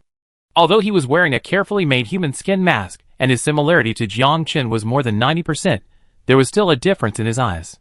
During these 5 days, Jiang Chen worked hard in the Underground Research Institute, and finally managed to make a mask. If it was before the end of the world, with the equipment and the organization, Jiang Chen could change his appearance into another person in half an hour. Because he got a train when he returned to China, Jiang Chen brought more people and equipment than Sheng Wenjing. He even brought back many precision weapons, but he couldn't restore the network and satellites, so they were of little use. Let's not talk about anything else. For example, the equipment for printing masks has no computer to help analyze people's facial data. If you want to reprint, you need to fine-tune the data again and again. Compared with Sheng Wenjing's search for zombies with similar body shapes, Jiang Chen doesn't need to spend so much energy. A mask is enough. Secondly, although Jiang Chen is in his 40s, he has maintained a good figure. Even during the period of illness, there was no change. So when he stood with Ding Han, His body shape and height were exactly the same. Now Ding Han was wearing a mask, and was about to meet Sheng Wanjing on behalf of Jiang Chen. Qin Yu and his group were guarding the open space, halfway up the mountain. They had killed more than a dozen zombies, but still had not received Sheng Wanjing's notice to take action. As the time was approaching late at night, Qin Yu became more and more uneasy. He was unwilling to sit and wait for death, so he said a few words to Zhang Yin. Zhang Yin nodded, got into the transport truck and started it, while Yi Jishu also got into the co-pilot. After the car drove away, another truck came from Dazhuang and parked it in the previous open space. From a distance, the two cars looked similar in shape, and both were covered with gray tarpaulins. Just after Dazhuang got off the car, a few minutes passed. At the foot of the mountain, a few hundred meters away, a special shell suddenly whistled and flew straight into the air. Everyone saw this scene almost instantly, and some turned their heads to look over in confusion. What the hell is this? Dazhuang was a little curious. The ball of light quickly appeared in the air about 600 meters away, then emitted a fierce light, and then began to fall at an extremely slow speed. Uncle Hua and Yang Yu blurted out at the same time, "This is a flare." As soon as the words fell, the area within 1 kilometer was instantly brightly lit. At the same time, another armed helicopter slowly rose 2 kilometers away. The man sitting at the door held a walkie-talkie in his hand, and a sneer appeared on the corner of his mouth. "Do you really think I'm a little sheep?" Chapter 1076. As Jiang Chen gave the order, Peng Wei in the helicopter quickly reported the coordinates to the team on the ground. At this moment, below the helicopter, on an open space a distance ahead, a group of people set up mortars. After receiving the coordinates, they quickly calibrated them, and at the same time, four people took the shells and placed them at the entrance of the cave. Another fully armed man in camouflage clothes, holding a flag, shouted coldly, "Fire!" As soon as the words fell, the 4 people quickly let go, and the shells fell in and touched, and then flew out at a very fast speed, directly towards the open space, halfway up the mountain. After Uncle Hua and Yang Yu shouted that sentence at the same time, everyone quickly ran towards the woods, and even the truck was not even taken care of. At this moment, Qin Yu was very glad that he moved the rocket launcher transport vehicle in advance based on his intuition. Just when they ran out a few meters, 4 shells flew through the sky in an extremely beautiful arc, accurately hitting the position where everyone was before, and a lot of soil flew up from the ground. Seeing this scene, Uncle Hua said in a deep voice, "These people even have mortars." When they heard this, except for Qin Yu and his group, the other young people were stunned. Even if they had never been soldiers or fought in wars, they had heard of mortars. The collapse of modern civilization does not mean the disappearance of weapons in the past. Qin Yu hid behind the bushes and looked at the area that was hit, then stood up and ran again, run. Everyone ran desperately in the woods, and Uncle Hua followed behind Qin Yu, counting the time silently. About 35 seconds later, the surroundings returned to darkness again. Just as everyone breathed a sigh of relief, the second flare followed closely, and this time it hit the sky above the woods, illuminating the area as if it were daytime. Jiang Chen sat in the helicopter and watched the truck being hit by the shells, and then it exploded with even more violent power. Seeing this, Jiang Chen held a telescope in his hand and sneered, "So what if we find the rocket launcher transport vehicle? A few ants really want to make trouble, haha." At this moment, no one knew why Jiang Chen knew Qin Yu and Sheng Wanjing's trump cards accurately, and even less understood which link had gone wrong. The explosion of the truck even caused the ground to tremble. After Jiang Chen saw that the transport truck was destroyed, he was completely relieved and quickly said, "Drive closer. I want to conduct a large-scale sweep of the ground." Understood. The driver received the order and immediately controlled the helicopter to fly forward. After bombing the rocket launcher, the ground soldiers also began to advance. They were professional and equipped with night vision goggles. Compared with Qin Yu's group of people, the difference was completely in the world. Jiang Chen was reluctant to blow up the thing, but he knew very well how terrible the power of this thing was in the doomsday. If Sheng Wanjing didn't know which building he lived in, he would have died there even if he had 10 lives if he had 12 rockets fired at him. And Jiang Chen didn't believe that Sheng Wanjing would appear on the other side of the city. He always thought that this guy was hiding in the dark, so he would never think of snatching the rocket launcher, but destroy it directly. Since he couldn't get it, he would blow it up. This was Jiang Chen's style all along, but he never showed it in the 2 years of the doomsday. The helicopter quickly approached the top of the woods. Jiang Chen was wearing sunglasses to prevent the strong light from the flares. After all, the brightness of the flares was almost as bright as the sun. And the flares Jiang Chen brought back were medium caliber, and the range of illumination was close to 1 kilometer. Then the helicopter turned around and aimed the door at the area in front. At the same time, Jiang Chen rarely lit a cigar and put it in his mouth, grinning. "Little brats, now I show you what real war is." The next second, Jiang Chen held a gun that was reinstalled on the helicopter, which was an M2 Browning large-caliber heavy machine gun, and began to fire ruthlessly downwards. The bullets flew out like a fire dragon, and a large number of trees were cut off on the spot. "Yang Jing, today is the day you die." A few seconds later, a roar sounded again on the helicopter. When the light appeared on the hillside area, Shangguan Jing and others, who were dozens of kilometers away, were completely unaware of it. The only bad thing about the city is that the skyscrapers blocked the view, causing people in the distance to think that the moon had come out. But some people who were closer saw the whole scene. At this time, Shangguan Jing and others were hiding in an abandoned building. People outside began to shoot flaming arrows into the building, trying to force them out. There were about 70 people gathered below. Although they all had guns, Shangguan Jing did not take them seriously. He was waiting for the helicopter to appear. Seeing more and more smoke, the 7 people retreated to the window, where there was a rope for easy retreat. Alay no longer wore a face scarf. He squatted on the ground with his hands holding a gun, without saying a word. Long Jie stuck his head out of the window, and saw no one below. After all, the road to the back was blocked, and the stairs were also blocked. Those people couldn't come up, so they thought of setting fire. Seeing that Shangguan Jing had not moved for a long time, Long Jie couldn't help but whispered, "Instructor, will Jiang Chen not come? I showed up in several areas this afternoon, and I personally saw people taking photos with their mobile phones. With the grudge between us, it is impossible for him not to come." Shangguan Jing's face was calm, and no emotion could be seen. At this moment, Alay raised his head, glanced at Shangguan Jing, and whispered, "You have been fighting him for more than 10 years, and this time seems to be the easiest." As soon as these words came out, everyone, including Shangguan Jing, showed a solemn expression. Long Jie quickly analyzed this sentence, trying to find loopholes. "Leander, what do you think?" Long Dai, holding the AWM sniper rifle that Qin Yu gave her, suddenly turned her head and asked. Hearing this, the man sitting in the corner stood up and said, "I have wanted to say this for a long time.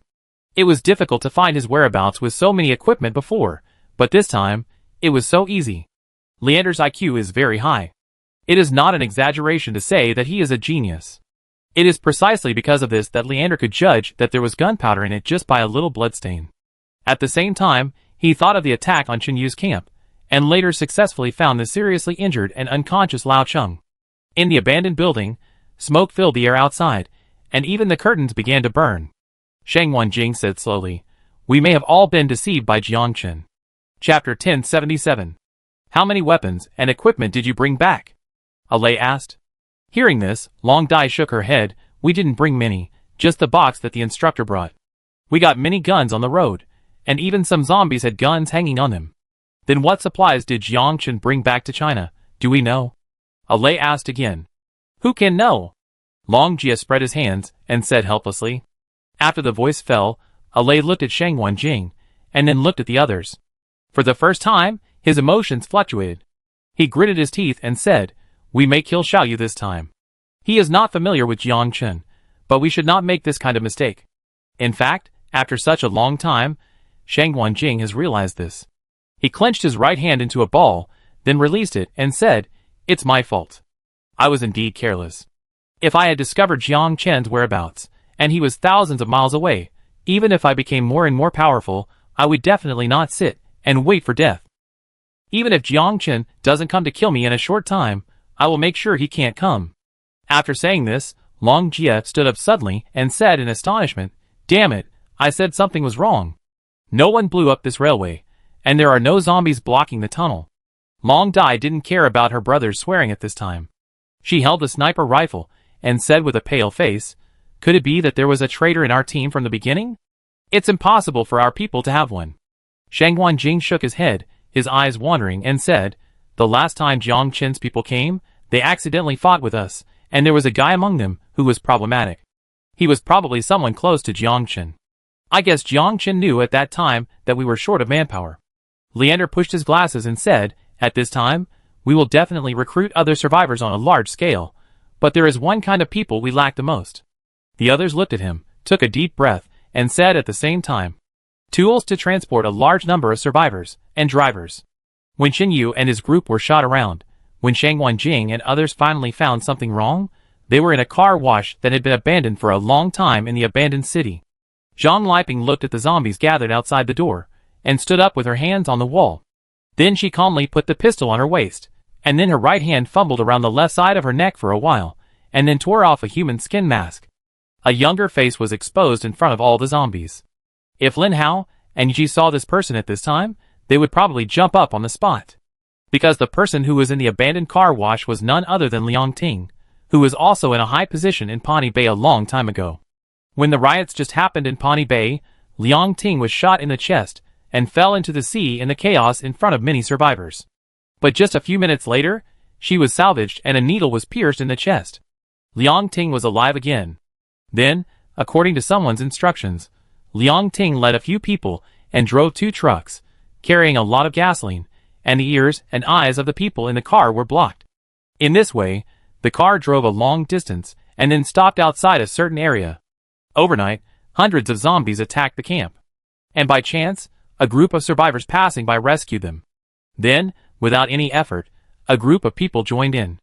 And just a few days later, a woman named Zhang Mei, the leader of the group, was bitten in the abdomen by a zombie and died. At the same time, there was another girl named Liang Ting in the camp, who was bitten beyond recognition. The survivors were panicked and didn't know how to survive, but at this time, a woman named Zhang Liping appeared. At this time, Qin Yu had not even started training again. Through investigation, Liang Ting completely merged the experiences of the 2 female survivors together, and in a blink of an eye, it became her experience. And in order to prevent exposure, the people who had been brought there before basically did not communicate with her. In this way, Liang Ting replaced someone else's identity and began to develop a force under the name of Zhang Liping. Because she had survived in Pawnee Bay, Liang Ting's ability was far beyond that of other survivors. Whenever anyone asked, she would just say her name was Zhang Liping, and that she worked in the railway department before. Even in the end, the people around Liang Ting really trusted her more and more. As time went on, Liang Ting was actually reluctant to sacrifice these people, but there was no way, because her life was saved by Jiang Chen. If it weren't for Jiang Chen's help before the end of the world, Liang Ting might have been sold to some uninhabited island and never returned to the land. She was similar to Yiqian. Both of them stayed with Jiang Chen to repay his kindness, but they didn't know each other at all. This is also the reason why Jiang Chen is not worried about Lin Hao or others turning against him. After all, it is no exaggeration to say that many of the senior executives of Pawnee Bay were arranged by Jiang Chen. The key is that they don't know each other. Even if one of them is exposed, the other will not have any problems. But at this time, in the corner of the abandoned house, Liang Ting held the wall with her hands, but her eyes began to flicker, and another person's figure appeared in her mind. She took a few deep breaths, picked up a wooden stick from the ground, and limped towards the back door. A few seconds later, Liang Ting took off the watch, pried it open with a dagger, and then placed an object about the size of a mung bean on the ground. Then she took out the button battery, pulled out a very thin copper wire from the strap again, and connected the object to the battery. Soon the instrument on the ground began to flash, and Liang Ting leaned against the wall and began to close her eyes to rest. A dozen zombies around were slapping the iron bars, trying to rush in. After about a while, Liang Ting heard the sound of a corpse falling to the ground, and then slowly opened her eyes. 4 men wearing camouflage clothes on motorcycles appeared. Seeing this, Liang Ting felt mixed emotions, because these people were the warriors trained by Jiang Chen. Since they just returned to China, Jiang Chen has been searching for suitable candidates in secret, and has formulated a training plan. Those who can be selected have experienced the betrayal of relatives and brothers in the doomsday, or their loved ones have been brutally killed. Some of them were completely unable to keep their supplies, and were finally robbed by bad guys, causing their wives and children to starve to death.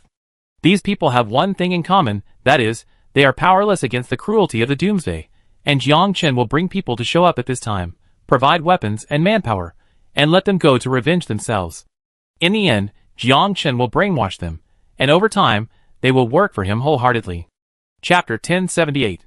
Soon Liang Ting put on her helmet, and sat on the back seat of the motorcycle, and was picked up by someone. Neither Qin Yu nor Shang Wanjing seemed to know anything about this. But just after the motorcycle left the block, a sneaky figure slipped down from a big tree a few dozen meters away. He held a telescope in his hand, and there was a hint of anger on his face, that he couldn't control. This person was not very old, about a teenager, and his face still looked a little childish, but because of the influence of the doomsday environment, his skin color was getting darker and darker. The person who appeared here was none other than Yufeng, who was left by Qin Yu with the old people and children. At that time, the others didn't quite understand. Yufeng was only a teenager. Even if he could use a gun, it was hard for him to protect others. Now that they were dealing with the Savior sect, Zhang Yin suggested that Yufeng stay with him and learn more. Maybe he could grow up faster. However, Qin Yu didn't back down at all and repeatedly emphasized that Yufeng should stay there, so no one mentioned it again. After all, for so long, many times, the decisions made by Qin Yu, although not the most perfect and appropriate, would definitely not put them in more danger. At this time Yufeng, who had disappeared from everyone's sight for a long time, appeared again. During this period, he suffered a lot and was dirty all over, but fortunately Qin Yu often left food and water in some places, so Yufeng did not starve to death. After climbing down the tree, he did not stop at all, but turned around and ran towards an alley in a certain direction, then climbed over the wall, where a car happened to be parked. After squatting down and feeling around inside the rear wheel, Yufeng took the car key, opened the door and got in. Then he opened the sun visor, and there was a piece of paper stuck inside, which detailed how to start the car and use the car radio. Following the steps, Yufeng began to execute nervously, but his hands were shaking uncontrollably. Because at this moment, he was surrounded by dozens of zombies. If it was Qin Yu or Zhang Yin who were surrounded by zombies in the car, it would be difficult to deal with it, not to mention Yufeng, who was a child. After adjusting the frequency several times, Yufeng still couldn't get it right, and the zombies kept knocking on the door, making him a little irritable. But Yufeng suddenly remembered what Qin Yu often said before, that is, you must stay calm no matter what happens. Fear will only make him more vulnerable. Thinking of this, Yufeng took out a tissue from the armrest, tore it open, crumpled it into a ball, and stuffed it into his ears, then relaxed his breathing rhythm and adjusted it again. In the woods, dust was everywhere, and broken trees were everywhere. Qin Yu and his men hid in a pit, and barely avoided this round of shooting. But one of them ran a little slower, causing his thigh to be swept. You know, this is not an ordinary machine gun. When the bullet hit the side, the powerful force instantly blasted through the tree as thick as an adult man's arm. When the bullet hit the man, the part below the calf was directly broken into pieces. Fortunately, Qin Yu's reaction speed is much better than before. He quickly knocked the guy who was hit unconscious with a palm to prevent him from stopping howling. At the same time, he grabbed the shoulder with one hand and lifted it up, then carried it and started running wildly. At this moment, Qin Yu sincerely thanked Han Liyuan for his help. It was because of her suggestion that Qin Yu personally went through nearly half a year of devilish training, which led to a considerable change. In the past, Qin Yu had no problem carrying a person, but it was absolutely impossible for him to lift one person with one hand or even carry him to run. After the first round of shooting, the helicopter drove away again. Jiang Chen also knew that it was difficult to kill a pervert like Shang Wanjing with this kind of strafing, and the next ground advancement was the highlight. Everyone hide, Uncle Hua will deal with the emergency on the battlefield, and quickly ask someone to hold the wound and start to stop the bleeding. Yang Yu's face was covered with camouflage.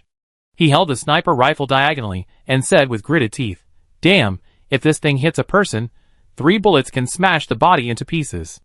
Who is this damn Jiang Chen? Qin Yu wiped the blood on his forehead. It was not his, but it was spilled on his body when he carried the person before. He held the walkie-talkie in his right hand and stared at it intently. I clearly told Yufeng to keep an eye on Zhang Liping, but strangely, it was already midnight, and there was still no movement from Yufeng's side.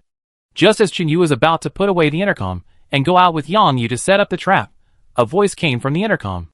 "Brother Chen." A somewhat weak voice sounded. Hearing this, Qin Yu raised his hand to signal everyone to be quiet, then he pressed the switch and whispered, "What's going on, Yufeng? Did you have an accident? The radio of that car was broken, I wasted a lot of time, and in the end many zombies surrounded me." At this time, Yufeng was on a rooftop about 10 kilometers away from Qin Yu and others. To be more precise, he was curled up on a seat in the car.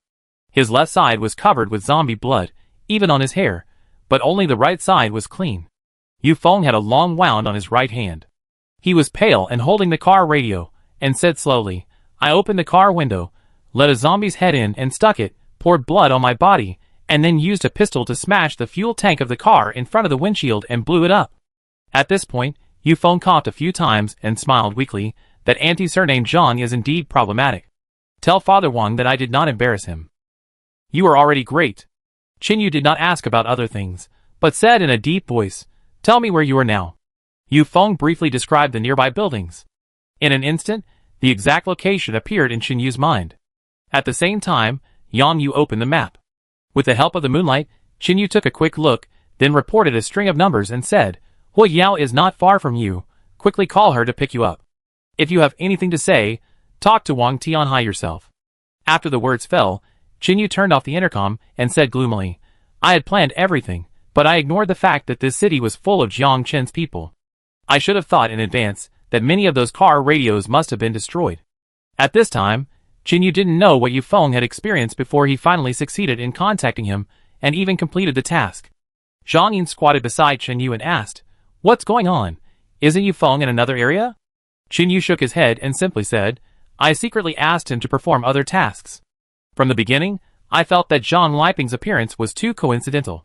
We need to travel long distances, and she, a former railway department leader, suddenly appears from nowhere.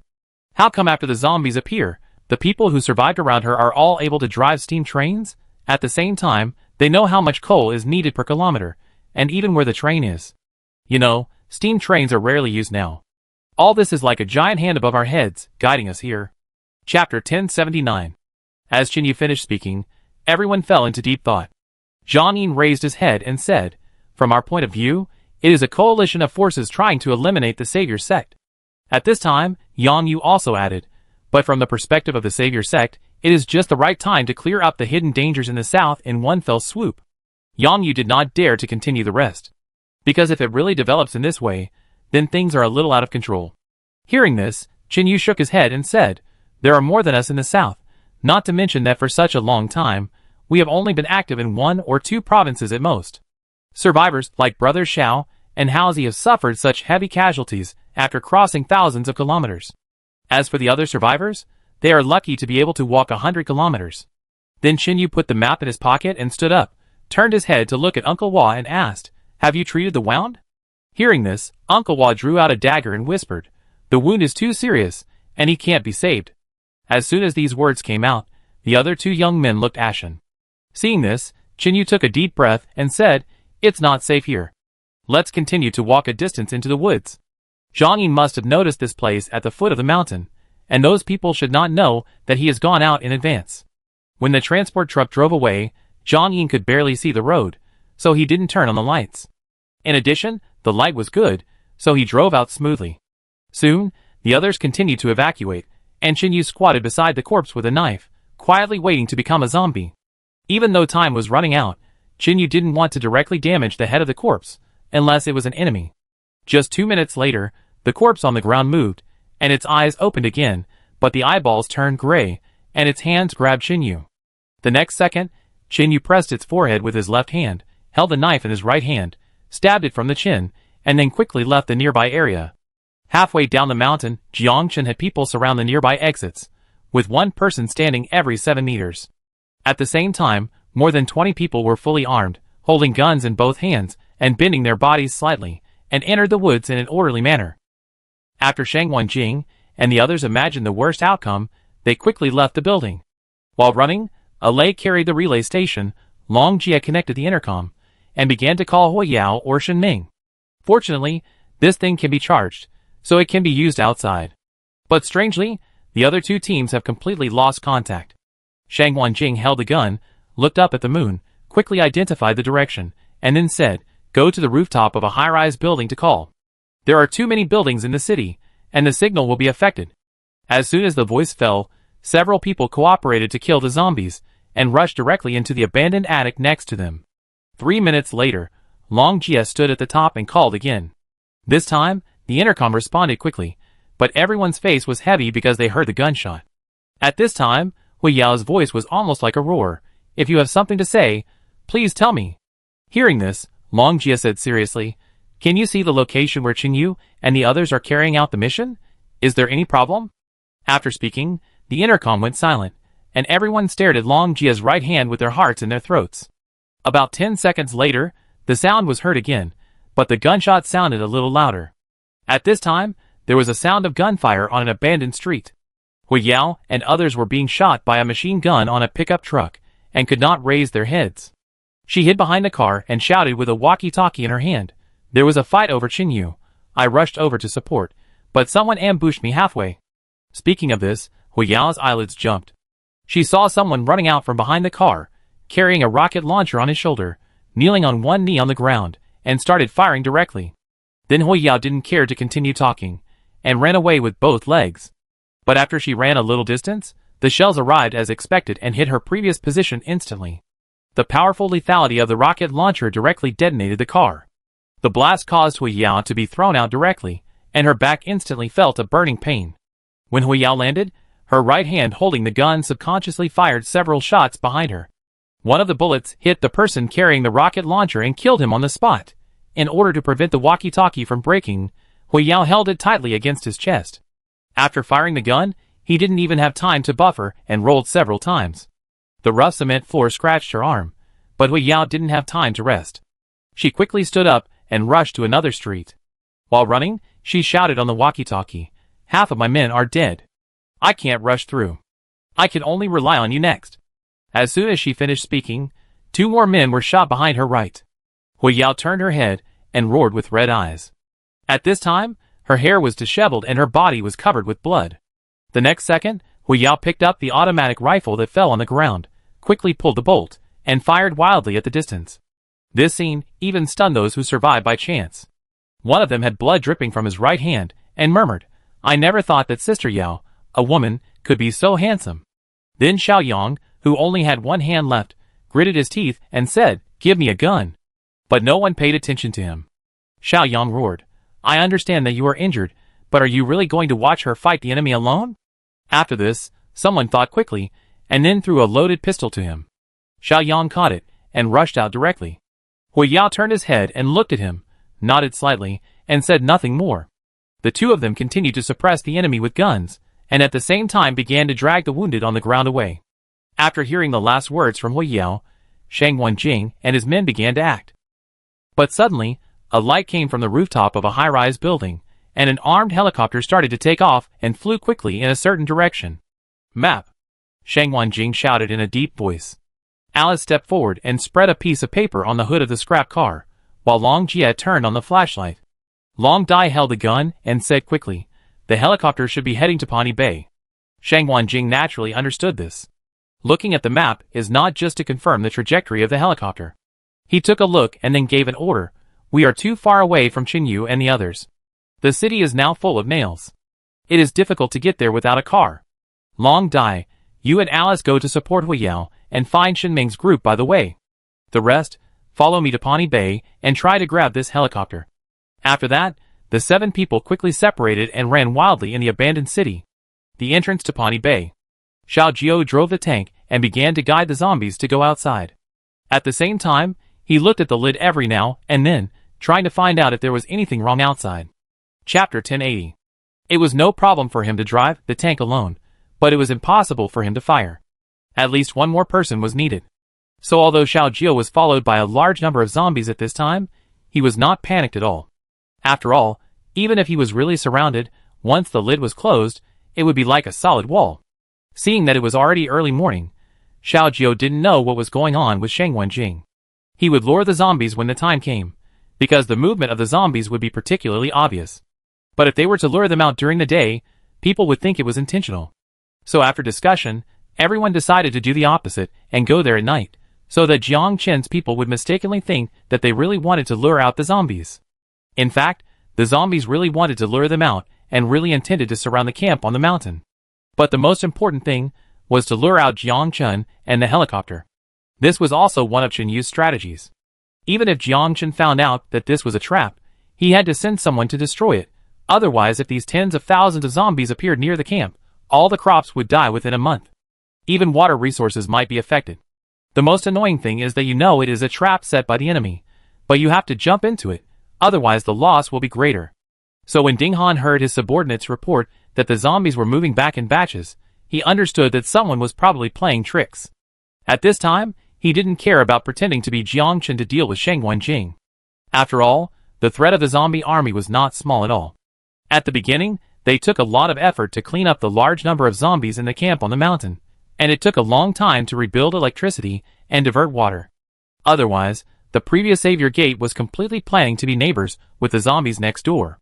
At first, Jiangchen actually didn't like the name of the Savior Gate and planned to change it, but later he felt that saving the world in the end times could have another meaning, so he continued to use it. One of the rules of the Savior Gate is that it is absolutely not allowed to attack any camp, let alone go out to rob survivors. But in fact, the number of survivors they have killed is completely more than the 10 camps outside combined. Even in the research center, the virus will be directly injected into the living body, and then the newly transformed zombies will be used for clinical trials.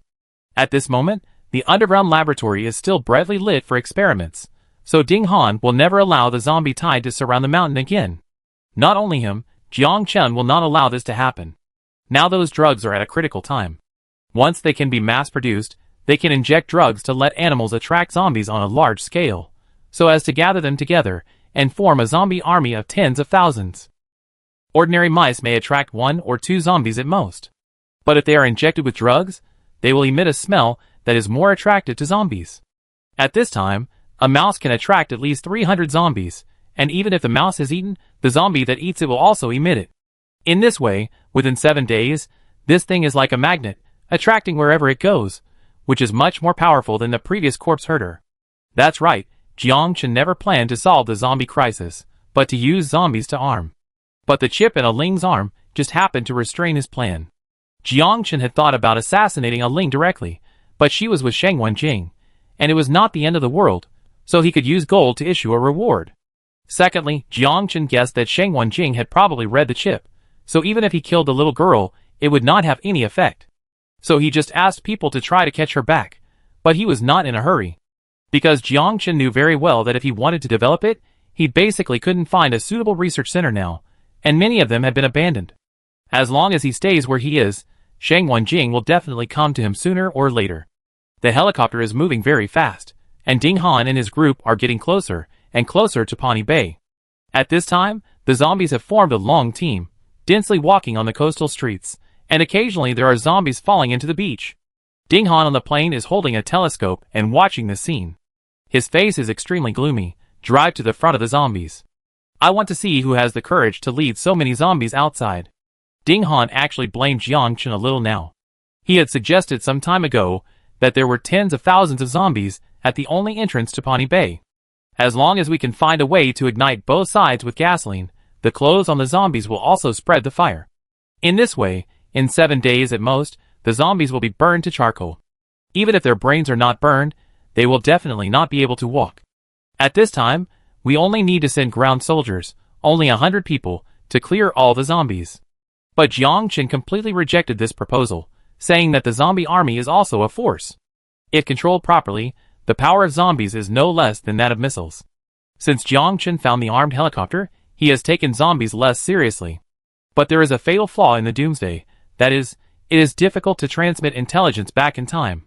For example, Jiang Chen and others were completely unaware of Sheng Wenjing and his team's finding of the tank. Soon the helicopter arrived at the front of the zombie team. At this moment, a huge monster was driving on the road below, and even encountered some abandoned cars and ran over them directly. Ding Han punched the hatch next to him and shouted angrily, "I knew this would get out of control." After saying that, Ding Han took out the repeater, connected the intercom, and started calling. A few seconds later, he looked down and said in a deep voice, "Brother Chen, they have tanks." Dozens of kilometers away, Jiang Chen was lying on a folding chair eating fruit.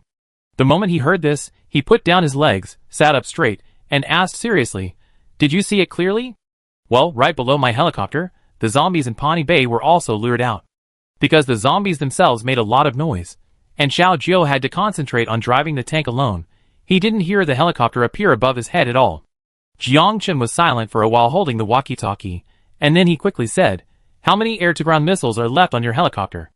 "Only 1 left, and I haven't had time to go back to replenish it." Hearing this, Jiang Chen couldn't help but feel a little irritated. If an air-to-ground missile is equipped with a radar, it is not impossible to blow up a tank, because this thing was used to attack tanks in the past. But now there is no radar, and it is impossible to aim by satellite. It is also late at night with poor visibility. It is easy to miss the target by manual firing. By then, the tank can be blown up, and the people inside may still be alive. If it were before the end of the world, with the armed forces controlled by Jiang Chen, a mere tank would not be taken seriously by him. But the environment today is different. Ordinary survivors don't even know how to get a gun, let alone other things. So Jiang Chen doesn't dare to underestimate it. After all, being able to drive a tank on the road is not an ordinary person. Chapter 1081. You aim yourself and try to hit the target with one shot. Jiang Chen thought quickly and gave the order. Ding Han suppressed his emotions and whispered, "Understood." After he finished speaking, he threw the intercom aside and said coldly, "Let the helicopter hover. From now on, I will drive it." The driver did not dare to be careless, and quickly turned a few buttons and then took off his helmet. Then the two of them switched positions. Ding Han sat on the helicopter and dived down. At the same time, Xiao Jiao turned his head inadvertently and saw the helicopter above his head from the lid.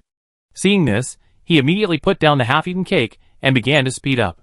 When the helicopter was getting closer and closer to the tank, Ding Han caught a dazzling cable in the air, and then he quickly pulled the helicopter up. Almost only a few dozen centimeters away, the helicopter flew past the rope. At this moment, the confidant and the driver behind him were pale, and they naturally saw the thing lying between the two buildings. Because this place is very close to the Panyawan camp, the saviors had never flown helicopters around before, so they naturally didn't know what was wrong. If Ding Han had reacted a little slower, even half a second, the helicopter would have crashed once it was hooked up, because the cable wouldn't appear out of thin air. Even the most naive people would realize at this moment that if there was a trap there, it would be very solid. Then the tank passed a bridge along the road, with a square above and a tunnel full of zombies below. But for Xiao Jiao now, the zombies here are like crispy skin, which will break at the touch. When it disappeared into the darkness, Xiao Jiao fixed the direction of the tank and let it move forward automatically. At the same time, he quickly stood up, picked up a bag of guns and crawled out. He stood at the cover, looking at the zombies that were smashed around him, holding the edge of the tank tightly, looking for opportunities. Soon the tank was getting closer and closer to the exit. Xiao Jiao's eyes condensed, and his left hand grasped the backpack and rolled quickly to the left area. Inertia caused Xiao Jiao to crash directly into an abandoned car in the opposite lane, cracking the front windshield on the spot. Xiao Jiao rolled out of the car, kicked away the approaching zombie, and then ran towards a small door a few meters away again. Soon the tank drove away from the square, and Ding Han drove the helicopter closer and closer. Just when he wanted to press the launch button, the tank suddenly drove onto the flower bed beside him. Under the invasion of the apocalypse, the green plants had already withered. The tank passed by, leaving a long trail of wheel marks behind. Ding Han chased after it thoughtfully, but he didn't press his right hand. Seeing this, the other two looked a little anxious, but they were not in a high position and dared not ask. 10 seconds later, the driver in the tank seemed to be drunk and actually crashed into the stone ball next to the steps, then drove a distance and stopped. Seeing this, Ding Han gritted his teeth, didn't press his right hand, and chose to drive the helicopter towards an open space. Then he turned his head and said, "You stay on the plane. If anyone approaches, take off immediately. If you are hijacked, you know what to do." The driver nodded quickly with sweat on his forehead. He looked at the button under the seat, which controlled the explosives tied to the car. Just press it, and the propeller will be blown into parts. With the current supplies and environment, it is basically impossible to repair it. After that, Ding Han picked up the rifle, got off the plane with his confidant, and surrounded the tank from both sides. But just when they left the helicopter and walked a few meters away, a bright light suddenly came from the left front and shone on Ding Han's face. But at this time, he was still wearing the mask. The next second, Ding Han's confidant turned around and wanted to run to the helicopter, but just as he turned around, a flying knife quickly approached, and the dagger completely penetrated his abdomen except for the handle. At the same time, Alay walked out slowly from the back of the helicopter. The helicopter pilot had a dagger on his neck. He wanted to press the switch, but as soon as his left hand moved, Long Jia lifted it out like a chicken. The pilot wanted to beg for mercy, but his neck had already been broken by Long Jia.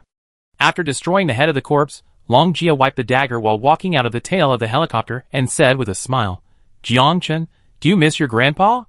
Ding Han didn't feel anything when he saw Alay, because it was early in the morning, and he rarely fought with Alay, so the two were not very familiar with each other. Except Shang Wanjing, no one else knew Ding Han's existence, so the last time Shang Wanjing and Long Jia attacked together, they almost suffered a loss in a 2-on-3 situation. They never expected that the survivors they met in the zombie environment of the Doomsday were actually old opponents, which led to injuries.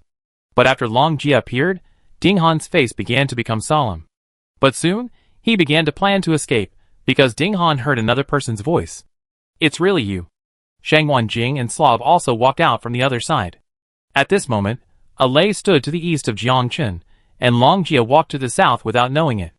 As for Shang Wanjing and the other two, they were lying in ambush on the west side, so Jiangchen had been completely cut off from 3 routes. He held the gun silently, and slowly retreated to the north. But suddenly, footsteps were heard from behind. Looking back, a 1.9-meter tall strong man was carrying a rifle and grinning at him. I want to know, since you like to control other people's lives and death so much, have you thought about how to die today?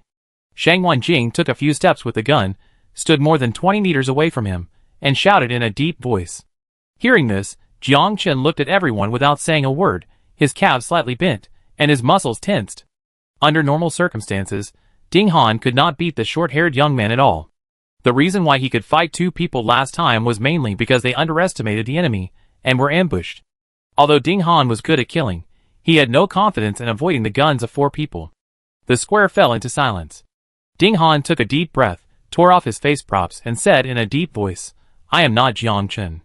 At this time, Ding Han was also very annoyed. He was reluctant to blow up the tank directly at that time, so he planned to hide himself and keep it as a trump card in the future. Because as time went on in the Doomsday, Ding Han actually couldn't see through Jiangchen. As long as human beings, they would not think of using zombies to arm their camps. It is conservatively estimated that there are billions of zombies in the world. Who doesn't want to kill one when they see one? Keeping them around will inevitably get out of control. Chapter 1082. Hearing this, Shang Wanjing squinted his eyes slightly in the light of the headlight and looked at him for a while, saying, I remember, you looked familiar to me before. What was your name? Ding Han, right? You want to kill Jiangchen, but he's not here. Ding Han raised his left hand, squatted slowly with the gun in his right hand, put the gun on the ground, and then kicked it far away.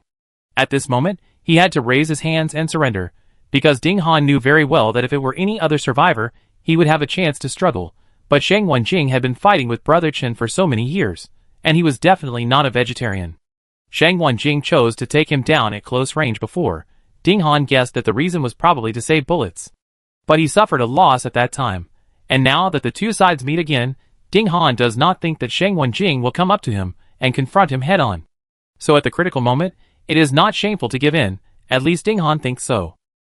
Shang Wanjing took off his hat and threw it away, smiling, You are very tactful. Ding Han looked at the other 3 people from the corner of his eyes, but his face became more and more gloomy, because he could feel that the people standing in the 4 directions of southeast, northwest, and northeast were absolutely top-notch. Everyone looked calm, but if Ding Han made any move, bullets would fly from 3 directions within a second. He closed his eyes and took a few deep breaths, then threw away the mask and gritted his teeth and said, I won't help you deal with Brother Chen. Give up this idea as soon as possible. I know. Shang Wanjing shook his head slightly and slowly picked up the gun in his hand. Then he said calmly, I also know that you must know many secrets of the Salvation Sect.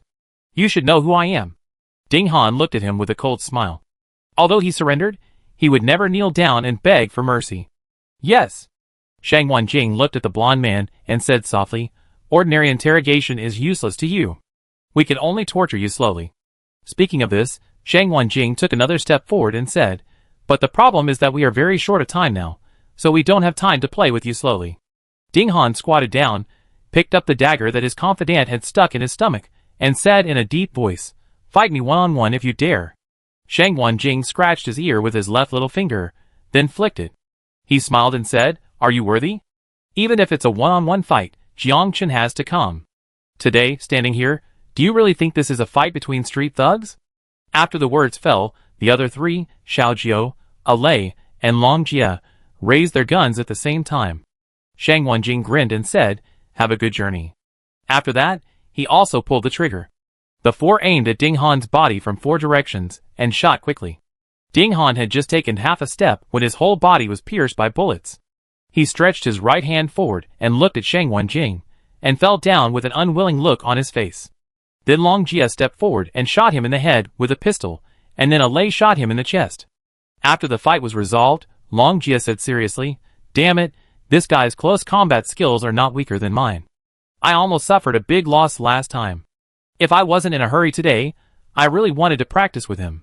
Hearing this, Shang Wanjing stood next to the corpse with a gun and said calmly, "On the battlefield, if the bullets were not used up, who would fight you 1v1 in close combat? Are you daydreaming?" "Oh, instructor, I was just talking casually." Long Jia laughed and didn't care at all. Originally, he was a little worried about how to deal with this golden-haired guy, but he didn't expect that this guy would pretend to be Jiang Chen. And what a coincidence, this guy was greedy, and didn't blow up the tank in the end, but left the helicopter instead. All this was out of their plan. At this moment, Long Jia began to understand why many people who were stronger than Qin Yu still followed him wholeheartedly. Because before this, Qin Yu had said that any plan that was set in stone would actually change in the end due to various events. Instead of executing it unchanged, it is better to adapt to the situation. The cable between the two buildings was also made by Qin Yu and his men in the middle of the night. His original words at that time were, "I don't know how strong Jiang Chen and his people are, but I know human nature very well. The temptation of tanks in the doomsday is no less than that of helicopters." Unexpectedly, Qin Yu was right. The cable delayed for a few seconds, allowing Xiao Jiao to drive into the tunnel of the underground square before being hit by the shell. Long Jia kicked the corpse on the ground with his foot, curled his lips, and said, "This guy seems to be the most powerful person under Jiang Chen. I didn't expect him to die so easily. I even suspected that he was dreaming." Alei had no expression on his face. He stared at the corpse on the ground and whispered, "He is very strong, but we are not weak either." Xiao Jiao laughed and said nothing. Although he was also curious about how likely he was to win against the blonde man in close combat, fighting was going on everywhere at this time. The situation was urgent, and there was no need to fight with fists if it could be solved with guns. Then several people quickly packed up, Shang Wanjing took the others on the helicopter, and Alei became the pilot, driving the plane quickly towards Qin Yu. Xiao Jiao stayed where he was, using a knife to cut the bodies apart, throwing the flesh and blood outside to prevent the zombies from coming to surround the tank. Then he found some railings to surround the tank to prevent too many zombies from gathering later.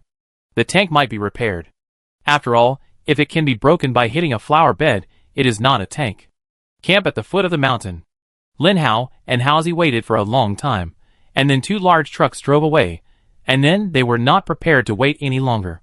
Qin Yu also said that when the plan is not implemented smoothly, we will each do our own thing and meet up at the end. Haozi gritted his teeth and gave an order, "Move."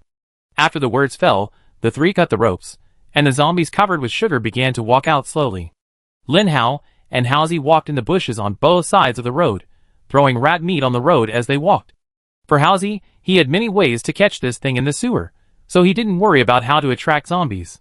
But if he threw it directly to the checkpoint, it might lead to exposure. Soon they led more than a dozen zombies closer and closer. At a turning intersection, the two looked at each other and threw the nylon bags in their hands. The hornet's nest fell to the ground, the mouth of the bag opened wide, and dense hornets began to fly out, first gathering in a ball on the spot, and then they flew towards the zombies. But the zombies don't feel pain, and they are not even affected, and they still walk slowly along the road. As for the rats, they ran far away, fearing that they would be targeted by these hornets. 10 seconds later, a man who was standing guard yawned and suddenly found some figures coming around the corner. He looked over with a telescope and found that they were zombies. But strangely, these zombies seemed to be shrouded by something. Chapter 1083. As the zombies got closer, the man heard their growls. Nowadays, zombies are not a threat to most survivors, so he did not wake up the others, but picked up the bow and arrow beside him and waited for the zombies to get closer. When the front one walked about 20 meters away, the man bit the flashlight with his teeth, then released his right hand, and the arrow flew forward quickly, accurately shooting through the zombie's head. The next second, the man was about to take the second arrow, but found that the black shadows still did not disperse, and even fell to the ground. Seeing this, he picked up another light with more light, turned it on, and then shone it directly on the wasps. The mouse squatting in the bushes in the distance laughed at this and said, "This guy is dead." Wasps are very sensitive to light. If you shine a light on them at night, this thing will be more useful than any sugar. Sure enough, as soon as he finished speaking, a large number of wasps flew away from the zombies and flew straight towards the man. To be precise, they flew towards the oversized flashlight. The man squinted his eyes at first and couldn't recognize what it was, but after only 3 seconds, he saw what it was. The man suddenly shouted, waking everyone up. Then he pulled out his pistol and started shooting at the hornets, while running back desperately. But how could humans outrun hornets in the air?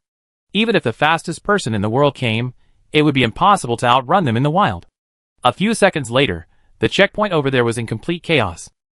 Lin Hao swallowed his saliva and said with lingering fear, "These people have plenty of guns and ammunition.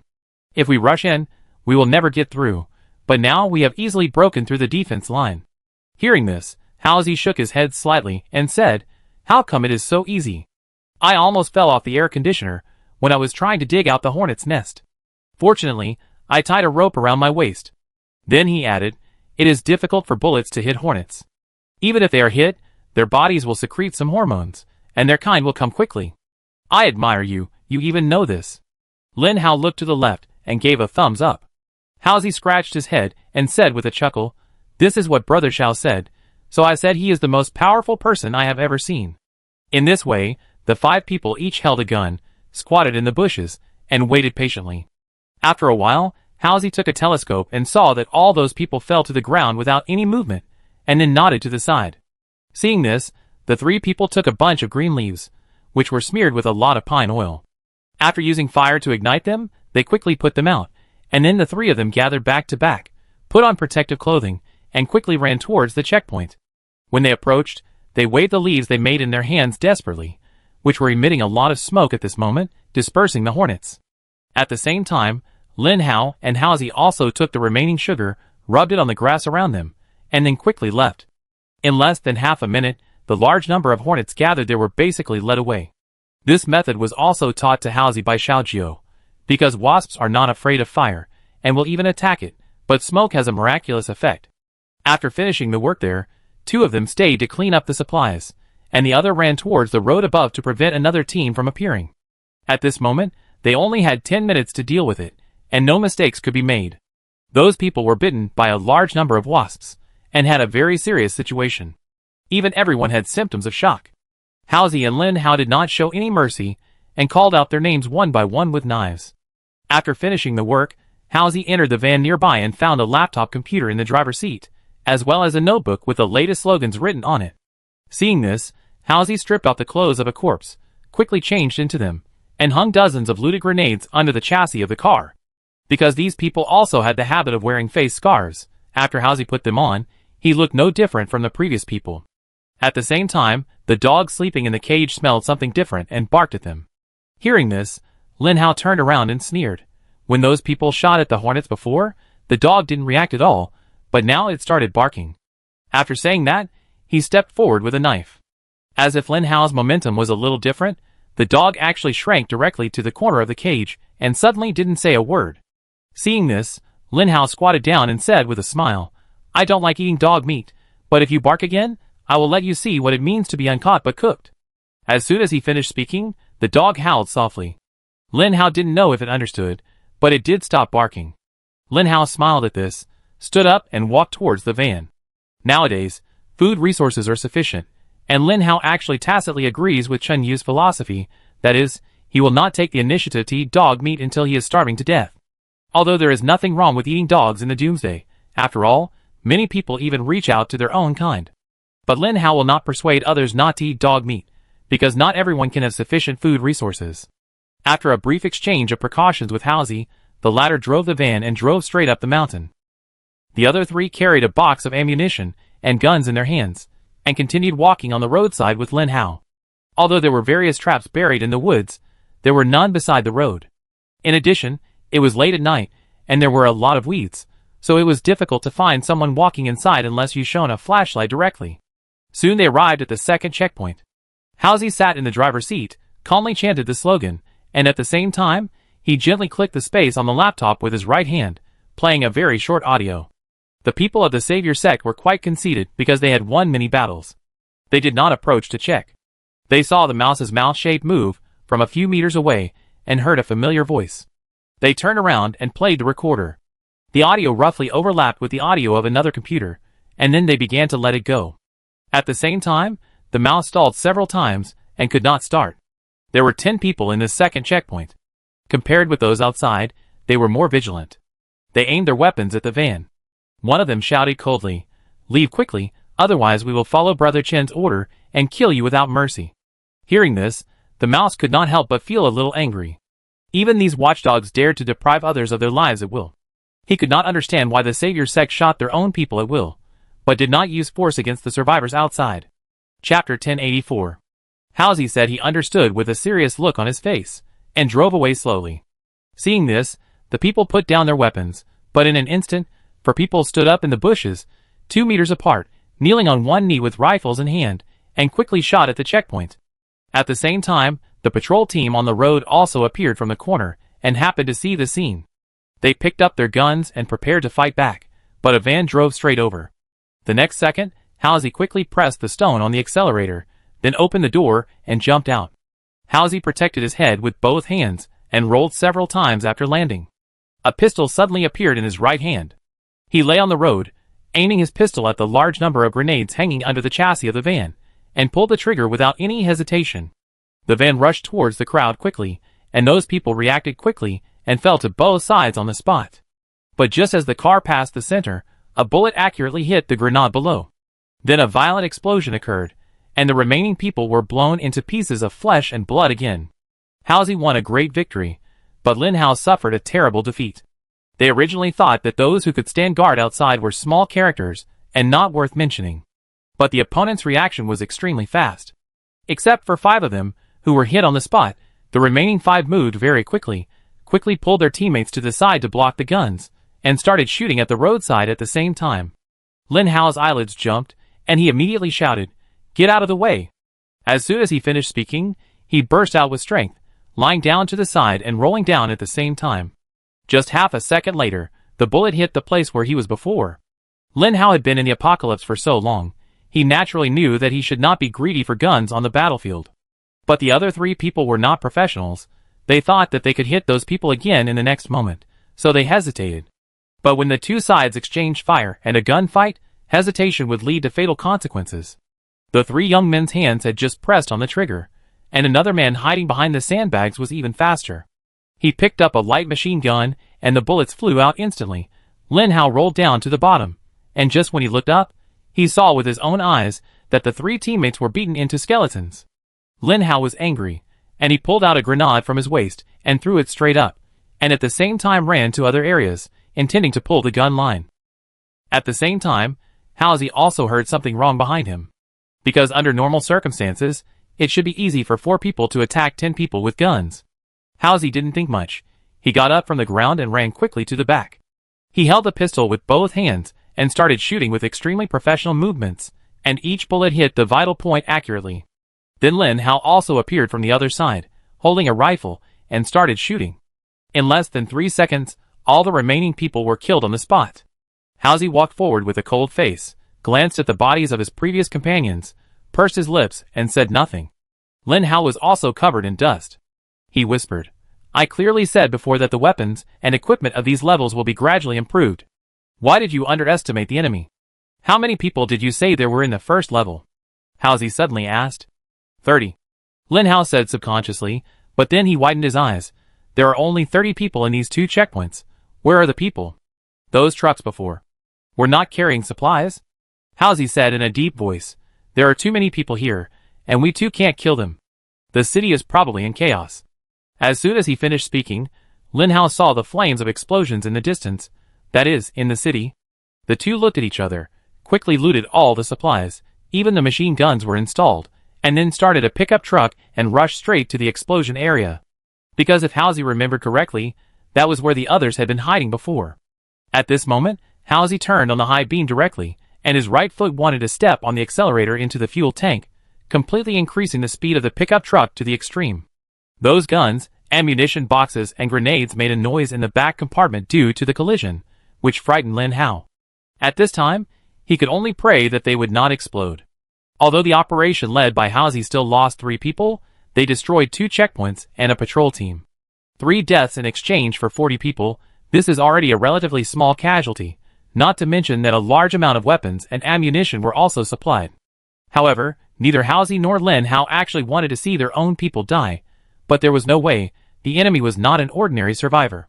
When Halsey rushed to the hiding area quickly, Chen Yu and his men were surrounded again. The 20 people who entered the woods before met Chen Yu, and his men half an hour later, and then a fierce gun battle broke out between the two sides. The shooting accuracy, physical fitness, and even coordination of these people far exceeded Chen Yu's imagination. They were like professional soldiers without any flaws. After a fight, the other two young men were also shot and killed. Now, only Chen Yu, Jiang Yin, De Shuang, Uncle Hua, and Yang Yu were left in the woods. As for Yi Jishu, he continued to drive the transport vehicle away. When the mountain was attacked, Jiang Yin let her drive, and then rushed back. It's not that he didn't think of using rocket launchers for a sneak attack, but this thing can't be launched whenever you want. It takes time to debug. So when Chen Yu was about to contact Yufeng, Jiang Yin joined them from the woods, and the two looked at each other. With such a long-standing tacit understanding, Chen Yu did not ask him why he came back. At this moment, there were only 5 of them left in the woods. Chen Yu looked at his arm that was almost scratched by the broken tree, and he quickly said, "These people are stronger than those we have seen before. It is very difficult to defeat them from the front. Uncle Hua, you and Yang Yu used to be snipers, and your eyesight is better. See if you can find a tree to climb up, shoot cold guns, and use binoculars and walkie-talkies to tell us the direction." "What are you going to do?" Yang Yu asked. "The things these people are wearing on their heads should be night vision goggles. We will be at a disadvantage fighting them at night. There are zombies everywhere in this forest. We must not stay there for too long." Chen Yu pondered for a few seconds and spoke. "If we can't make a quick decision, we will be dragged to death. Brother Dazhuang, follow me and Jiang Yin. Remember, don't get close and use bows and arrows to attack them." Jiang Yin said solemnly at this time, "Night vision goggles are not omnipotent. Smoke can interfere with them. Okay, let's take the torches and light the zombies nearby." After saying that, Chen Yu held the knife in his backhand and cut open the clothes of the zombies at his feet. The others followed suit and soon collected a large number of rags. Then they tied them up with wooden sticks. Chen Yu and Jiang Yin smeared some zombie blood on the clothes. Of course, they didn't smear it on their arms to prevent scratches and infection. Everything was ready, and the 5 people began to act separately, and it only took 2 minutes. Chapter 1085. Chen Yu and Jiang Yin separated, each holding a torch and approaching the zombies, quickly setting their clothes on fire. Fortunately, the zombies were not sensitive to the fire. Although they could hear the sound of running, they did not react much because the rotten meat covered the breath of the living. In addition, this forest was rarely visited by people, and there were many green plants, which could also block the sight of the fire. At the same time, Yang Yu and Uncle Hua also selected suitable trees and climbed up quickly. For them, climbing is just a daily routine. When they were in the army, climbing was one of the subjects, not to mention running. Because snipers often need to ambush for several days to complete their missions. If their physical fitness is not up to par, they may not even be able to aim and shoot when the target appears, let alone evacuate quickly. In less than 10 seconds, the two of them were 50 meters apart, and in a cross-shaped manner, they blocked all the trees in the northwest direction. Uncle Hua was originally unable to use a sniper rifle because of his arm injury, but because Long Dai took away the AWM sniper rifle, hers stayed. Yang Yu checked it at the time and said that he could use it. Secondly, not all sniper rifles have a large recoil, unless they are anti-material sniper rifles. If it weren't for the TAC-50, Uncle Hua's injury wouldn't have recurred so seriously. But there is no way. The sniper rifle can only exert its full strength in front of a sniper. Although Xiao Jiao and Jiang Yin were once a special forces soldier and a scout soldier respectively, they were not snipers in the army, and it would be too late to learn when the end of the world came. Although it is not difficult to snipe targets within a few hundred meters with their strength, it is not possible to do it at a long distance. There are many factors to consider. After Yang Yu changed the sniper rifle, the remaining gun had a recoil only slightly greater than that of a rifle. In the end, under Uncle Hua's strong request, it was handed over to him. In Uncle Hua's words, he would rather die standing than hide behind and live. Just like that, at this moment, above a big tree, Uncle Hua held the strap of his sniper rifle tightly with his left hand, and at the same time, his elbow was close to the tree trunk, and he stood straight, carefully aiming at the area ahead. Uncle Hua joined the army more than 10 years ago. For Yang Yu, if he met him outside, he would have to call him old squad leader. Now, he wears a hat made of leaves, and a carefully made camouflage suit with many leaves stuck on it. Unless you get closer, you can't see that there is a person on it. Soon the area was filled with smoke. Dazhuang was covered in zombie blood, squatting in the bushes, staring at the front. Almost 3 minutes later, a group of well-equipped and orderly men appeared in the sight of the 5 people. They did not relax their vigilance at all. The two people in the front quickly walked forward a few steps, then hid behind two trees, and waved after confirming that there was no threat. At the same time, the four people behind quickly stepped forward, knelt on one knee, and aimed at the surroundings, and then the other 8 people moved forward again. Finally, the remaining 6 turned their backs to them, looked behind them, and stopped at the position of the 2 people before. In the bushes, Jong-in looked at the scene and said in a deep voice, "These people must have been trained for at least a year, or even longer. It is no exaggeration to say that if the training intensity is high enough, they are already professional soldiers." Chinyu held the gun and stared at those people without saying a word. This battle is of great significance to him. It not only witnessed the results of his 2 years of hard work in this doomsday, but also determined whether he could lead everyone to a better life. That's right, Chinyu's plan to blow up the hydropower station was a deliberate lie from the beginning. Because of Jiang Yuchen's previous incident, Chinyu was very worried that his plan would be leaked again. He didn't have the ability to read minds, and he couldn't confirm which people in other camps had hidden agendas. In addition, this matter was quite serious, and it almost gathered the strength of several camps to attack the Salvation sect together.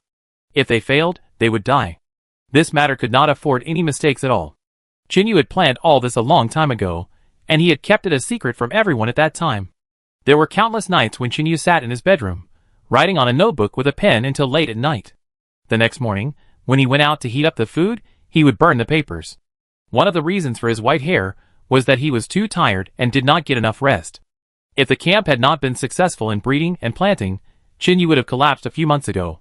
Because he had experienced too many hardships to have his current life, and there were so many people around him who depended on him to survive, Chinyu chose to face it alone. He couldn't be sure that the plan could be implemented 100%, but Chinyu could keep the final plan in his mind. In other words, as long as he didn't say it, no one else would know it. In this way, if he waited until the mission started, even if someone wanted to tip off, it would be too late.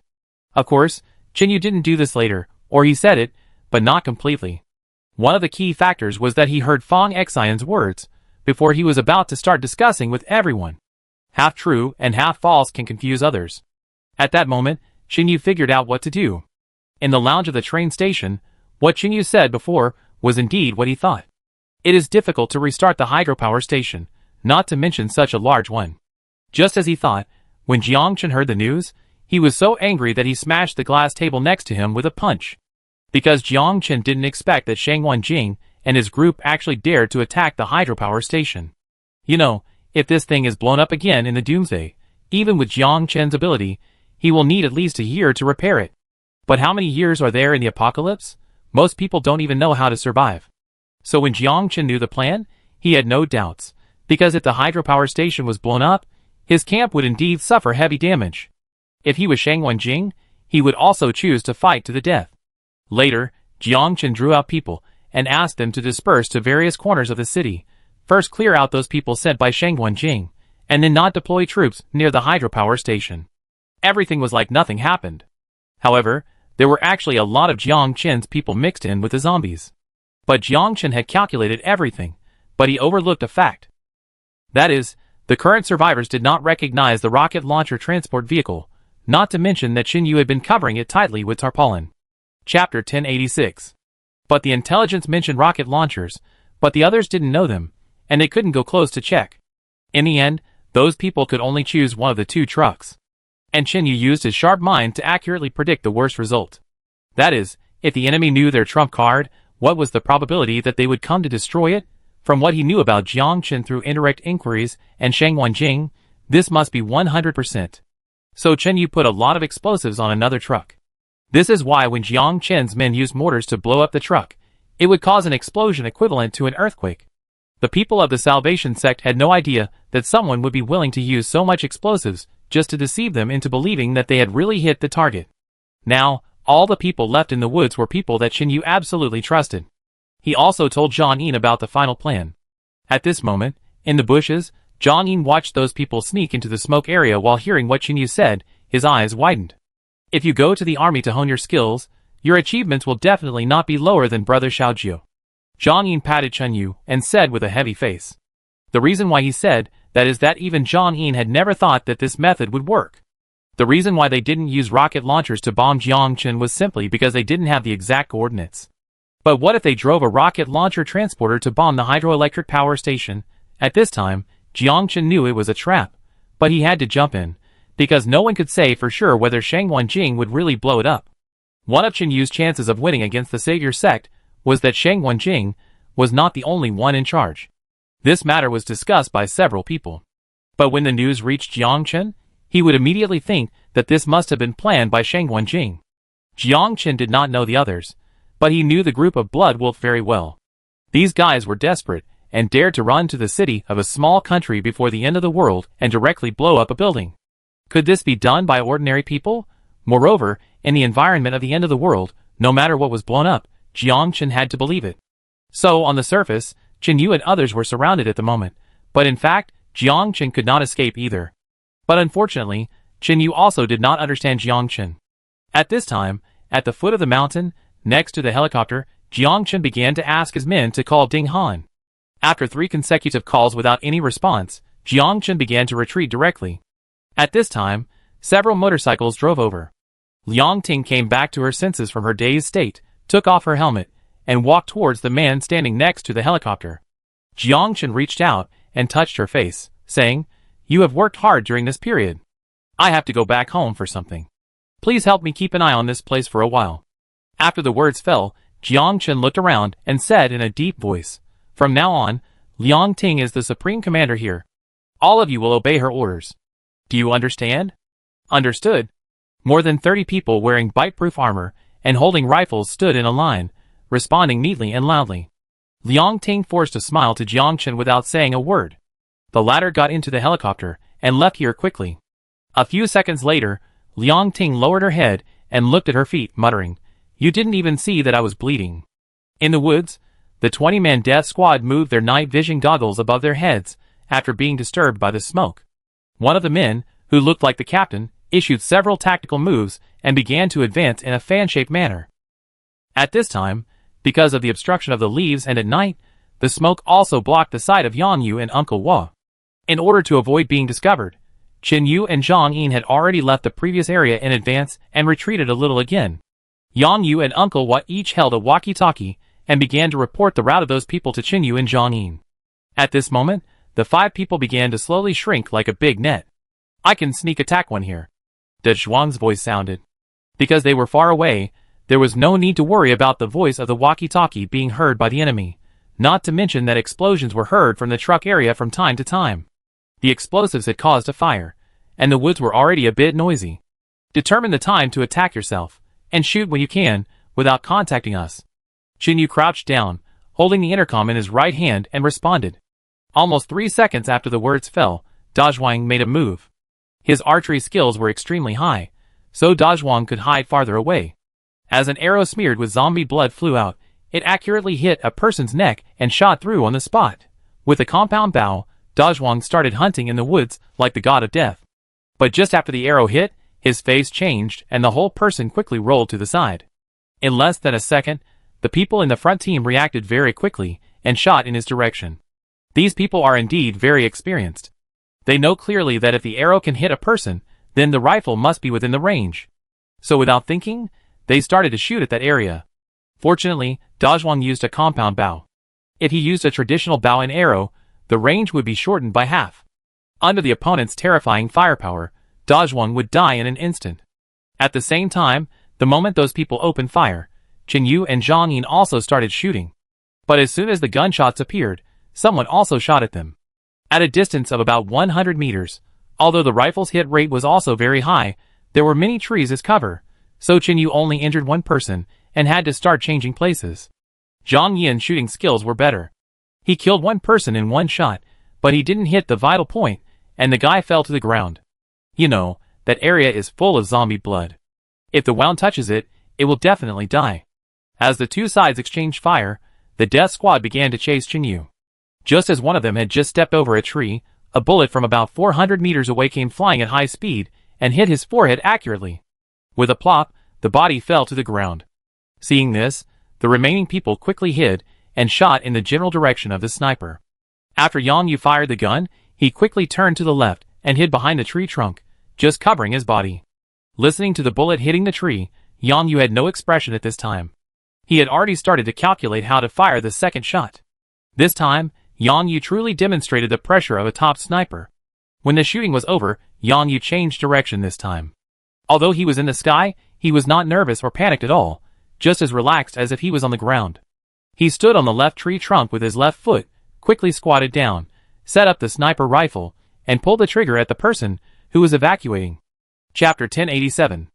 The bullet flew out of the barrel and hit the side of a man's head accurately. Even if the man was wearing a helmet, it was completely useless in the face of the power of the sniper rifle. The bullet easily penetrated his brain as if there was no obstruction.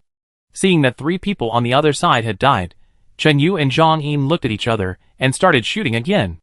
Even if Chen Yu's current close combat level was not weak at all, he would not be stupid enough to rush up and fight with his fists. Jiang Chen's men also made Chen Yu aware of the gap.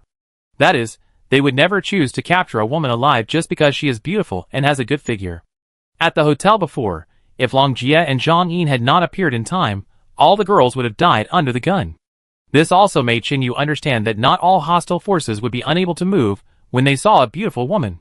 So before the bullets were empty, Chen Yu and Zhang Yin would not choose to fight the enemy in close combat. At this moment, they were each standing on a waist-high tree, changing positions after firing a few shots. The place where the two sides were fighting was at the edge of the city, and the location of the hydropower station was also far away. Fortunately, there were not many zombies in the forest here, otherwise they would have to run away after a few minutes of fighting. After Yang Yu shot and killed the 2 people, there was movement from Uncle Hua. This time, Uncle Hua switched to shooting with his left hand, using his left shoulder to support the sniper rifle, so as to prevent the right shoulder from shaking, which would cause the bullet to deviate. Uncle Hua has been waiting for this day for too long. He doesn't like his body that holds people back, so he never took the initiative to say that he has hidden injuries. Even when someone privately doubted whether Uncle Hua was a sniper in the villa camp, he pretended not to hear it and concentrated on weeding the vegetables in the breeding area. Uncle Hua stood on the tree and fired 3 shots in a row.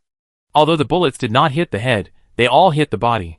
Although a hit to the head will kill completely, on the battlefield, the outline of the head will be smaller, and if the enemy is moving, it is almost impossible to hit. Yang Yu chose to shoot at the head, because his physical fitness was at its peak. Even if he hadn't fired a gun for a while, he could still aim at the enemy's head with a hit rate of more than 80%. You know, this number is already quite terrifying, and Long Dai's performance is infinitely close to 90%. In other words, even if the enemy is a few hundred meters away and is moving, Long Dai can shoot 10 times, and 9 of them can hit the enemy's head. If they choose to aim at the body, their hit rate can be increased by half. But even the most powerful sniper can't guarantee that he can hit the head with every shot, so on the battlefield, if the enemy is not stationary, most snipers will not aim at the head. Because the body area is wider, it is often easier to hit. And the power of the sniper rifle is not small, and the damage caused by hitting the body is definitely not low. For example, now, after Yang Yu killed 2 people, he saw Uncle Hua injuring 3 people. He gave Uncle Hua a thumbs up, then quickly put the sniper rifle on his back, grabbed the tree trunk and jumped to another tree. Then he quickly crouched down and started shooting again. This time, he hit a man's thigh. If he aimed at the head, once the bullet was empty, it would be difficult to fire a second shot, especially since their current shooting direction had been exposed. With the military qualities of a professional sniper, Yang Yu, like Uncle Hua, chose to inflict casualties on the enemy.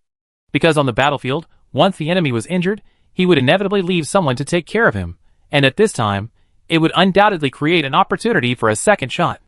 In war, in some cases, injuring the enemy would be more effective than killing him directly. As the wounded were howling on the ground, the members of the death squad turned back subconsciously to pull them. But just as he grabbed his teammate's shoulder, Uncle Hua's bullet flew over and accurately pierced his calf. The man screamed and fell to the ground. The others were suppressing Chen Yu and the others. Seeing 2 more wounded, the captain did not hesitate at all and ordered, "We have never learned jungle warfare, retreat quickly."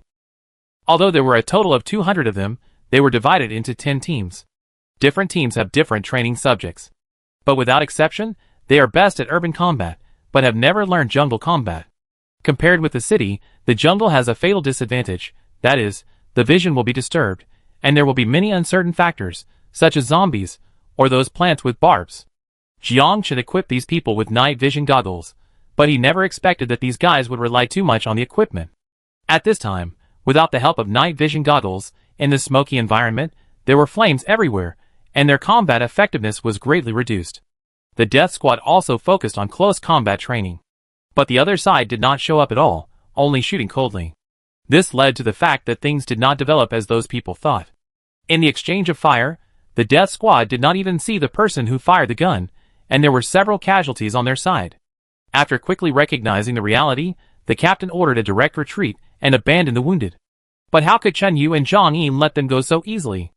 Although Da Zhuang was not good at close combat, he was strong, and the punch as big as a sandbag was not something that ordinary people could withstand. After just a few minutes, more than 10 enemies had died.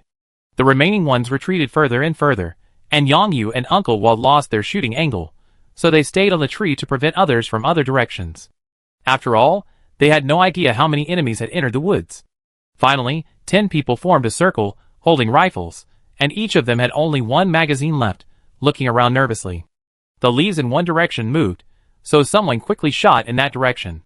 3 seconds later, the leaves were moved again, and a zombie with bullet holes all over his body walked out. Seeing this scene, the captain shouted angrily, "Save some bullets, shoot when you see clearly." But at this moment, he forgot that the person who had fired the most fiercely before was him. After killing the zombie with a dagger, the 10 people continued to retreat to the edge of the woods, and were only more than 300 meters away from the position of the large army outside. At this moment, Chen Yu and Zhang Yin hid in the darkness, only revealing a pair of eyes to look at the group of people. Da Zhuang held a bow and arrow, and started a sneak attack again. Because the distance was much closer, relying on the powerful lethality of the compound bow, Da Zhuang shot 2 people directly with this arrow, but the next second, the captain seemed to guess that there was someone here, and the bullet had already hit Da Zhuang just as he let go. Chapter 1088.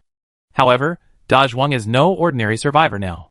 When he saw a man turning around and looking at him, he threw away his bow, and jumped to the right without thinking. But because he was in the woods and the environment here had not been surveyed, Da Zhuang did not realize that there was a slope next to him. When he jumped over, he fell heavily on a stone from a height of 2 meters. The protruding stone just hit Da Zhuang's right arm. At this moment, he groaned and the veins on his forehead popped out. Fortunately, the stone was not sharp, otherwise, it would have probably bled. He looked down and saw blood on the right side of his arm in the moonlight. Da Zhuang stood up with difficulty, and climbed up from the left side by grabbing the tree roots. As a result, the compound bough fell deeper, and was thrown on a stone by Da Zhuang. Even though they were several meters away, Da Zhuang knew clearly that the bough could no longer be used. Damn, such a quick reaction? Da Zhuang felt a little distressed, but he had to accept the reality. Because good luck will not always favor them. The next second, Da Zhuang heard the sound of fighting over there, and then bent over and looked carefully. Chen Yu and Zhang Yin approached from 2 directions, holding daggers, and engaging in close combat with the enemy. Almost in an instant, Da Zhuang figured out the reason. This place was very close to the outer area. If they walked a distance, the gunshots would definitely be heard by people outside. At this time, those people had already made it clear that they wanted to evacuate. Although Chen Yu and Zhang Yin both had rifles, they did not have many magazines, and most of them were placed on the previously blown-up truck. After the bullets were used up, they could only hold the enemy back with their own strength. Otherwise, if they let the enemy run away this time, they would not know if they would have a chance next time. Thinking of this, Da Zhuang gritted his teeth, drew out the knife about 40 centimeters long from his waist, and rushed out from the other direction. The remaining 9 members of the death squad had few bullets left, and were worrying about how to rush out of the last few hundred meters. Unexpectedly, 2 men stood up in the woods. Without saying a word, they rushed over with knives, which made them very happy. The death squad that appeared here just happened to have learned close combat for a year, and everyone showed an excited expression. One person threw a flying knife forward and rushed in quickly. When Chen Yu leaned back to avoid it, he had already rushed in front of him. The next second, the man had a set of brass knuckles on his right hand and smashed it hard at Chen Yu's throat. But his right hand had just fallen, and his eyes suddenly showed a horrified expression. Because Chen Yu actually pushed the tree behind him with his left hand, and the whole person took the lead in launching a counterattack. Such a fast speed! The man's face changed drastically, and his right hand quickly changed its position, preparing to block Chen Yu's fatal blow. But just when his right hand touched Chen Yu's hand, Chen Yu loosened his right hand, and the dagger fell down, and then caught it with his left hand and stabbed it upward fiercely. The dagger showed no mercy, and instantly pierced the man's brain from the chin, and he died on the spot with his eyes open. Then Chen Yu pulled out the knife with a grim face, and blood sprayed directly on half of his face. At this moment, Chinyu just stood there, and others did not dare to step forward. When the remaining people saw the scene, they wanted to pick up their guns again, but it was too late. Although the gun was accurate and fast within 7 steps, the problem now was that they were all holding rifles. And Zhang Yin had already rushed from the other side, aiming directly at the captain. Zhang Yin was extremely fast, and when the opponent rushed towards him, he immediately slid over close to the ground. Then he put his left foot in the position of the opponent's right foot, and effortlessly tripped the nearly 1.8-meter tall strongman. At the same time, he turned over, grabbed the man's right hand with both hands, and twisted it backwards, and his 2 feet tightly clamped the opponent's neck. The man who used to work for a security company was knocked down almost instantly in front of Zhang Yin, who used to be a scout.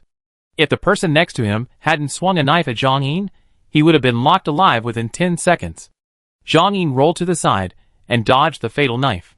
At the same time, he threw out a dagger with his right hand and pierced the throat of the attacker on the spot.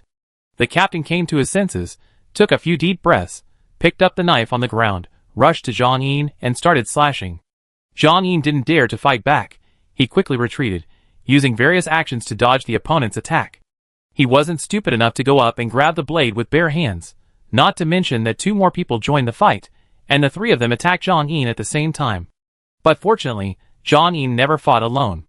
Chinyu was fighting with 4 assassins at the moment, and had no time to take care of this side, but De Zhuang had arrived in time. Catch it!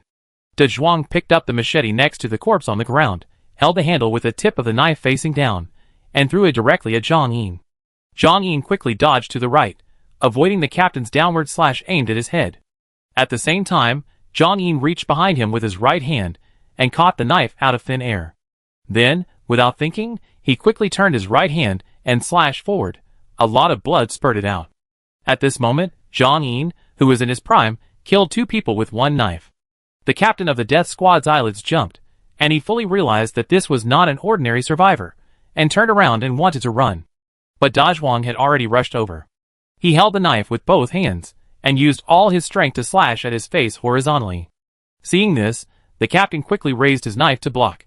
But Da Zhuang used a lot of strength, and when the 2 knives touched, sparks appeared. Then Zhang Yin, covered in blood, rushed to the closer point. He kicked the man behind the knee, making him kneel on 1 knee, and at the same time grabbed the man's head with his left hand, and tilted it back. However, this guy can be a captain, and his skills are not vegetarian at all.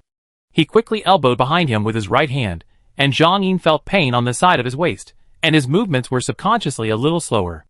But before he got up, Chinyu, who kicked the man in front of him away from a distance, threw a dagger towards Zhang Yin again. 10 meters away, for Chinyu, who is becoming more and more powerful now, he can hit accurately even at night. The flying knife quickly approached and stabbed the man's temple on the spot. The next second, Chinyu noticed the left side with his right hand, grabbed a handful of soil from the ground, and threw it directly to the side. The vision was disturbed, and the man's knife was slashed crookedly. Chinyu picked up a stone and smashed it hard on his eyes. The remaining 3 people saw this, roared, and swung their knives again. Zhang Yin in the distance pulled out the pistol from the corpse, knelt on 1 knee, and fired 3 times in a row, accurately shooting and killing 3 people. After dealing with this, Chinyu looked at his white t-shirt stained with blood and a lot of zombie blood. He took off his clothes directly, revealing a strong and fierce muscle. Set a fire, burn this side. Chapter 1089. After the words fell, the 3 of them started to move separately, dragging the bodies together and stacking them. When they were fighting before, the zombies on fire also set the forest on fire, and there was fire everywhere. Yang Yu and Uncle Wa jumped down from the tree and ran over to support. Chinyu and the other 2 were busy dealing with the bodies, while Uncle Wa and the other 2 searched for supplies on the bodies. They removed the magazines of the rifles and pistols, and even took out the loaded bullets, and put them all in a bag beside. Nowadays, you don't need too many guns, bullets are the most important. After just a few minutes, the battlefield was cleaned up, and the air was filled with a strong smell of blood, causing a large number of zombies to gather. The 5 people retreated a little first, and Da Zhuang picked up the broken compound bow again, and then took out a primitive bow from the grass next to him. Using the arrows tied with flammable materials prepared in advance, Chinyu stood aside and lit them with a lighter, then looked at Da Zhuang and nodded slightly. Da Zhuang did not say that his right arm was injured, but pulled the bowstring with a serious face and fired the arrow. It's not over yet. Dazhuang knew very well that as the best archer in the team, he must not be the first to fall down at this time. Even if his arm was hit, it was not something that others could surpass. The flaming arrows flew quickly towards the pile of corpses, piercing through the clothes, and the arrowhead stuck in the ground. The pine oil fell and quickly ignited the clothes on the corpses, and soon the fire became more and more. At the same time, the zombies seemed to be unaware of this, and continued to walk into the fire, then lay there, and began to eat the corpses on the ground. Everyone watched this scene quietly in the bushes, and then quickly evacuated this place. At this moment, there were only 5 of them left in the woods, and the others were all killed in the battle. The reason for burning the corpses was that if they were not dealt with, the flesh and blood would attract more zombies. Zombies themselves make noises, and if they gather together, it is very easy to form a zombie tide. Killing zombies every time is not as easy as it seems. It is nothing more than Xinyu and his people have been training all the time, and they have started planting very early, and even raised captured animals. So there was no shortage of food in most cases, so it was not too difficult to kill zombies naturally. But before, in the open space, halfway up the mountain, because of the flares, everyone quickly evacuated to the woods, leaving the food and water basically in place. In the apocalypse, food is very important, but above that, survival comes first. Now the 5 of them have almost no food on them, of course, except for someone. In the woods, next to a huge rock.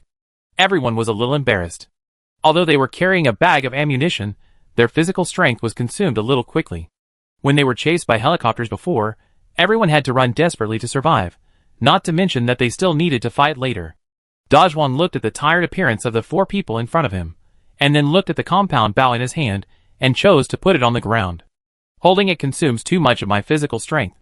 Hearing this, Xinyu looked at the ground and whispered, "This bow has been with you for so long, are you really willing to throw it away?" "I don't want to, but it has accompanied me for the last part of the journey." Dazhuang squatted, looking reluctant, and then he stood up and said, "If it was before the end of the world, I would have a way to repair it, but now, the time cost required is too much. I can't go looking for parts at this time." After saying that, Dazhuang reached into his arms and took out a plastic bag. This is the emergency supplies he carries with him every time he goes out on a mission. There is a lighter and several plastic strips in it, the latter of which are used to ignite fire in extreme environments. In addition, there are 5 two-finger white chocolates. Dazhuang distributed them to everyone. Yang Yu took the food, thanked Dazhuang, and then hugged the sniper rifle and started to chew. The 5 people just stood by the stone without saying anything, eating the few foods they had and replenishing their energy quickly. When Xiaojiu finished dealing with the matter in the square, he left directly. After all, there had been shots fired here before, and he had attracted so many zombies. If it weren't for the fact that the tunnel under the square was too dark and some zombies in front fell, affecting the speed of the ones behind, this place would have fallen quickly. At this moment, tens of thousands of zombies returned to the city.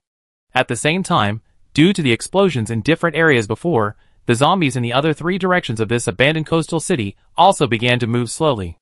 Xiaojiu carried a rifle on his right shoulder and a bag in his left hand, which contained bullets and grenades, as well as Molotov cocktails wrapped in towels to prevent them from leaking liquid.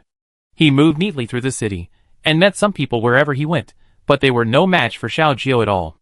Just when Xiaojiu ran out 3 streets, he just turned into an alley, and smelled a very pungent smell of blood in the air.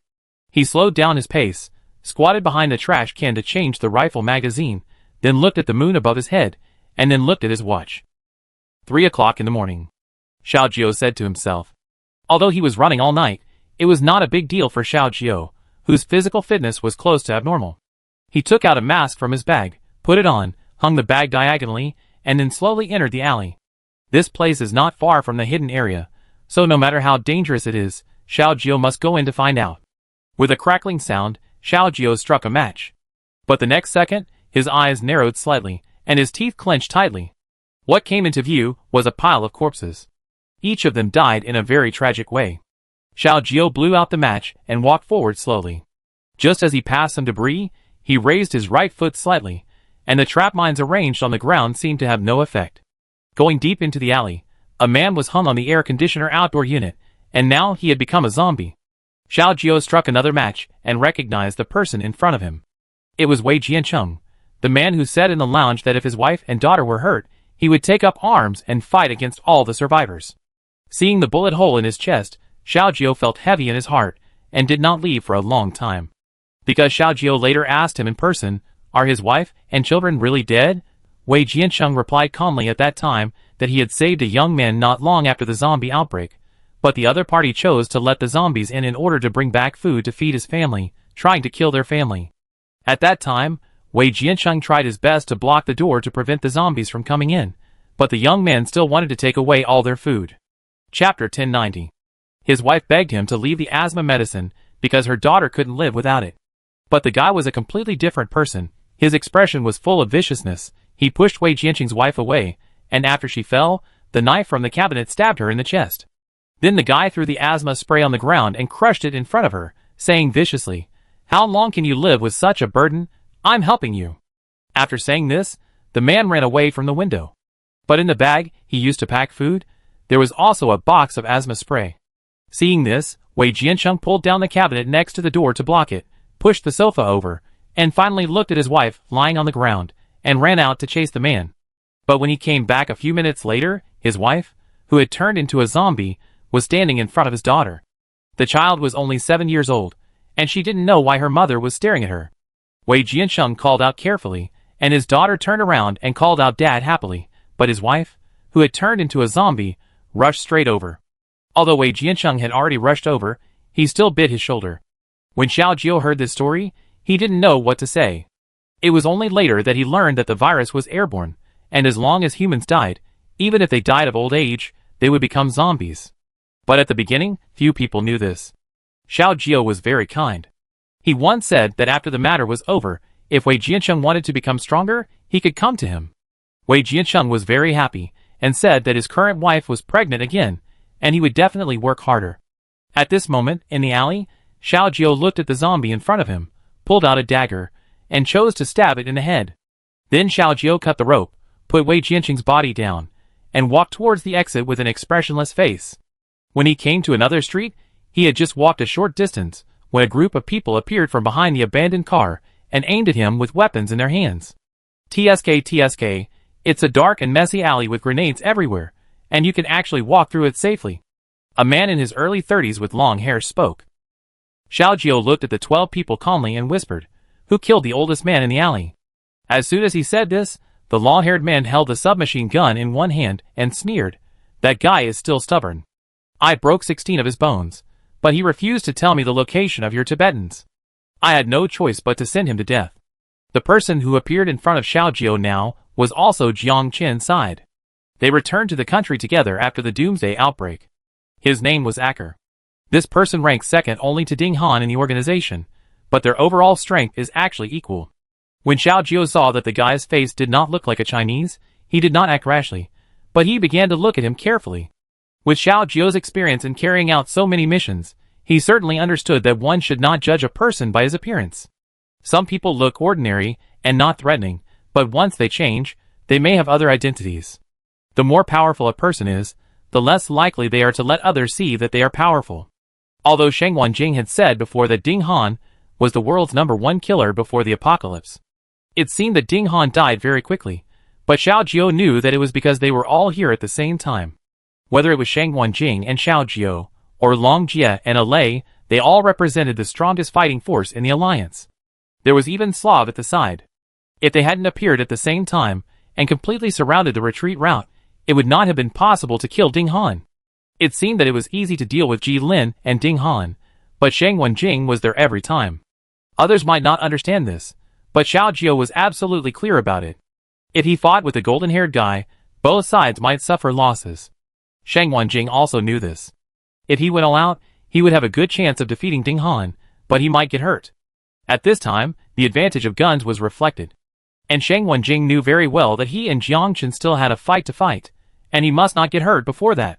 Even if he was the top killer ranked first in the world, he would not be able to escape unscathed when surrounded by the core force of the second-ranked blood wolf in the world, and in a square without any cover. At this time, it was unnecessary to rush up and fight at close range, because their mission was to eliminate Jiang Qin's forces outside, not to capture him alive. Unless, as Long Jie said, he wanted to test his limits. At this moment, Xiao Jiao was alone, in the dilapidated streets, facing 12 elites, without any panic at all. Seeing Xiao Jiao didn't say anything, Acker grinned. He touched his forehead with his left hand, and said lightly, "Hey, did you see a man with golden hair? What? Is he your father?" Xiao Jiao twisted his neck and said. Acker was not annoyed, and laughed. In the 5 previous competitions between him and me, the record was 2 wins, 2 losses, and 1 draw. If I can win again, the world's #1 killer should change hands. Xiao Jiao looked at the back of the 12 people at this moment. A large shadow was slowly moving. He curled his lips and said, "Your killer organization relies on fighting to determine the ranking? Killing someone with fists or killing someone with stones? Which do you think is more powerful?" Acker took a half step forward and asked with a smile. Xiao Jiao stared at him without saying a word. The next second, Acker smiled and said, "I have said it before, Ding Han is too confident in his skills, thinking that he can win against anyone, so he always likes to be alone. Although he has never lost, there are always people who are better than you. Even if a tiger meets a group of lions, the outcome is obvious. What's more, Shang Wanjing and his group are tigers, who like to stick together." Speaking of this, he touched his nose, put away the smile on his face, and said in a deep voice, "But I want to defeat Ding Han, but it doesn't mean you can kill him." After the voice fell, the long-haired man gave an order, and the 12 people were ready to shoot directly. But at this moment, the sound of a scrap car being hit came from behind. Someone looked back and his face changed drastically and shouted, "Zombie tied, there is a corpse tied." At the same time, Xiao Jiao had unknowingly retreated half a meter, and when they were about to pull the trigger, he had quickly hidden behind a car nearby. Seeing that the bullets were empty, Acker realized that it was difficult to hit people on such an abandoned street full of cars, not to mention that the guy could kill Ding Han, so he must be very skilled. So Acker didn't think twice, and asked the rest of the people to kill the zombies with guns. He drew out the double knives behind him, and turned them around. The tips of the knives slid on the ground, and sparks flew. He rushed forward at a very fast speed. Xiao Jiao had just raised his gun, when the man rushed in front of him. Chapter 1091. Seeing the opponent about to chop down with 2 knives, Xiao Jiao reacted very quickly and retreated to the back. At the same time, he did not choose to continue to fight back with the rifle, but directly used it to block. In extreme cases, the rifle needs to be held with both hands to shoot, which is equivalent to trapping both hands. With Xiao Jiao's perception of danger, he naturally understood this. When fighting with the enemy in close combat, the only firearm that can help is the pistol. With the rifle raised above his head to block, Xiao Jiao's muscles were tense, and his eyes looked coldly at the face close at hand. The next second, Xiao Jiao used the gun body to hold the blade and pushed forward, while slightly turning sideways, raised his left foot, and quickly kicked the opponent's right knee. The human knee is a very vulnerable part, and as a Special Forces soldier, Xiao Jiao certainly knows to attack the vital part first. If he kicked it completely, Xiao Jiao was absolutely sure that the man holding 2 knives in front of him would never walk again in his life. But Xiao Jiao moved quickly, and Acker did not underestimate the enemy at all. He moved his right leg back half a step, and then kicked with his left foot towards the position where Xiao Jiao attacked. Bang! With a sound, Xiao Jiao's left calf kicked the man's foot firmly. Taking this opportunity, Xiao Jiao pushed his 2 knives upward with both hands, picked up the rifle, and smashed it towards the man's head again. But this time it didn't go as Xiao Jiao wanted. Acker took a half step forward, and his right arm elbowed horizontally, hitting Xiao Jiao's right cheek on the spot. At the same time, Xiao Jiao also threw the butt of the gun on the man's left arm. In less than 3 seconds, both of them were injured. Acker quickly retreated, looking at his unconscious left arm with a gloomy face, his eyes slightly narrowed. "You used to be a Special Forces soldier?" The reason why he could guess the identity quickly was that Acker had fought with Shang Wanjing before, and he had seen this kind of attack method that was deadly, and left no room for maneuver. And Acker knew that this kind of soldier was best at inflicting heavy damage to the enemy when there was no escape. What made him feel even more depressed was that the shaved head, 1.9 meters tall man in front of him, was not weaker than Shang Wanjing in strength. You know, Acker fought with Shang Wanjing 10 years ago, and he didn't even last a minute at that time. If Brother Chen had not appeared in time, Acker would have been killed. Xiao Jiao stood there straight, threw away the gun that was almost deformed by the chopping, stretched out his thumb with his left hand, and wiped the blood from the corner of his mouth. His face was solemn, and his right hand also pulled out the nearly 20-centimeter long dagger from his waist. At this moment, Xiao Jiao guessed that the guy's double swords must not be made of ordinary materials, and they were extremely sharp. Acker also shook his neck like Xiao Jiao before, holding the swords in both hands, and slashed the back of the left sword with the blade of his right hand, then turned half a circle in the air, and sneered, "Very good, the revenge from 10 years ago. Today I will use you to sacrifice the sword." Xiao Jiao put his right foot behind him, and his left foot in front of him, and put his whole body in a guarded posture. At the same time, he clenched his left fist and held a dagger in his right hand, saying, "You are average, but you talk a lot." After saying this, Acker instantly became angry, kicked the ground with both legs, and rushed to Xiao Jiao again. "You are looking for death." With a roar, Acker held two knives and started to slash continuously. But every time, he would be blocked by the knife in Xiao Jiao's hand. Seeing this, Acker chose to attack with his left hand, and his right hand stared at his left hand without a knife. But just when the blade was about to hit, Xiao Jiao pulled out the dagger from Acker's waist and quickly laid it horizontally on his left side. Seeing this, Acker cursed in a low voice. He forgot that he still had a knife on him, and ended up giving the other party a weapon. After several rounds in a row, Xiao Jiao was dodging and quickly analyzing the flaws of the man in front of him. But with each failed attack, Acker couldn't help but feel a little impatient. Because he was the one who was attacking at this time, Acker himself was famous for his fierce killing methods. At close range, almost every knife could kill people. The two of them were fighting fiercely on the abandoned street, and the large number of zombies behind them gradually became chaotic. Because the zombies will not stop. Even if the front one is hit in the head and falls, the ones behind will keep moving forward. In other words, unless the guns in the hands of the 11 people do not need to be reloaded, they will definitely retreat the more they shoot. At this time, Xiao Jiao naturally realized this.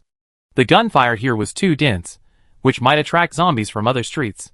If he was surrounded at that time, no matter how powerful Xiao Jiao was, he would never be able to escape. Thinking of this, Xiao Jiao roared and started to fight back. After a cut on his shoulder revealed a trap, Xiao Jiao hit Acker's forehead, and the other party was dizzy on the spot. Then Xiao Jiao quickly approached the other party's body, and stabbed him with his right hand. But Acker also showed his terrifying fighting level. He reacted in almost no time. He subconsciously placed the two knives across his heart, and instantly blocked Xiao Jiao's fatal blow. Because the two weapons were made of different materials, Xiao Jiao's dagger was chopped into pits, but the two knives, which were 3 centimeters wide and about 50 centimeters long, were still as good as new. Seeing this, Xiao Jiao's heart sank. He knew that it would be difficult to kill this man today. He then retracted his right hand, threw the dagger upwards with both hands and caught it again, and stabbed Acker's waist again. And Acker would naturally not let him succeed. He immediately threw away the two knives with both hands, and grabbed Xiao Jiao's wrists tightly to prevent him from succeeding. But Xiao Jiao's muscles were not for show at all. His strength was simply not comparable to that of ordinary people. Acker's eyes were red, and veins on his forehead bulged. He gritted his teeth and held on. But the next second, when Xiao Jiao was about to succeed, the other party suddenly withdrew his strength. Acker was desperately resisting, and his two hands were exerting force outwards. When Xiao Jiao lost his strength, his two hands were swung outwards instead. At this moment, his chest area was completely exposed. Xiao Jiao waited for a long time, and his right shoulder suddenly smashed over. With a muffled groan, Acker instantly felt that more than one rib was definitely broken, but he also reacted very quickly, and took away the two daggers in Xiao Jiao's hand. No, to be precise, one of them was his own. Just when Acker thought that the bald man in front of him would make another attack, the other party jumped to the side. In the blink of an eye, the man was already 3 meters away, and at the same time picked up the bag a few meters away, and ran away. He stood there in a daze, unable to react for a moment. Just then, the men who were fighting and retreating met him, and one of them shouted, "There are too many zombies, we can't hold on." As soon as he finished speaking, a man who had just changed the magazine raised his gun, and a zombie on the left bit his arm, and screamed on the spot. Chapter 1092. However, Acker is a professional killer as famous as Ding Han, and his reaction is much faster than that of ordinary survivors. Although he couldn't figure out why the man ran away, he also understood that it was very dangerous now. When he heard the screams next to him, Acker pulled out the clean axe carried by his men, rushed over quickly, and kicked the zombie away, raised the axe with a resolute look, and chopped off the arm bitten by the zombie. The others reacted quickly and realized that they had to cut off the arm in time, but Acker was faster. Seeing the severed limbs fall to the ground, 2 soldiers stepped forward to pick up the wounded, and quickly retreated into an abandoned house nearby. They broke the glass with their guns and dragged the man to the 2nd floor. At the same time, the rest of the people also began to retreat, because even if they used up all their bullets, they could not kill all the zombies on this street. What's more, new zombies continued to appear behind the zombie tide. When the others entered the abandoned house on the roadside, Acker endured the pain and turned around to look for his double swords on the ground. But now, apart from the 2 daggers, where else can there be other knives on the ground? Seeing that the double-edged swords that he had carefully forged before the end of the world and accompanied him for 3 years were gone, Acker knelt on the ground and roared with his head raised. On the next street, Xiao Jiao leaned against the wall to catch his breath, looking at the 2 knives in his left hand, with an uncontrollable smile on his face. Damn it, if I can't kill you, I have to get some benefits, right? After saying that, Xiao Jiao turned around and kicked away the zombie that was about to touch him, and ran forward again. If there were drones flying over this street at this time, they would have found that both Acker's group and Xiao Jiao were being chased by thousands of zombies. More than 30,000 zombies had entered the city, completely surpassing every zombie crisis before. Even Xiao Jiao didn't have any other thoughts, and he just ran around desperately. But it was late at night, and Xiao Jiao didn't get out after running for several minutes. Instead, zombies appeared from all directions. He gritted his teeth, bit the bag with his teeth, held the 2 knives in his left hand, and pushed the door of the abandoned house on the roadside with his right hand. Although Xiao Jiao had a pistol in his bag, he couldn't kill all the zombies even if he was exhausted. Besides, he didn't have that many bullets. Soon Xiao Jiao was sweating all over, and even his clothes were getting dirtier and dirtier because of the zombies. If it weren't for his strong physical fitness, Xiao Jiao wouldn't have been able to hold on. The dense group of zombies followed him a few meters behind him. Xiao Jiao's shoulder was bleeding, and he had to avoid being touched by the zombies. After an unknown amount of time, Xiao Jiao was forced to return to the square before. Of course, he didn't go back from the original position, but to the building next to it, which was a shortcut. At the same time, the zombies followed up the building. There were more zombies gathered in the square, no less than those chasing Xiao Jiao. He hung his backpack on his arm, grabbed the wire beside him with his right hand, and jumped directly towards the tank. The wire was taut, and at the height of 3 floors, Xiao Jiao's right hand was entangled by the wire, which once again left a bloody mark on his arm. Xiao Jiao took a deep breath, loosened his right hand, and fell down, groaning and hitting the tank. The sudden noise also attracted the zombies in the square, and they began to walk straight towards him. Although Xiao Jiao felt that his bones were about to fall apart, he still forced himself to open the tank cover, and finally hid inside the second before the zombies were about to touch his bleeding shoulder. Inside the tank, it was pitch black, and only Xiao Jiao's panting after running continuously to avoid the zombies could be heard. A street in the abandoned city. It was almost 5 o'clock in the morning, and it was still dark. Huiyao was holding a wooden stick, his right arm was bloody and stuck to his side, and his right foot was also covered in blood. He was completely dragged away. About 30 meters behind her, a body fell to the ground, the chest was heaving violently, and blood was flowing from the mouth. It was Xiao Yang who had blocked the bullet for Huiyao to cover her retreat. Until his death, Xiao Yang was saying sorry to Huiyao. That night, gunfights broke out everywhere in the city. But if we talk about the area with the most serious losses, there is no doubt that Huiyao's side is the worst. Because the group of people she met were from the Death God organization, not the Savior sect. Just one squad killed more than 50 people of Huiyao and routed them. Huiyao and his team only killed one person, the one who carried the rocket launcher before, not the Death God. If Huiyao hadn't reacted quickly, the casualty ratio of this battle would probably be 0 to 52. These people also included Shen Meng's group. As for Shen Meng, he was nowhere to be found. Huiyao was dragging a seriously injured body, walking on the abandoned street with blood all over his body, but he didn't shed a single tear. She had to survive to avenge the dead.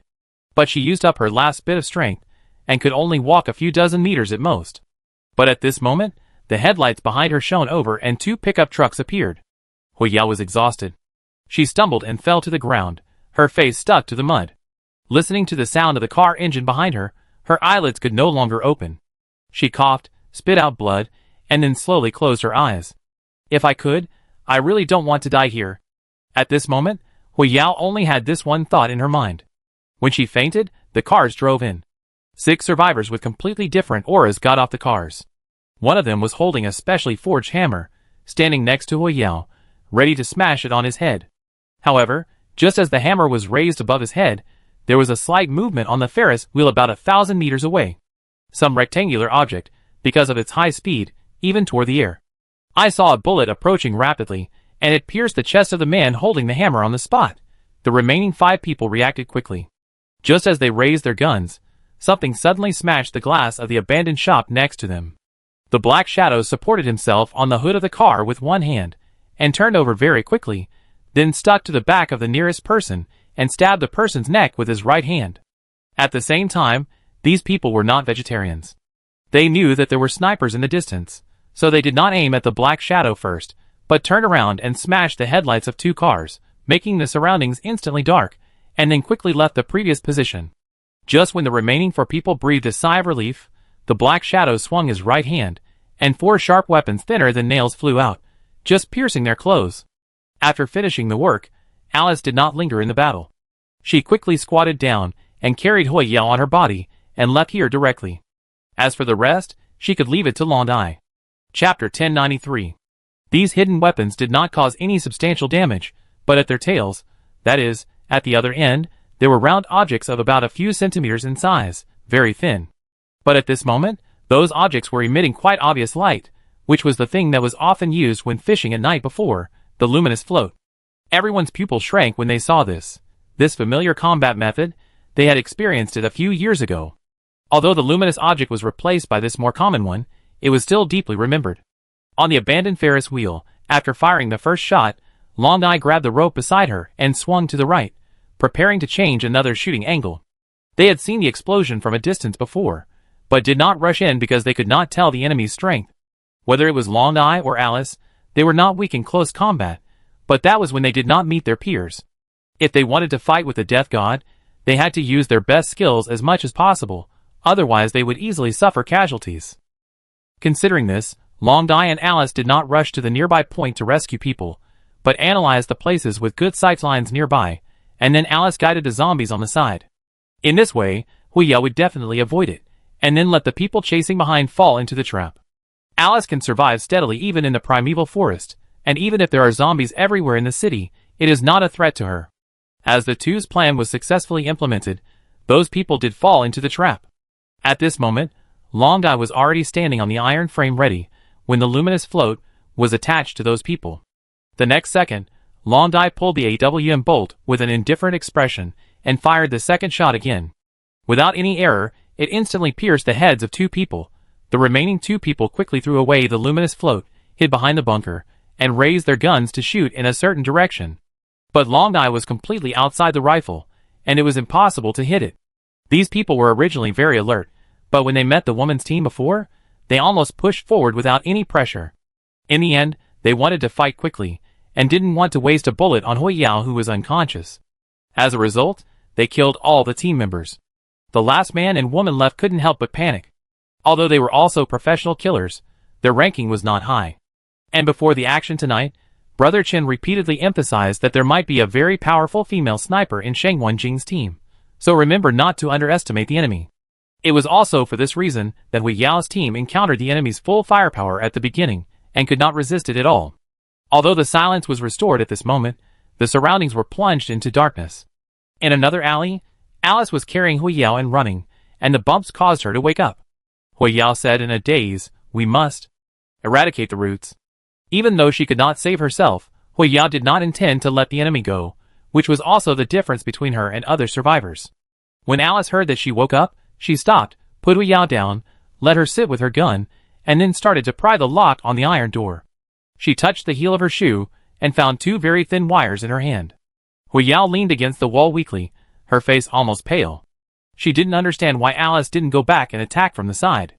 In less than 5 seconds, the rusty lock was opened by Alice. She pulled out the chain and whispered, "There are too many zombies tonight. Keep shooting. I can't take you out smoothly." No matter how powerful a person is, it is impossible to deal with 2 or more zombies while carrying a wounded person. What's more, the number of zombies gathered nearby is an astronomical figure. If ordinary survivors see this, their legs will probably tremble with fear. In order to ensure that there are no accidents, Alice will naturally not take such risks. No. Every time Hui Yao coughed, her abdomen would hurt. She gritted her teeth and said, "My life is worthless, but if I can replace them, I am happy." After saying this, Alice was silent for a few seconds, and then said, "Don't worry, they can't survive." After that, Alice began to check Hui Yao's wounds. Hui Yao's leg injury looked like it was cut by a sharp weapon, and her shoulder was directly shot through by a bullet, but they could still be saved. The only serious thing was that there was a piece of glass as wide as a thumb stuck in the right waist. Alice did not pull it out rashly. She tore off her t-shirt strips and helped to deal with the injuries on her shoulders and legs, and then helped Wei Yao to continue on her way. Before, I didn't know that she had a stomach injury, so it was no problem for her to carry it, but now that I know it, I have to avoid causing secondary injuries. As the two of them walked further and further away, Long Dai also put on her sniper rifle and quickly evacuated from the Ferris wheel. From her perspective, many zombies were already rushing towards that street. The remaining two were almost certain to die, not to mention that they had fired before. And zombies are extremely sensitive to gunshots. When the remaining two killers just stood up and walked out of the bunker, what came into view was a group of zombies that could not be seen at a glance. They fled frantically, but there were zombies everywhere. After a while, gunshots were heard again in the city, and after a while, it was completely quiet again. Long Dai stood on a rooftop and looked at the zombies through the sniper rifle scope. She found that there were a lot of zombies surrounding two places, and then she recognized that they should be the last two people. But Long Dai did not lead directly, because she knew very well that to deal with the enemy, she had to watch them die with her own eyes. Until dawn, Long Dai saw the zombies slowly get up again through the scope, and then two zombies that were bitten and looked like no human appeared on the ground. After confirming that everything was correct, Long Dai slowly left. At the same time, the city became quiet again. After Jiangchen returned to the camp on the mountain, he went to the Underground Research Institute, and then drove out one car after another, and the surroundings were gradually arranged to be impassable. At about 8 o'clock in the morning, Qin Yu and the other 5 reached the edge of the woods again, because it seemed that no enemies continued to come in. But strangely, there was no one outside. To be precise, there were more than 30 corpses on the ground, and there were many supplies left, but they were not weapons, but food. Zhang Yin and Uncle Hua were on guard, while Qin Yu and the other two went forward to check. A few minutes later, Yang Yu said in a deep voice, all the bodies had fatal injuries on the back of the head, but the strange thing is, why don't these people show any signs of resistance? Maybe the reason lies here. Qin Yu stood in front of an iron bucket with a faucet, and said with a heavy expression. Chapter 1094. The 4 walked towards him, then opened the lid and smelled it, and a strange smell came out. It seems that someone has tampered with the water. Zhang Yin said in a deep voice. There are some food here. Hey, there is also a note. De Zhuang opened the cans, and a piece of paper fell out. Everyone approached again, and De Zhuang picked it up and read it out. Except for the water, the food is clean. The handwriting is a bit elegant, and it looks quite neat. Yang Yu was stunned. This is obviously a weasel paying New Year's greetings to the chicken. Xiao Yu, what do you think? De Zhuang turned his head. Hearing this, Qin Yu picked up a can of meat and carefully put it to his nose. After a few seconds he said, there is no smell leakage, which means that there should be no one using the pinhole to poison. No matter, take it away first, anyway, the can has a long shelf life. After that, everyone began to loot supplies. But strangely, those corpses seemed to have been stripped of their clothes, because the temperature was getting colder, but they were all wearing t-shirts and shorts. Qin Yu didn't want to wear the clothes taken from the corpse, so he just kept his shirt off. Anyway, he could still bear it. After finishing the work, everyone started to look for Yi Jishu. After all, the transport vehicle was still in her hands. Although the rocket launcher was not used this time, and some people were sacrificed, it was not completely without gain. At least Jiangchen thought that their trump card was gone. Secondly, Qin Yu was very sure that the person who shouted Yang Jing on the helicopter before should be Jiangchen. As long as he was sure that he could be lured out through the hydropower station, Qin Yu would be sure. Around noon, most people returned to the last temporary camp on the map, and everyone gathered in an abandoned hospital. The doctors and nurses were treating the wounded, and Qin Yu also took a shower and changed his clothes, and began to count the number of people. After a while, Qin Yu stood at the window next to the corridor, looking at the zombies outside without saying a word. This battle was far more tragic than he had imagined. Basically, all the teams, except Shang Wanjing and his team, suffered casualties. Qin Yu could understand this. After all, Shang Wanjing was a special soldier among special soldiers 20 years ago, and none of the people he taught were weak. No matter who it is, they are a threat when they are singled out, let alone when they are gathered together. What are you thinking about? Shang Wanjing still had white hair and walked towards the window. Hearing this, Qin Yu whispered, any news about Housie and brother Lin Yi? No, the intercom is too far away to contact, unless there are many relay stations, but now there are only 2 of us. At first, Alei drove the helicopter to support Qin Yu and his team, but when he got close, he found that the forest was full of fire. Then, through the intercom, he learned that they had started to run outside, so Sheng Wanjing came back. At this time, the helicopter was parked in an open space, and Lei and Long Jia were cleaning the fuselage. Now all the zombies in the city seem to have been activated. Every few dozen meters, there are no less than 100 zombies. No one dares to continue to enter the city. At this moment, there are relatively few zombies in the abandoned hospital where everyone is hiding, and they should not wander here in a short time. Qin took a deep breath, propped his hands on the windowsill, and said, "Let's rest for a while, and wait for these zombies to calm down." After saying that, Qin turned and walked downstairs. "Where are you going?" "Brother Xiao is missing. I have to make sure he is still alive," Qin said, as he stood on the edge of the stairs. Hearing this, Sheng Wanjing thought for a moment, walked to his side and said, "After dealing with Ding Han, Brother Xiao Jiao stayed at the tank for a while, but then the zombies got out of control, and I suspect that zombies in other areas are also approaching. If you go over now, it'd just be one more corpse." "It's okay, I know what's going on." Qin shook his head slightly, and continued to walk down. "Forget it, I let Leander wear a drone and follow you. If he really goes back to the tank, you can't rush into the zombies. There are too many of them.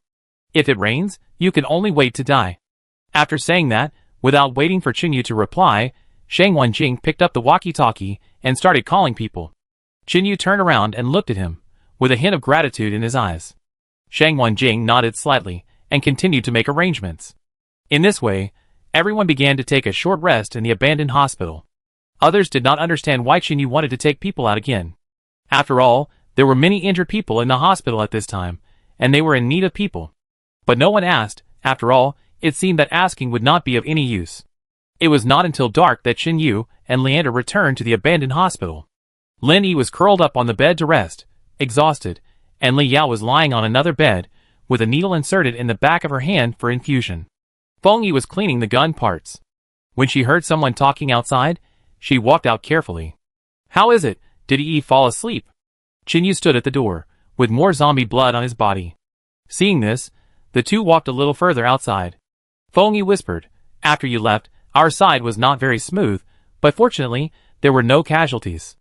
Although Shaolin didn't say anything, he was actually holding on. Since she reunited with her eldest brother, the two haven't said much. Now that there is no news about the eldest brother, I'm really afraid that Shaolin will be upset. Qin pursed his cracked lips, feeling a little heavy-hearted. After a few seconds, he whispered, "Brother Xiao is indeed in the tank. We used drones to deliver some food and water to him, about half a month's worth." Then Qin continued to talk to Feng Yi. As time passed, everyone began to rest in the abandoned hospital. In a blink of an eye, another 2 weeks had passed. Many zombies gathered outside the hospital, but fortunately, the wall was made of cement, so the zombies could not get in. Every day, someone would stand in the area where chairs were piled up by the wall, using a long stick to kill the zombies outside. Qin spear also became extremely smelly at this moment, and the red tassel even turned black. Later one evening, on the roof of the hospital, Lin Yi held Qin arm, and while looking at the sunset, she joked, "In the future, put the spear in water and soak it, and I guess it can be poisoned."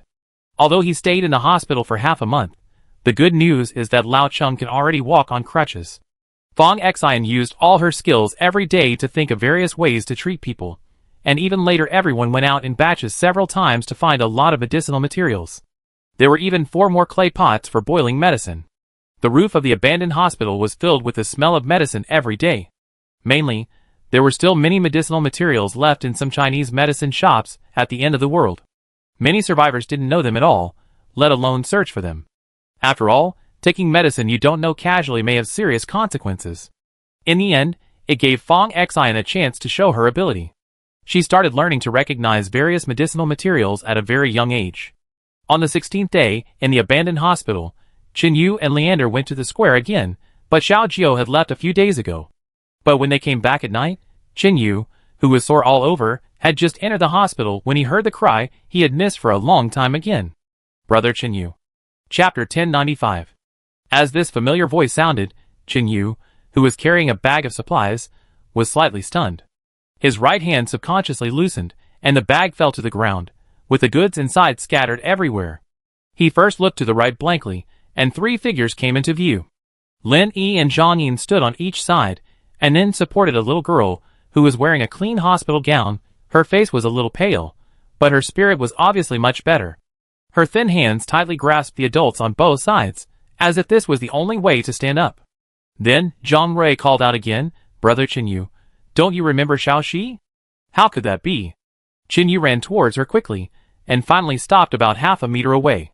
When Qinyu saw Zhang Rui waking up, his expression was shocked at first, then he was happy from the bottom of his heart, and finally turned into a little self-blame.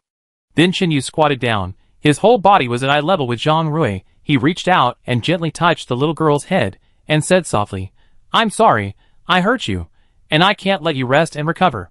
I didn't do what I promised you before." Hearing this, Zhang Rui, who was still a little weak, smiled a little and shook her head. "It's okay, it's the bad guy's fault." After saying that, Zhang Rui turned her head again and coughed a few times. Seeing this, Lin Yi, who had some tears in her eyes, said, "It's windy outside and the weather is getting cold. Rui, let's go inside." "Okay, Sister Lin." When the two returned to the ward, Zhang Yin, a man who never shed tears easily no matter how hard or tired he was, also wiped his eyes at this moment. He had a relieved smile on his face and said, "Fortunately, Rui finally woke up, otherwise I wouldn't be able to see Rui's mother in a few days." After saying this, Qinyu felt a little heavy in his heart. He put his arm around Zhang Yin's shoulder and whispered, "We may not lose.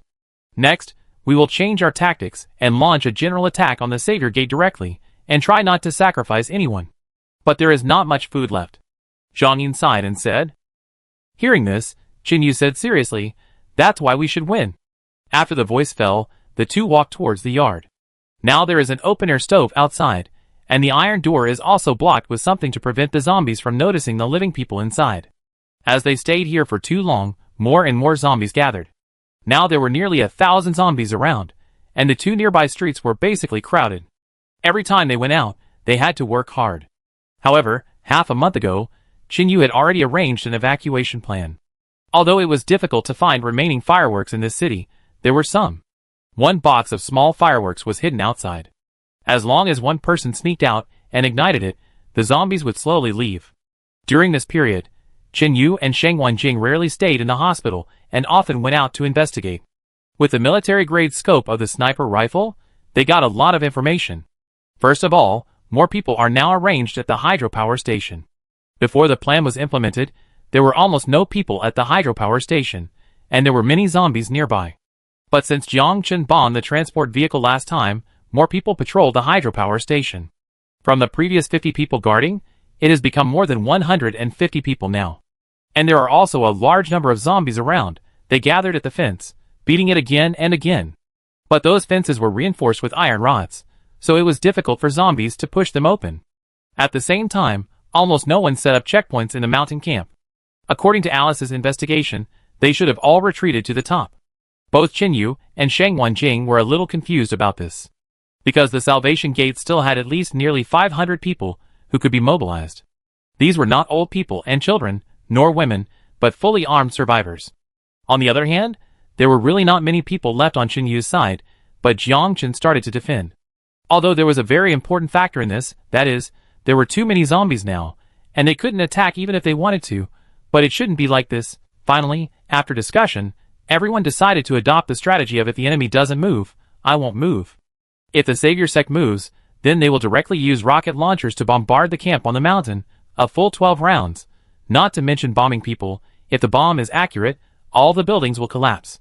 But this is the last resort. After all, once it is used, the camp that the Savior sect has carefully built for so long will be completely destroyed. When everyone knew Qinyu's idea, they were all shocked, because it not only determined the approximate location of Jiang Chen, but also allowed him to transfer a large number of people back to the camp, just in time to kill them all at once. However, there is a dilemma now, that is, there is not enough food. Now we can only make porridge, and each person can only get half a bowl of it. And everyone now eats 2 meals a day. If this continues, I am afraid that we will not even have the strength to kill zombies in the future. Qinyu looked at the pot on the stove, which was completely watery. He thought about it, and then walked into the hospital again. At the same time, the weather was getting worse and worse. Recently, it was windy, and even dark clouds appeared in many places. Qinyu observes the weather every day, because this is a coastal area. If a typhoon appears, then these tens of thousands of zombies in the city can be cleared out. Hui Yao has been recuperating for half a month, and now she has recovered a little, but she can't continue to fight. She also said that she will not participate in the meeting next time. As for Yufeng, after Alice sent Hui Yao out of the zombie encirclement, she went to pick him up, and now he is in the same ward with Hui Yao. Qin Yu has been free these days, and he also talked with Yufeng for a while, asking him to rest assured to recover from his injuries, and there will be no further tasks arranged in the future. Abandoned coastal city, secret area. About half a month ago, a group of people hid in a dark air raid shelter, living in fear all day long. They even had to lay plastic bags on the ground to go to the toilet, fearing that they would be discovered when they went out. There were about 30 people inside, mostly old people, children, and some disabled people. Relying on the dry food and water left, everyone was almost on the edge of survival, eating as little as possible. In the air raid shelter, everyone sat against the wall, either sleeping or using mud and water, adding some flocks to make mud balls for slingshots. These people knew that they would only be a hindrance if they went out, so they had no complaints at all. At least the others did not give up on them, and left people to protect them. Otherwise, these elderly people would not survive more than 3 days if they were in the doomsday and left the camp walls. After all, if they survive outside without a fixed camp, the life of wandering is definitely not something that the elderly can endure. Chapter 1096. I don't know how long it has been, but in the pitch dark air raid shelter, someone whispered something. How long will we have to live like this? Hearing this, Wang Tianhai touched the wall with his disabled right hand and scratched some strokes on it. He counted and said, It should take more than half a month. That's not what I meant. The man who spoke was one of the people whose legs were bitten by zombies in the last attack in the villa area. Because Jin Linfu was next to him at the time, he decisively used an axe to dodge his legs, which saved his life. At this moment, he sat on the ground, rubbing his broken leg that was in pain from time to time, and added, It would be great if humans didn't kill each other. Wang Tianhai wore a prosthesis on his left hand. Although he couldn't see, he could guess what the facial expressions of the people around him were like. After a few seconds of silence, Wang Tianhai leaned his head against the wall and whispered, Only when we become stronger and stronger can we avoid these. Before he finished speaking, there was a sudden explosion outside. The powerful force caused a lot of debris to fall into the air raid shelter. Seeing this, the old man quickly lit up the few remaining candles to prevent the crowd from panicking. Is someone bombing us? No, we circled several times when we came in, and it was night. Except for Qin Yu and Xiaojiu, no one else could know our location. Wang Tianhai shook his head and said in a deep voice. Then he looked at the corner and said, Lu Li, did Song Chung tell you to follow my arrangements? Yes. As soon as the voice fell, a young man stood up with a rifle in his hand. According to Brother Xiaojiu, air raid shelters usually have multiple exits. You take 3 people with you to check other areas to see which places have fewer zombies. Wang Tianhai stood up and said seriously, Don't you want to go and see what caused the explosion? Someone asked. No need, because zombies can't cause explosions. Lu Li nodded, struggling with who to call. Cheng Wanlan raised her hand and said, I go with you. Okay. Lu Li knew her, so he was willing to go and check with someone he knew. Then they picked 2 more people, and the 4 left quickly. In the air raid shelter, the faint candlelight illuminated the worries on everyone's faces. Wang Tianhai didn't want them to guess, so he blew out the candles, and the surroundings fell into darkness again. After a while, a burst of scattered footsteps came from a certain direction. The old man lay on the ground with his ears pressed against the ground. He quickly stood up and shouted, Not good, there are more footsteps. After the voice fell, the 3 young men took their guns and nervously aimed at that road. A few seconds later, light came from the corner, and Lu Li hurriedly said, We are on the same side, don't shoot. Everyone breathed a sigh of relief, and then 6 people appeared in sight. However, they had not seen the dazzling light of a flashlight for a long time, and everyone subconsciously blocked their eyes. Seeing this, Halsey covered his eyes with his hands, allowing only the light to shine through the gap. He said in a deep voice, Fortunately, we are close. The explosion outside was caused by the explosion of a tanker truck. We were scared and thought you were discovered. The people who appeared in the air raid shelter were none other than Lin Hao and Hao Zi, who were desperately rushing here. They exchanged a few words, and then prepared to take these people away. They could see such a big explosion, and so could others. It would be fine if Qin Yu and his group saw it, but Lin Hao was worried that the savior sect would see it first. Most importantly, the zombies would also move towards this side, so it would be very unsafe to continue staying in the air raid shelter. After leaving the air raid shelter, they followed a small path to an abandoned park. Because of the wall, there were only a few zombies scattered inside. They were all security guards before. After being bitten, they hid inside and turned into zombies again. Halsey and Lin Hao had cleaned up the inside in advance. The area was not small, which was very suitable for hiding. After settling everyone, Halsey picked up a few grenades and started to set traps nearby. Lin Hao helped to guard on the side. These grenades would not trigger zombies, only humans could. But just 2 days after staying in the park, an accident happened. Halsey and Lin Hao were originally checking the gun parts in the guardhouse. Halsey subconsciously looked up and looked out the window, and found a kite flying above the park. You know, zombies don't make such a thing. When Halsey and Lin Hao ran over, they saw a woman in her 30s squatting on the ground in an open area. In front of her, there was a crying child. The woman was coaxing the child, not realizing that danger was coming. "Do you want to die?" Halsey roared, walked to Goli, who had just arrived, took the bow and arrow in his hand, and quickly shot the kite down.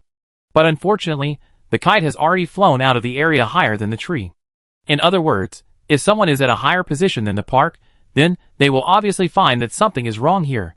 At this moment, a group of people are watching the show here, and they don't realize that the kite will reveal their position. Who released it? Lin Hao looked around and asked in a deep voice.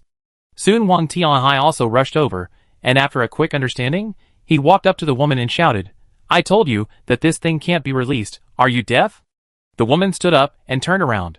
She covered her child's mouth with her hand and said aggrievedly, "I thought it would be fine if I just made the line shorter, but who would have thought that the line would break?" Lin Hao took a line reel on the ground, grabbed the line and pulled it, breaking it on the spot. He said coldly, "This thing has been exposed to the sun for more than a year, and it has been exposed to wind and rain, and it has completely accelerated aging. How strong do you think it can be?" The woman was wearing a face scar, and her face was scarred by the burn she accidentally fell into the fire when the camp was attacked before in order to protect her child. At this moment, she was already crying. Seeing this, Halsey patted Lin Hao on the shoulder and shook his head, saying, "Forget it, she just wanted to make the child happy. This disgusting doomsday environment can really drive people crazy. I won't dare to do it again." The woman bowed to everyone and said nervously. It was a small episode, but it did not let Halsey and Lin Hao relax their vigilance. The two returned to the guard post and prepared to assemble the guns and distribute them to some people and continue to move. But just as they returned, an extremely fast object flew over their heads. Because it was broad daylight, visibility was good, and Halsey and Lin Hao saw it almost instantly. At the same time, the woman squatted on the ground to wipe the child's tears, and then prepared to lead him away. When she just stood up, she saw 2 men running towards her, naturally Halsey and Lin Hao, but they were still shouting something. Unfortunately, they were far away, and the woman's ears were injured, so she couldn't hear anything at all from a distance. She waved her hand, and was about to turn around and leave. The next second, a shell hit her 2 meters in front of her accurately. Chapter 1097. In an instant, a large number of bricks were blown everywhere. As the mother and son were in the center of the explosion, they died almost on the spot. Halsey and Lin Hao stopped and looked at the 2 bodies in the distance, and couldn't help clenching their fists. They looked at each other, quickly summoned the remaining people to run inside, and continued to go back to the guard post to get guns. The sudden explosion scared everyone. Everyone knew that the enemy had already taken action, so they took out the few remaining homemade smoke bombs while running. As Halsey and Lin Hao got their guns, Goli also ran over. The 3 nodded to each other, and began to move towards the wall. When they found their position, the second shell followed closely, and even a big tree was blown down. At the same time, Halsey used a small hole in the wall to see a truck approaching quickly. The car stopped in an area more than 200 meters away, and then a dozen people wearing camouflage combat uniforms approached quickly with guns. Seeing this, Halsey said in a deep voice with a walkie-talkie in his hand, "Be careful, it's not an ordinary survivor." After the words fell, the 3 began to set traps again. In the doomsday, weapons and grenades are not the only things that can cause harm, but sharp sticks and zombie blood. After finishing this, Halsey called Lin Hao and Goli and ran back directly without staying to fight the enemy. Those who came over were completely professional in terms of tactical actions and the direction of alert. Halsey was not naive enough to think that 3 people could easily beat more than a dozen opponents.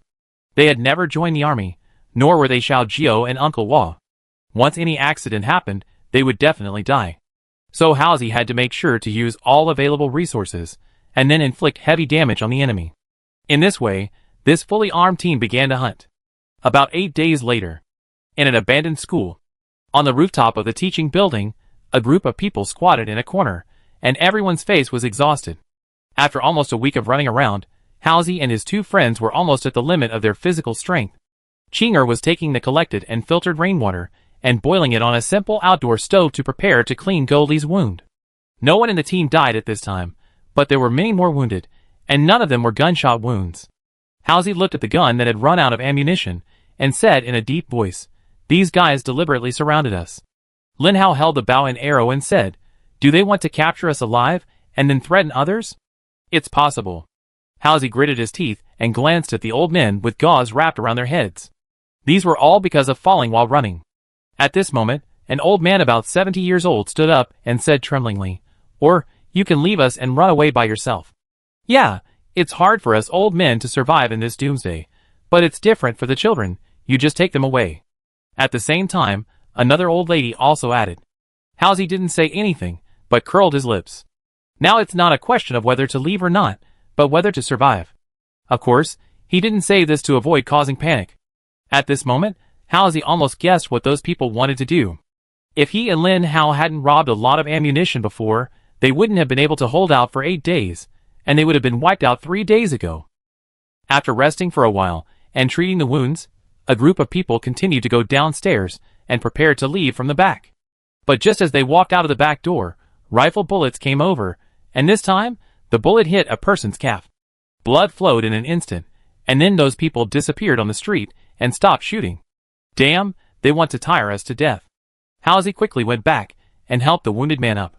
Soon the smell of blood began to spread, and in just 10 minutes, the figure of the zombie slowly appeared again. Seeing those approaching figures, Lin Hao reached back with his right hand to grab the arrow, but found that it was gone. This was the 7th time these zombies had appeared. Although Jean Linfu helped to treat the wounds, they had to stop every time. As time went on, Halsey and his group could not break out of the encirclement. And a few days ago, Halsey climbed up the signal tower in the middle of the night and observed the streets farther away. There were zombies everywhere. Those shadows made it impossible for him to count them, which meant that Chen Yu and his group could not get in at all. A few people disguised as zombies might be able to pass through the zombie horde, but 2 or 3 would be completely ineffective. Through the fights these days, Halsey knew that those people were extremely skilled and were not ordinary survivors at all. But there was also good news, that is, the survivors who were chasing them also had few bullets. Almost another day passed, and people in the team began to die. Lin Hao squatted in front of the corpse with a dagger in his hand, and directly destroyed the head without waiting for it to turn into a zombie, and then everyone continued on their way. They had already decided that if they had to be captured alive, they would hug each other, pull the last 2 grenades, and commit suicide together. Chinger was holding a 1-year-old baby, and her knees were broken all the way. As for the others, they could not hold on any longer. Lin Hao picked up a stone and threw it at the glass on another street, but unfortunately, it was just a drop in the bucket for the more than 100 zombies behind. A few zombies changed their routes, which had no big impact at all. "We can't go on like this." Lin Hao came to Halsey and whispered. At this time, Halsey pursed his dry lips, looked at the fenced basketball court in front, and whispered, "Let everyone hide inside, and we will lead the zombies away." When he said this, Halsey didn't have much confidence that he could do it, because zombies are attracted by sound and blood. They were tired, not to mention making loud noises, but they could win by using some iron basins and knocking with daggers, but how to get rid of the zombies was a problem. The people around him had no idea where they were. Although they also started to attack with bows and arrows, they were all in the dark. Halsey was annoyed by the feeling of having no place to use his strength. He had so many weapons and ammunition before, but most of them were used to kill zombies. After all, young people can run, but what about the elderly? What about the women holding children? Even later, Halsey had a little resentment. If it weren't for these people, then Halsey, Lin Hao, and Go Li, the 3 of them could at least fight their way out. But Halsey's character would not allow him to abandon his teammates, so he would not run away alone. He just shot and killed the zombies, but the sound of gunfire would attract more zombies, and he could not kill them all. The only good thing was that it rained frequently these days, and the zombies could not tell who was the enemy and who was the friend, so they would also attack those outside. Chapter 1098. When the others entered the basketball court, Goalie also closed the door, and crossed his left hand with Chiner through the gap. Then he smiled bitterly and said, "Do you regret following me here?" Hearing this, Chiner held the child in one hand and shook her head quickly. "I regret many things in my life, but I will never regret becoming teammates with you." Goalie's skin color is similar to Uncle Hua, and he doesn't like to smile usually, but at this time he has a smile on his face, and said, "Are we still teammates now?" Hearing this, Chiner's ears turned red, and she whispered, "I really hope that one day, I can hold our baby." At this moment, Lin Hao and Haozi were killing zombies, retreating while dealing with them. Lin Hao looked back and saw this scene, and was so angry that he almost jumped up on the spot. He turned his head and shouted, "I say, you two, do you think you are dating now?" Goalie smiled at Chiner again, then turned around and rushed over to support. "Here we come!" After a while, when the three of them took great effort to lead the zombies away, and returned to the basketball court, they found a group of people. Those people were holding knives in their hands, standing 50 meters away, and had not entered the basketball court at all. Seeing this, Haozi and the other two looked puzzled, and quickly went around to the other side, only to find that there was a man standing in front of the group of people. After Haozi saw who it was, he was immediately happy and said, "Brother Xiao is coming." As soon as the voice fell, the three hurried over. At the same time, another group of people walked out of the abandoned house, a total of 7 people. Xiao Jiao held 2 double knives wrapped with red cloth in his hands, and narrowed his eyes slightly as he looked at them. It was the previous owner of the 2 knives. Acker said with a fake smile, "I want to see how you can escape from this trap with these trash." "Who said I'm going to run away?" Xiao Jiao heard the footsteps behind him, and knew it was Haozi and the others. He didn't say hello, but continued to look forward. "Haha, I really don't know how to write the word death. Acker and his group now have no bullets. There is no way, there are too many zombies in this city, and now it is not like the previous wars, where resources can be replenished quickly. In the apocalypse, if you go out and run out of bullets, you're really dead. And the most important thing is that the survivors on this street now all have a tacit understanding, and dare not use their guns. Because there are thousands of zombies migrating just 2 streets away, and they appear about every 5 minutes. Shooting at this time is completely a waste of your life." At this time, Xiao Jiao, Haozi, Lin Hao, and Goalie looked at the 20 or so people in front of them with solemn faces. Lu Li in the basketball court wanted to sneak attack with an arrow, but as soon as he picked up the bow, someone stared at him directly. Seeing this, Haozi said calmly, "Keep the arrow to save your life." Soon, the people around Aker lined up, each holding a knife nearly half a meter long.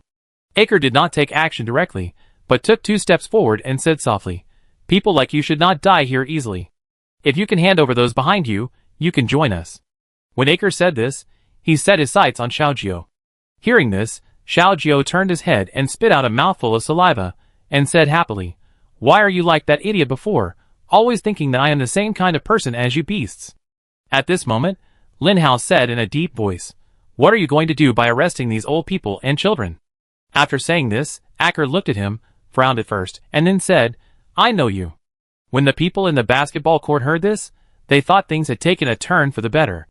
The next second, the man took the knife and aimed at Lin Hao, smiling. "Brother Chen said that anyone can live, but you must die today." After the words fell, more than 20 people stepped forward with their left feet in unison, began to pull out strips of cloth from their bodies, and then tied the knife tightly to their right hands. In this way, no matter how hard you swing, the knife won't fly out. But it also means that the 2 sides will fight to the death. Seeing this scene, Haozi's eyelids twitched twice. Because he had heard Xinyu say last time that the guy named Alei also tied the knife in this way before he chopped down 27 people by himself. Later, Shang Wanjing also said that if someone in the Savior sect also did this, it means that they are at least members of Jiang Chen's organization. At this moment, a total of 23 people, all of them are from the Death God organization, and Xiao Jiao doesn't even know how to win. But the good thing is that he is not alone at this time. Haozi has never fallen behind in training for more than a year, but he rarely practices in front of others. In other words, Haozi has never been weak, but he rarely takes action. Similarly, Lin Hao also knows that in this doomsday of cannibalism, if he wants to find his sister and protect her from harm, he needs a strong skill. So Lin Hao always remembers what Shang Wanjing taught him before, and practices it day after day. If we really count them, then Haozi and Lin Hao are second only to Qinyu now. But even so, Xiao Jiao has no chance of winning, because he can only hold back Acker, but Haozi and Lin Hao can't deal with the other 22. As for Goli on the side, he has been ruled out by Xiaojiu. He looked slightly to the left and said, "Goli, these people are not something you can deal with."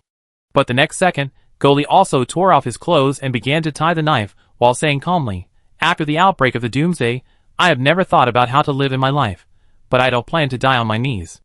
Acker sneered, "I give you one last chance. Hand over those people, and you can leave.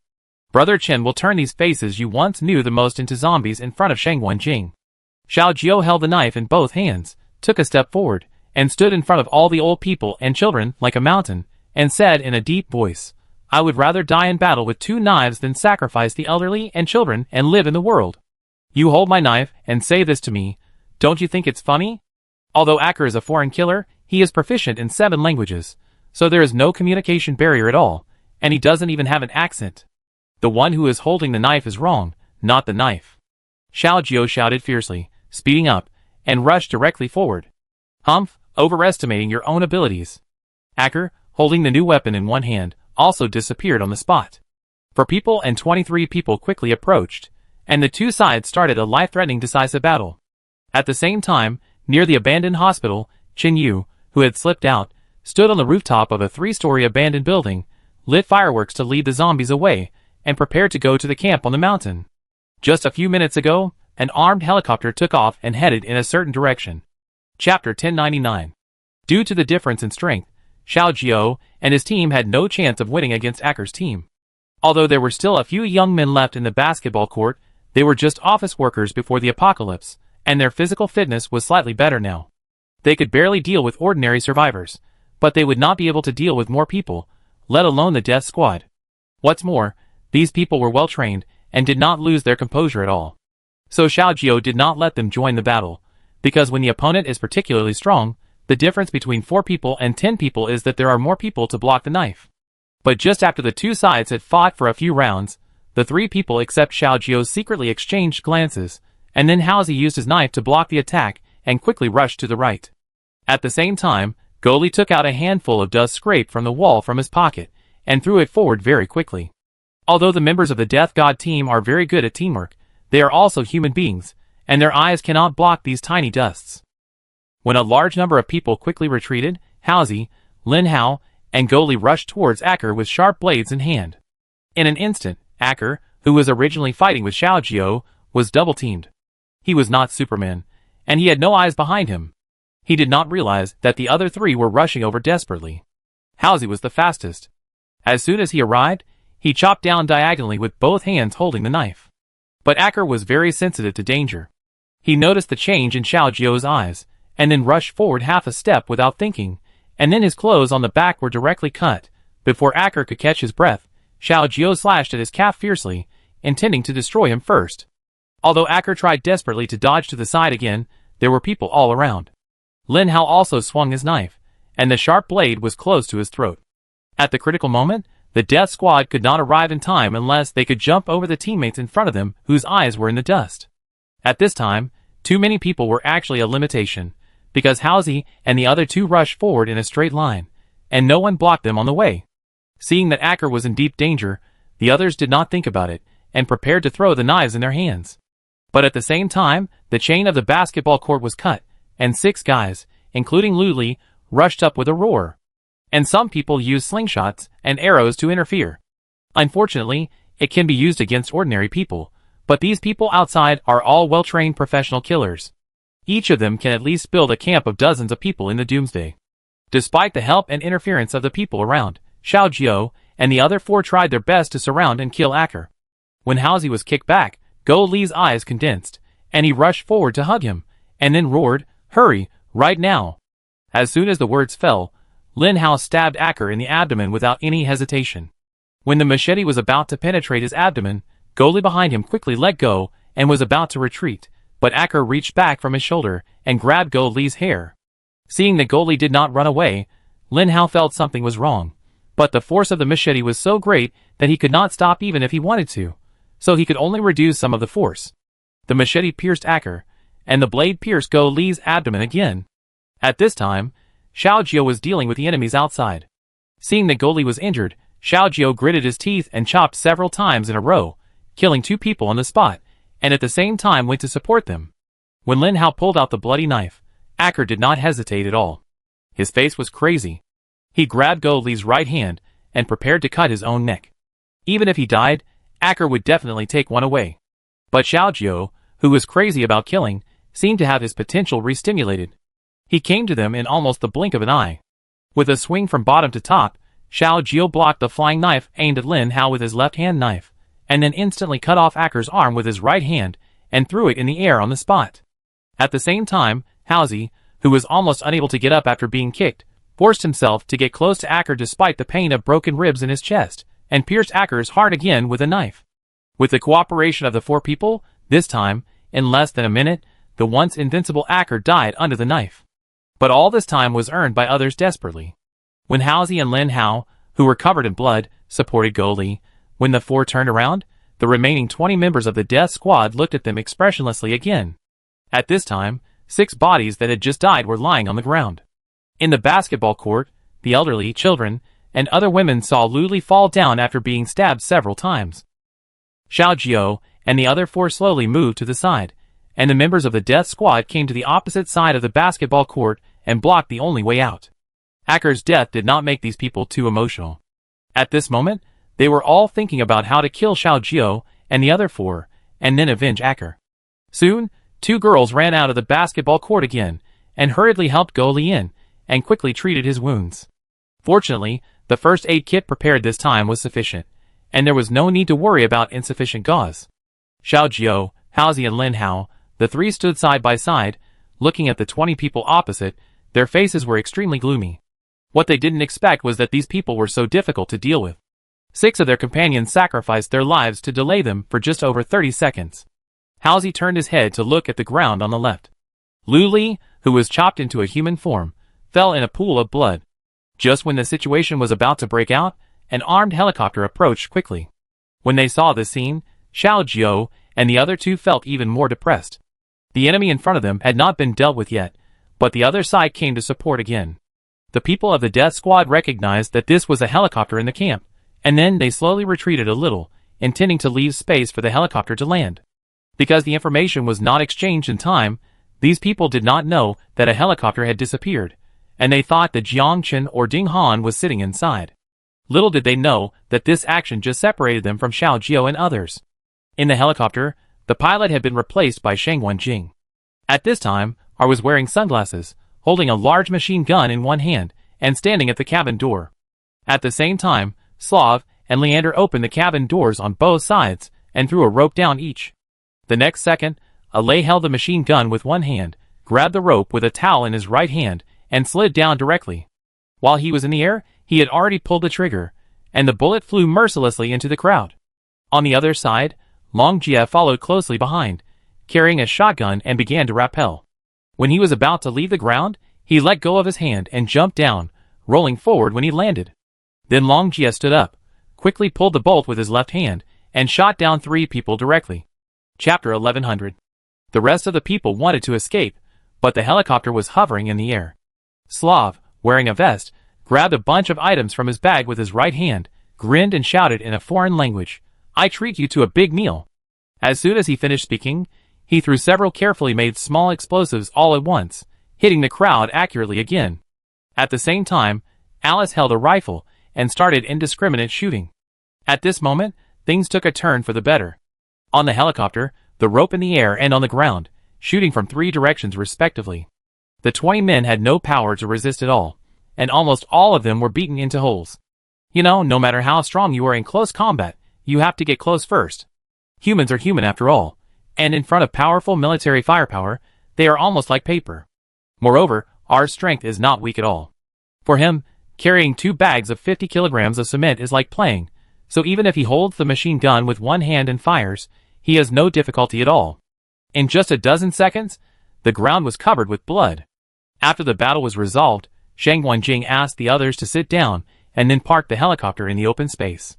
The crowd did not communicate, but first carried the seriously injured Goli onto the plane, while Lei and Long Jie stayed behind to cover these people to rush out of the zombies. If nothing unexpected happened, the zombies would soon surround them again after the gunfire ended, and it would be a pipe dream to try to lead them away at that time. It was an emergency, and even finishing off the corpses on the ground was not allowed. As the living died, the number of zombies increased again. 2 days passed again. The outer area of the camp on the mountain, that is, the foot of the mountain. At this time, Qin Yu and Shang Wanjing had already approached the point. With the last 2 tanks and the helicopter, they opened the gap in almost half a day and killed their way in. Now Jiang Chen felt that he had no place to use his strength. Before the end of the world, leading equipment had always been his forte. But now, Shang Wanjing, with his powerful firepower advantage, completely equalized his advantage in numbers. Just one air-to-ground missile killed dozens of his men. And the most important thing is that 2 days ago, when he found Shang Wanjing flying a helicopter, he was about to send another one, but a typhoon appeared. The power should not be underestimated at all. A large number of zombies were swept into the sky, causing the 2 groups to have to hide separately. But the problem is that the Salvation Gate camp where Jiangchen is located has 6 high-rise buildings. The typhoon passed by mercilessly, destroying many facilities, and many people were killed by glass or doors and windows. Although both sides suffered casualties due to the typhoon, the Savior sect was the most seriously affected. On Qin Yu's side, all the elderly died in this natural disaster again. They escaped the zombies and evil forces, but in the end, they were still killed by the natural disaster. Many of them died of exhaustion in the end. They couldn't keep up with the physical strength, and they had to move frequently because of the zombies chasing them. Moreover, the physical strength of the elderly was not even comparable to that of children. When the typhoon ended, Qin Yu and Shang Wanjing once again gathered all their firepower and took advantage of the situation to bomb the camp on the mountain. Because after this natural disaster, they found that they had no ability to rebuild facilities in the doomsday. If this was in the past, even if there was a typhoon, it could be repaired, but how can it be done in the current environment? So from this moment on, the camp of the Savior Gate was actually destroyed. When they no longer had any concerns, they used the last killer weapon, that is, this rocket launcher, to start bombing. A full 12 shells almost razed it to the ground. However, the Savior Gate had evacuated long ago, just in time to avoid this round of attacks, but many people were still sacrificed. Qin Yu had several more wounds on his body at this time. He stood by the fire at the foot of the mountain with a bandage on his left hand, looking at the mountain in front of him without saying a word. Now it is January. The temperature is getting colder and colder, and they must fight quickly, otherwise they are likely to freeze to death in the wild. Hearing footsteps coming from behind, Qin Yu said softly, "I thought we would fight the Savior sect to the death, but unexpectedly, the typhoon accelerated this war." Xiao Jiao was also leaning on a cane at this moment, and said, "There are good and bad things. If we didn't know that the other survivors of the Savior sect were not here, we wouldn't be able to bomb." At the last moment, they found that Jiang Chen had also transferred the survivors to another community a few kilometers away from the camp on the mountain. Although there were many houses, the view there was not good, and it was impossible to overlook the whole city. I guess he kept some people and planned to rebuild after the war. After saying that, Qin Yu smiled at Xiao Jiao and turned to walk into the tent. The typhoon swept through many parts of the city and cleared out a large number of zombies. Although it was not known whether they still existed, even if they were just blown away, it was good news. After staying at the foot of the mountain for one night, they began to move up the mountain. The food was getting less and less, and now they could only hold out for 1 day at most. In other words, if they couldn't take down the Savior Gate within 1 day, they would basically die. At this time, there were still about 300 people left in the Savior Gate, but they were not something Qin Yu could contend with. But Qin Yu and Shang Wanjing still had one last fatal trump card. After a while, they went up the mountain and came to a very open square. However, there were already zombies standing on it, about 100 of them. Seeing that most of the zombies were wearing the pants of the Savior sect, Qin Yu said, "These should have died in the typhoon." The crowd did not cross the square, but chose to take a detour. If I guess correctly, Jiang Chen and his group should still be in the area above. At this point, both sides' ammunition has almost run out, but Qin Yu still has a trebuchet left. Although there are many people in the Savior sect, not all of them are very powerful. Even though Qin Yu and Shang Wanjing were short of manpower, most of them had been tempered in the doomsday, and some people could stand on their own even if they were alone. About half an hour later, a group of people arrived at the entrance of the community above, but now it was all ruins. Shang Wanjing raised his head and looked at the roof of the last remaining building, and his eyes met with a man. At the same time, there was smoke coming out of the building, and it seemed that someone was making a fire. The typhoon also blew down the wires connecting the hydropower station to the camp, and the power was lost here at this moment. Let's go down first. Qin Yu led his men to slowly retreat, and continued to the vicinity of the previous square. After moving the wood from the catapult down, Shang Wanjing drove the car, and started honking the horn to attract the zombies in the square. The reason for going to so much trouble was that in addition to staying here, traps had to be set. Chapter 1101. In a dilapidated building. There are about a dozen people sitting in the living room. To be precise, there is no furniture here now, it is just like a rough house. Jiang Chen, who has not been seen for a long time, stood in front of the window, watching the backs of those people leaving. From this distance, Shang Wanjing and others seemed as small as ants in his eyes. Although he could not see their faces clearly, Jiang Chen knew that they were old opponents who had fought for more than 10 years. At this time, those sitting on the ground were all Jiang Chen's confidants, a total of 14 people, who rarely appeared in the public eye. In the corner, a young man with a resolute face and about 30 years old asked the man of the same age next to him, "Brother Peng, does the plan really require the sacrifice of so many people?" Hearing this, Peng Wei, who had become more vicissitudes of life, remained silent.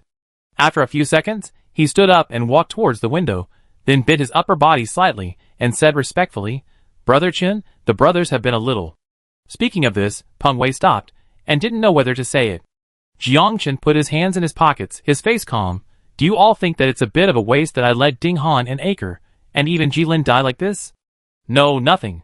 Peng Wei shook his head quickly, staring at the ground. The next second, Jiang Chen whispered, "Walk forward a few steps." Peng Wei did as he was told. "Look up." Hearing this, Peng Wei was a little confused, but he also followed Jiang Chen's gaze, and looked down the mountain. "What did you find?" Jiang Chen said inexplicably. The other confidants also slowly stood up, and walked to the bedside. One of them took a look and whispered, "It seems nothing. Now their ammunition has been used up." Jiang Chen smiled faintly and said, "Shang Wanjing and all the rest of the people are here." When this was said, everyone suddenly realized. Peng Wei whispered, "But sacrificing Han Ye's masters, only to get them to get close to us, isn't it a bit worthless?" Jiang Chen was not angry, but said earnestly, "In your opinion, we are very powerful, very strong. Even 10 ordinary strong men can't get close to us. But in most cases, we rely on equipment to make up for it, while Shang Wanjing's people always pay more attention to physical training.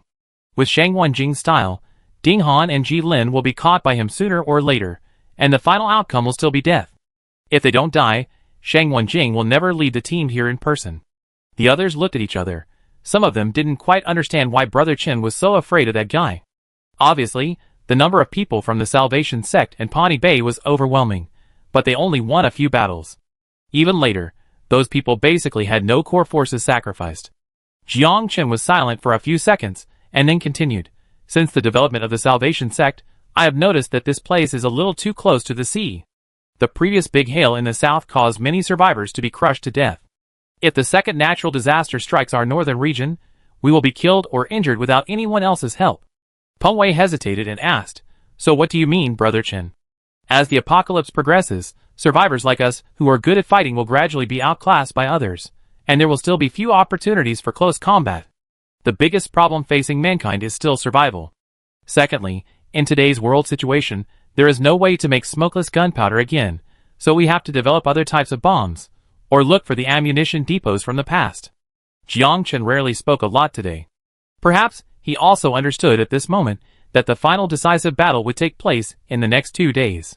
But what does this have to do with sacrificing other people? A confidant named Hu Ming was curious. A tiger in its prime is in a jungle with all kinds of animals. Would you worry that it would suddenly come out and eat people? Jiang Chen squinted at him and said, "Probably not. After all, there is enough food. If you leave the jungle, you will face being caught and taken to the zoo." Peng Wei shook his head. "Shang Wanjing and I are tigers, but there is only so much food in the forest. We have often fought each other before. Sooner or later, we will fight for a rabbit. Instead of waiting until we are too hungry to fight, it is better to do it early." Before he finished speaking, a voice came from the intercom on Jiang Chen's shoulder. "Brother Chen, the things have been prepared. A total of 301 items. Well, distribute them one by one." Brother Chen held the intercom, but he suddenly thought of something and asked, "Who led the team to find the shoes?" "Sister Ting." Hearing this name, Jiang Chen frowned slightly. A bunch of people died strangely in the woods before. He went to check it out himself, but unfortunately they were surrounded by a large number of zombies and could not be checked up close. Although Jiang Chen was not surprised that those people could kill them, how could it happen after Liang Ting appeared? However, although Jiang Chen was a little suspicious, he didn't say anything. He continued the previous topic again and said, "Nowadays, although we have a lot of medical and research personnel, we can't quickly mass-produce pills that attract zombies, and Shang Wenjing happens to have the antidote to restrain us. Although the possibility of him developing it is basically zero, it is not impossible. If he really develops it, all the zombies in the world will be weapons for Shang Wenjing." When these words came out, the confidants looked puzzled as if they didn't understand. Then Hu Ming frowned and said, "But if it is as you planned before, then our medicine will attract zombies, right? It is good to attract zombies, but in the final analysis, they will still be interested in humans." Jiang Chen shook his head and said, "And what Shang Wenjing has can drive away zombies through smell, so that they will no longer attack humans. This thing is not an antidote, because it cannot cure the virus, but to put it in a larger sense, if we have this thing, we will definitely be able to unite the remaining humans. Looking at this doomsday world, the only place in the world where drug research can continue is here." After the voice fell, everyone looked solemn, and did not doubt the truth of Brother Chen's words. Because the underground of the camp on this mountain was originally a huge medical center, which was used to study and treat terminal diseases before the end of the world. The rich all want to live longer, even if they can't live forever, but they also hope to reduce pain. So when Jiang Chen led people to restart the hydropower station, he found this area and stayed without thinking. The previous Salvation Gate didn't realize that there was anything different underground, because there was no electricity, and it was impossible to go down by elevator. Chapter 1102. There are also living supplies down there, plus there is a backup power supply, so the researchers inside are basically still alive, but the elevator uses power from outside. The main reason is that as more and more people die in the apocalypse, and zombies pollute the environment, it will take researchers to find the research center. Shang Wenjing is naturally clear about this, so after careful calculation, he chooses to attack the Salvation Gate with Chen Yu. Although he does have a grudge against Jiang Chen, Shang Wenjing can naturally tell who is more important when it comes to the survival of mankind. In Shang Wenjing's view, being able to kill Jiang Chen is the top priority, and developing a drug to fight zombies as soon as possible cannot be delayed. If all the researchers died, and other medical centers were full of rotting zombies, then there would be no need to think about continuing the research. So in today's doomsday world, it is difficult to meet these 2 points at the same time. Because in the early stage of the virus outbreak, all major medical centers were definitely researching serum, but how could it be so easy? What's more, Shang Wenjing once met a doctor who was escaping, and learned from him the horror of the zombie virus. The scariest thing about this thing is that it is airborne and can revive corpses. Only when they are rotten beyond recognition can they escape. Modern firepower is very powerful, but what if living people are also infected? When Shang Wenjing heard this, he realized the importance of the chip that Ling was carrying. The situation later was indeed, as the doctor said before. Zombies could not be completely suppressed, and some people were looking forward to the end of the world, so it could not be solved at all. At this moment, although Shang Wenjing looked calm in the square, he actually began to feel uneasy.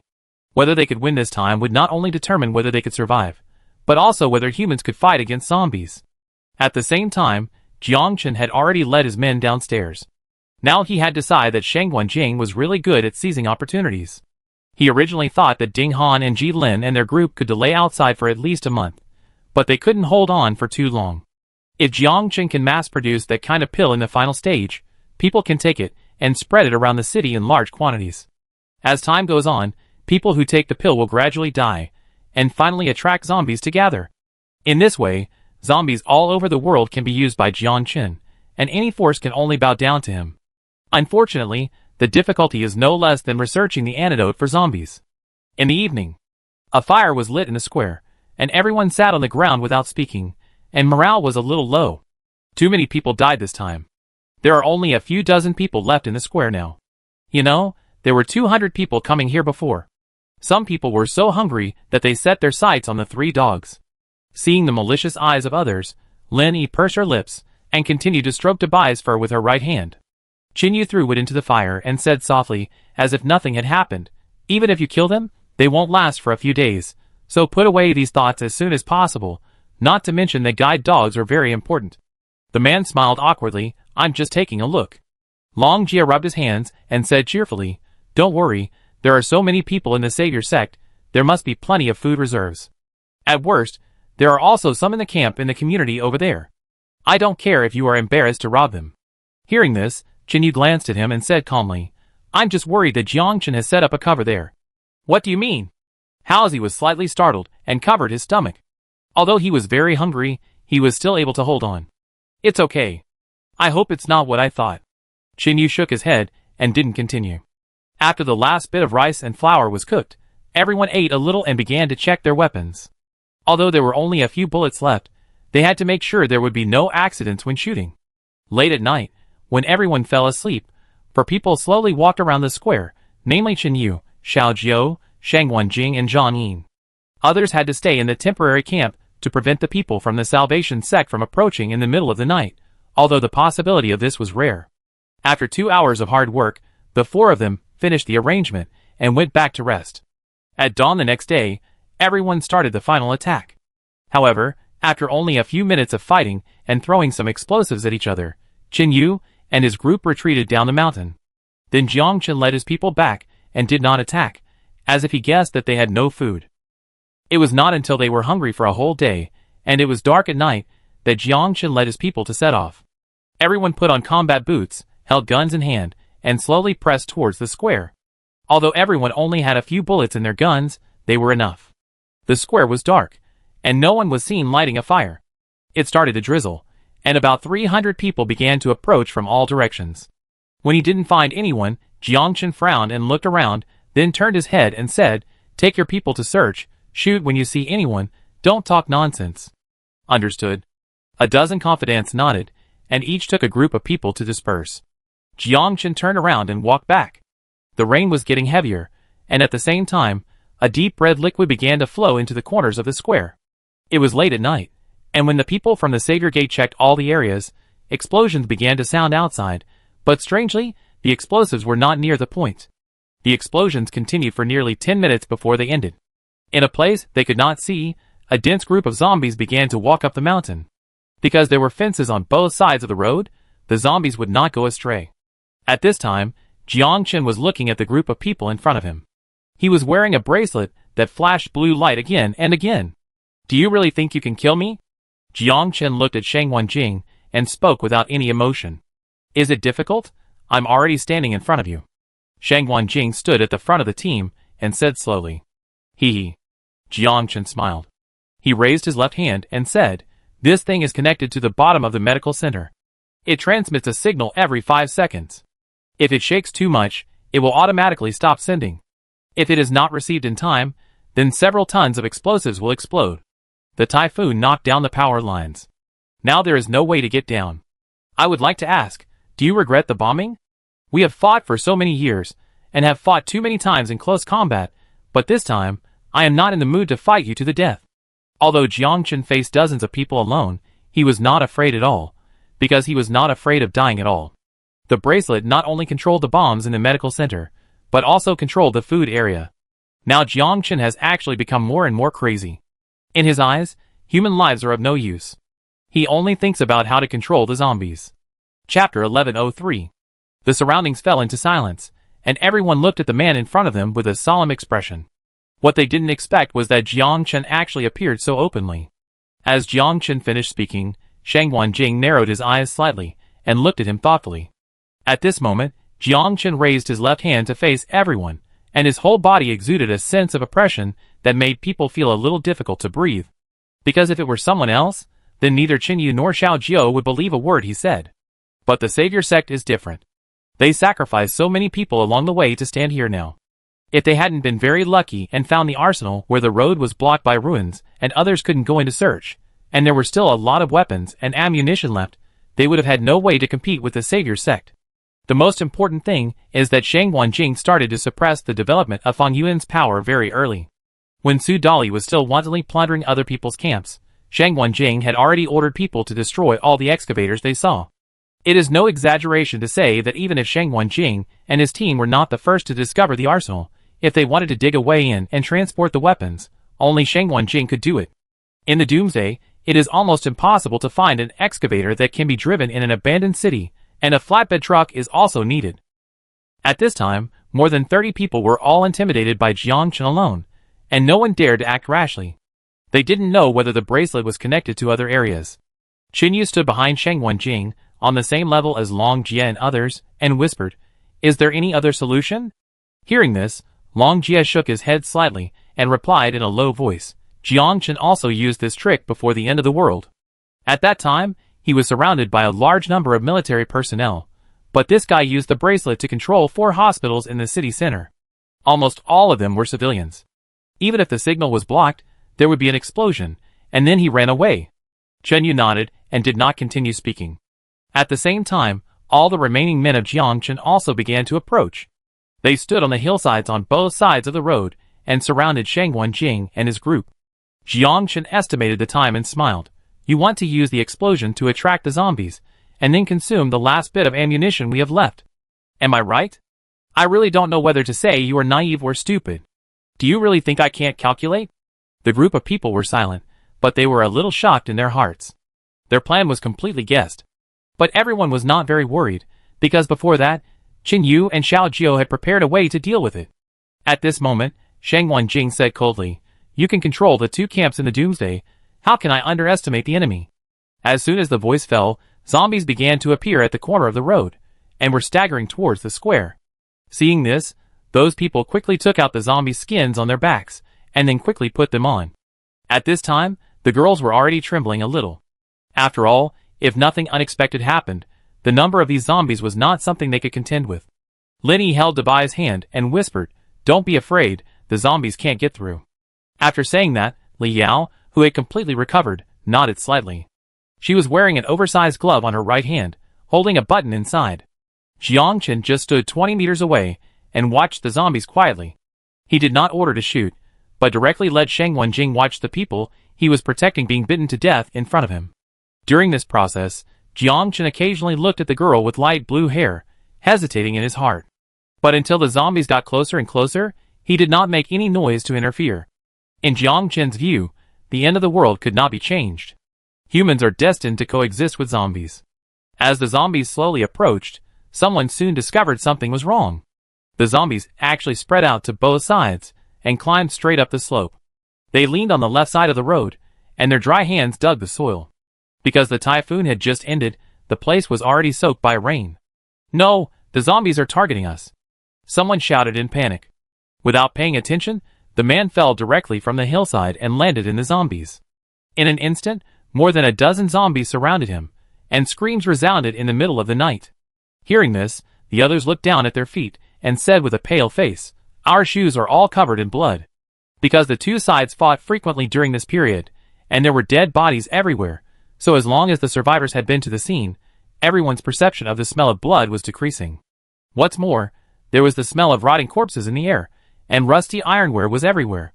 In the middle of the night when vision was affected, unless someone squatted down, they would never find that they were stepping on blood, not rain. These 300 people, although they are all powerful survivors now, no matter how strong their hearts are, they will have a natural fear in front of the zombies. This is like being stabbed by a stick. Many people may only worry about the wood chips being left in the skin, and they don't think about whether there will be other accidents. But what if the stab is a rusty nail? For the survivors, zombies are a walking killer, because everyone knows that if they are bitten by this thing, the limbs will be separated at the least, and the worst is waiting to die on the spot. Secondly, they also know that the Salvation Sect has been researching drugs, but the more they understand, the more they fear how terrible the virus is. So even though Jiang Chen hadn't given the order yet, these people had already picked up their guns and fired at the zombies, but it was a pity that it was completely useless. You know, Qin Yu and his men used all the few explosives to detonate, with the purpose of leading the zombie army in the city up the mountain. Even if the typhoon blew away a large area before, if they didn't hit their heads after landing, they could still move. At this time, some zombies on the ground were hanging on another zombie, and their hands were desperately grabbing the survivors on the ground. When the chaos broke out, Li Yao pressed the switch. At the same time, in an open space behind the square, Song Chung, Xiao Kong, and Huang Lulin were already ready. With a heavy face, Song Chung took an axe and swung it down to cut the rope in front of him. The stone in front fell down, and then the catapult quickly threw out a pile of ignited resin balls due to gravity. Now, each of these resin balls has a mobile phone tied to it, and once the battery in the mobile phone is affected by high temperature, it is bound to explode. With some ubiquitous items, Qin Yu made a simple grenade. Then De Zhuang, who had been hiding for a long time, took a bow and arrow in the dark, aiming at the discarded batteries that were thrown out. As he shot arrows one by one, the batteries broke and caused a fire again. Chapter 1104. In just half a minute, the square had turned into a hell on earth, with fierce fires everywhere. "Aren't you afraid of burning yourself to death?" Jiang Chen shouted in a deep voice. Shang Wanjing took out a military ring knife, held it in his right hand, and sneered, "If I'm not a little ruthless, how can I keep you?" At this moment, not only the people from the Savior sect were fighting zombies and avoiding fireballs, but even Qin Yu and his people were running around. The girls hugged each other and ran quickly into the square, not daring to stay on the periphery. Seeing that those people wanted to run, Jiang Chen roared, "Kill them for me." After he finished speaking, he pulled out his pistol and quickly shot forward, but Shang Wanjing had already mixed into the crowd. Even Jiang Chen killed 2 of his men, but he didn't hit Shang Wanjing. He had said seriously before that the bracelet couldn't be shaken quickly, just to scare Shang Wanjing.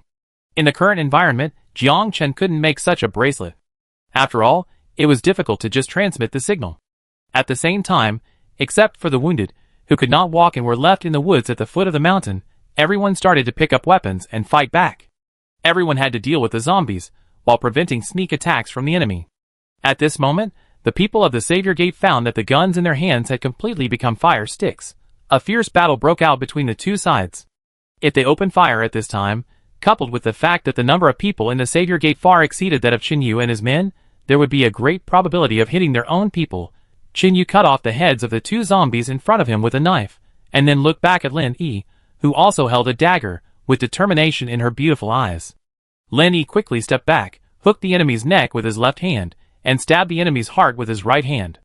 The movements were clean and neat, without any drag. This was Lin Yi, who looked very pretty but was ruthless. A few meters away, the agile Li Yao also noticed this scene, and was slightly surprised. However, Lin Yi only trained urgently for a few months later, while Li Yao started training a month or 2 after the zombies appeared. In addition, Li Yao was instructed by a lay, so the strength of the 2 was not at the same level, unless they used guns. During this period, Lin Yi's shooting level was completely shocking to Li Yao. She even suspected that Lin Yi had been pretending to be a pig and eating the tiger, and his shooting skills were completely accurate. At this moment, the remaining survivors on Qin Yu's side, the people of the Savior sect, and the zombie army, the 3 forces started a melee. Jiang Chen put back the pistol, pulled out the 3-edged military bayonet he brought back from abroad, and then began to chase Shang Wanjing. In the crowd, seeing Shang Wanjing successfully lead Jiang Chen out, Qin Yu looked at Lei, and their eyes collided, and then they tacitly solved the enemies in front of them. Qin Yu quickly rushed behind a man who was killing people, kicked away the enemy, who wanted to sneak attack on the left, and then quickly shouted, "Brother Xiao, this side is left to you." With a ding, Xiao Jiao cut off the machete of the enemy in front of him with a sharp blade, then stabbed the opponent's abdomen with his left hand, turned his head and shouted, "Go quickly, we must kill that guy." As soon as he finished speaking, Long Jia and Hao Zi also rushed in with daggers in hand, dividing an area for Lei and Qin Yu so that they could evacuate. Even though Long Jia was super strong in close combat, he didn't dare to be distracted when fighting against 300 people and thousands of zombies at the same time. Although Long Jia and Lei were the most suitable to help, he played a greater role by staying here. Soon there were more and more wounded on the ground, and some people had just covered their wounds and howled for a while before the zombies pounced on them. Seeing the opportunity, Qin Yu and Lei quickly rushed out of the encirclement and ran towards the mountain. When the 2 of them ran for several hundred meters and came up, Shang Wanjing was already fighting with Jiang Chen. At the same time, the zombies that did not take the road also appeared from the woods, and were approaching Shang Wanjing. Seeing this, Qin Yu and Lei rushed over there at the same time and quickly stopped the zombies. After all, Shang Wanjing and Jiang Chen were evenly matched in strength, and it would be difficult for them to tell who was better for a while, but if they were accidentally scratched by the zombies, it would be bad. 2 muffled groans sounded, Shang Wanjing and Jiang Chen each punched the other in the face, and then the 2 sides quickly dispersed. In front of Shang Wanjing's powerful force, Jiang Chen turned his head, and spat out 2 bloody teeth on the ground. And Jiang Chen was not a pushover. Now that his illness has been cured, although his strength is not at its peak, he has not regressed much. That punch also hit Shang Wanjing's mouth with blood. Aren't you afraid that I will detonate the bracelet? Jiang Chen held the still clean three-edged military dagger in his hand, his eyes gloomy. With your means, I'm afraid the medical center left a time bomb, not a remote control. Shang Wenjing replied coldly. At this moment, he also did not hurt Jiang Chen. This guy's strength was not inferior to his. Hearing this, Jiang Chen wiped the corner of his mouth with the back of his left hand, and said with sarcasm on his face, "Even if I die here, you people will be buried with me." As soon as the voice fell, Jiang Chen kicked the ground with his right leg and rushed over again. The speed was so fast that Qinyu couldn't even see clearly. Alei quickly killed the two nearest zombies, stood next to Qinyu and said, "Neither you nor I should intervene at this time, because the instructor may be worried about hurting us, but Jiang Chen has no scruples. Who do you think will win?" Qinyu frowned as he watched the two men fight to the death. "I won't let him lose." Alei took out a small glass bottle from his pocket and began to apply the Karari juice on the dagger. At the same time, Qinyu's eyes flickered. He pondered for a moment, touched his trouser pocket with his left hand, and took out the same small glass bottle. Alei took a look and said, "Is the thing you brought with you spoiled? Why is the color not right?" Hearing this, Qinyu smiled, said nothing, and began to add poison to the knife. Shang Wenjing and Jiang Chen fought for nearly 5 minutes, but neither of them could inflict any wounds on the other. Instead, both of them were bruised and swollen. There was no other way. With their strength so close, neither of them would resort to exchanging injuries. Moreover, Jiang Chen knew very well that Shang Wenjing's level of using the ring knife had reached the pinnacle. Even if he was given 1 second, Shang Wenjing could inflict at least 5 wounds on the enemy. Secondly, Shang Wenjing was also very afraid of the three-edged military dagger in Jiang Chen's hand. Once stabbed by this thing, it would be very difficult to suture the wound. Moreover, it was the end of the world where the medical environment was not good. If such a wound appeared at this time, it would be equivalent to declaring death. They looked at each other, without any nonsense, and rushed towards each other again. They were bound to fight to the death today. Chapter 1105. The triangular bayonet used by Jiang Chen is not a conventional weapon. This type of weapon was eliminated before because it cannot be swung, scratched, or even blocked. The only way to attack is to stab the enemy. However, in modern warfare, close combat is rare, and the closest distance to the enemy on the battlefield is basically street fighting. But Jiang Chen later modified the weapon in his hand and forged it with special materials, which is much harder than ordinary knives. And the 3 sides are all sharpened, and there are also barbs. Due to the increased weight, the bayonet used by Jiang Chen can be swung, and it can also attack like a dagger. The most important thing is that it can still pierce the enemy's body. Combined with the extremely sharp barb, if this thing is pulled out, it will either be dead or seriously injured. At this moment, Shang Wenjing is only afraid of the 3-edged bayonet in Jiang Chen's hand, not this type of weapon. Because even if you are stabbed by an ordinary bayonet, the wound is not completely unsuable. It depends on what kind of injury it is. Shang Wenjing knew why the military dagger was eliminated, but he also knew that Jiang Chen must know this as well.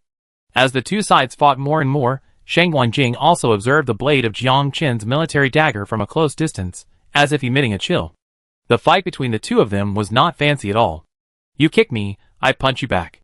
Whenever Shang Wenjing's blade was about to cut Jiang Chen's throat, the latter could hold the military dagger straight to his heart. After dozens of rounds, the two of them still couldn't give each other a fatal blow.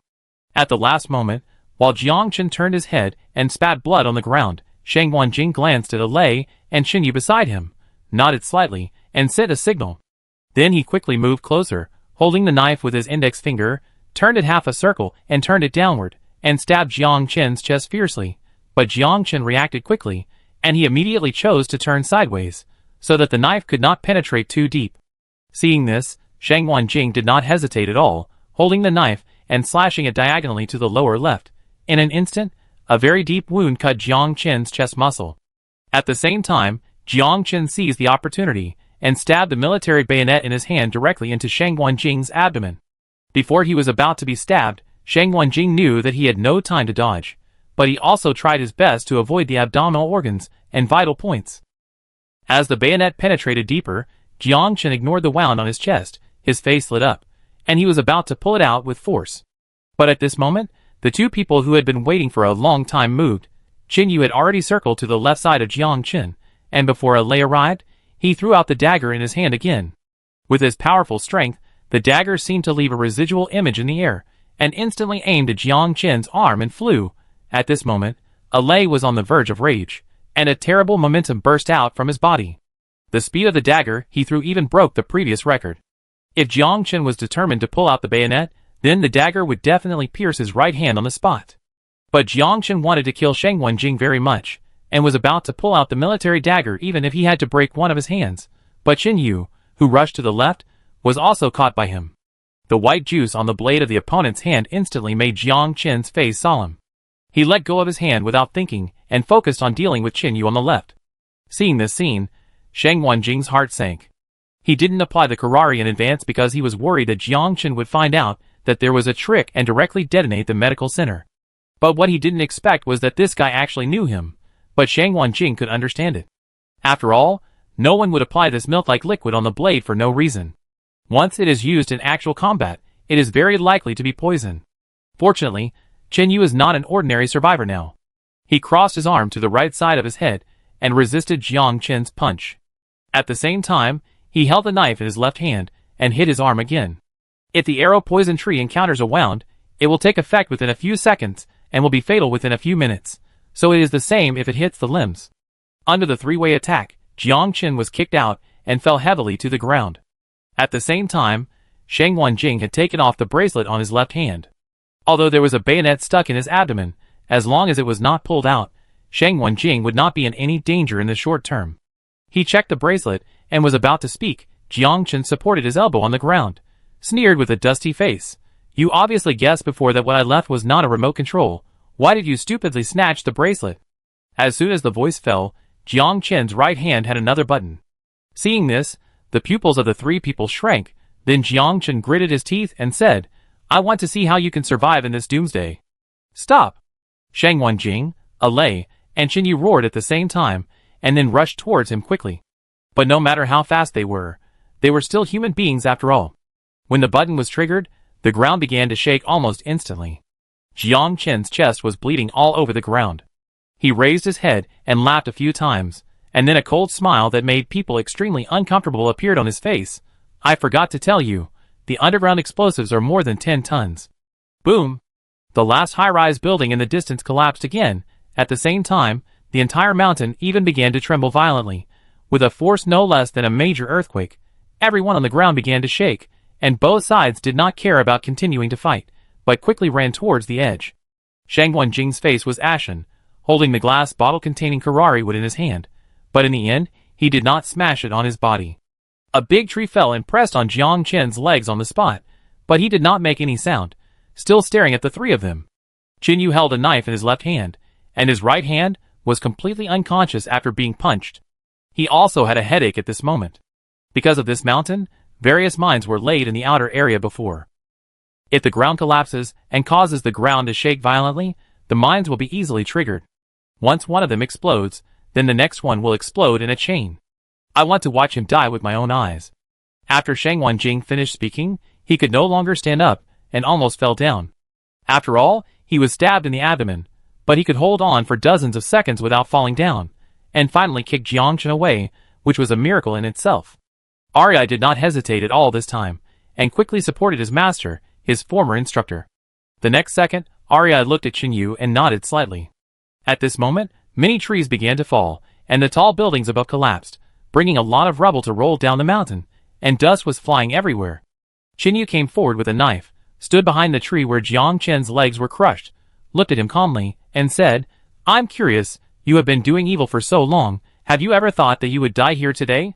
Hearing this, Jiang Chen seemed to have heard a joke, and he laughed. "Can you save more survivors than me?" Chapter 1106. But you killed dozens of times more survivors. Qin Yu did not take action, but looked at the bloody man. "I don't know if it was God's will, the moon was rounder than before, making the light unusually good. If I hadn't left Sudali, do you really think that you little bastards could develop?" When Jiang Chen said this, he was almost in a roaring state. He didn't know Qin Yu, but he knew that this guy was the leader of that camp. "But you don't understand. Even if it's the end of the world, what's the point of civilization without humans?" Qin Yu held the knife, pointed the tip vertically downward, and then let go.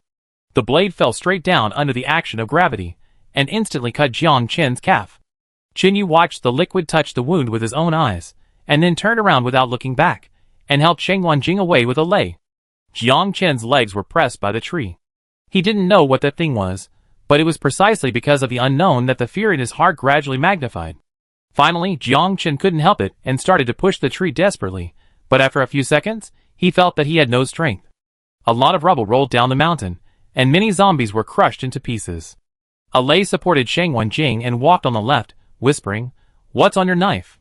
Hearing this, Chen Yu also supported Shang Wenjing on the right side and said, "Add some zombie bone powder to ensure that this guy can die." Hearing this, Lei realized that Chen Yu seemed to have never seen the poison tree attack before. Because dozens of tons of explosives exploded underground, the mountain began to collapse, and many survivors were crushed to death. Fortunately, Xiao Jiao and Long Jia and their group were there, and they led everyone to evacuate and minimize casualties.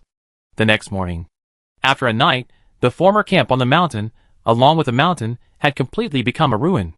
There were pieces of meat left by zombies everywhere, mixed with soil, which was very shocking. Dabai ran out of the ruins first, and then ran quickly to a patch of soil, desperately digging the soil with his claws. At the same time, the other survivors who were lucky enough not to be buried alive also led the remaining 2 guide dogs, and began to try to search and rescue others. In this way, it was not until the afternoon that everyone reunited. Everyone was covered in mud, and some people even had their arm bones smashed out. Chen Yu's hair was even full of debris. Fortunately, they hid in an area with fewer rocks, and only 2 teammates were killed by falling rocks. The children were all in an abandoned house at the foot of the mountain, and it was unknown whether they were affected by the explosion. Just as Chen Yu, Xiao Jiao and Long Jia were counting the number of people, a group of dozens of survivors ran out of the woods. Each of them was injured. When they met Chen Yu and others, they were about to take the guns on their waists, but found that they were already empty. The next second, the 2 groups confronted each other, and both sides showed vicious eyes. Chen Yu found something wrong, limped to the front of the crowd, and said in a deep voice, "If you want to continue, we will accompany you to the end. At the same time, I swear that once the war continues, no one will be left alive." After this, the group of people fell silent. Then a man who was probably the leader stood up and said, "There is more than one city in this world. Instead of worrying about us, why don't you find a place to live? I promise that you will never see us from now on. Who knows if you will become a cancer that harms others again." Xiao Jiao narrowed his eyes slightly. "How can we develop with nothing in our hands?" The leader shook his head helplessly and said, "Besides, even such a powerful organization as the Salvation Sect has fallen. What's the point of continuing to develop?" Hearing this, Xiao Jiao, Long Jia and others still held the stones, and had no intention of letting this group of people go. Chen Yu turned his head to look at Shang Wenjing, who was lying on the ground, intending to listen to what he had to say. A few seconds later, Shang Wenjing closed his eyes, and said, "Whether it is the Savior Sect or Pawnee Bay, the reason why they can develop to such a scale is because Jiang Chen brought back a large number of weapons, and equipment and manpower. Without these factors, it would be difficult for anyone to replicate." Chen Yu nodded slightly, and understood the general meaning. He looked at the group of survivors covered in mud in front of him and said, "It's been 2 years since the apocalypse, the medical center has been destroyed, and the way to completely solve the zombie problem has been cut off. I can say responsibly that the only beneficiaries of the war now are the zombies.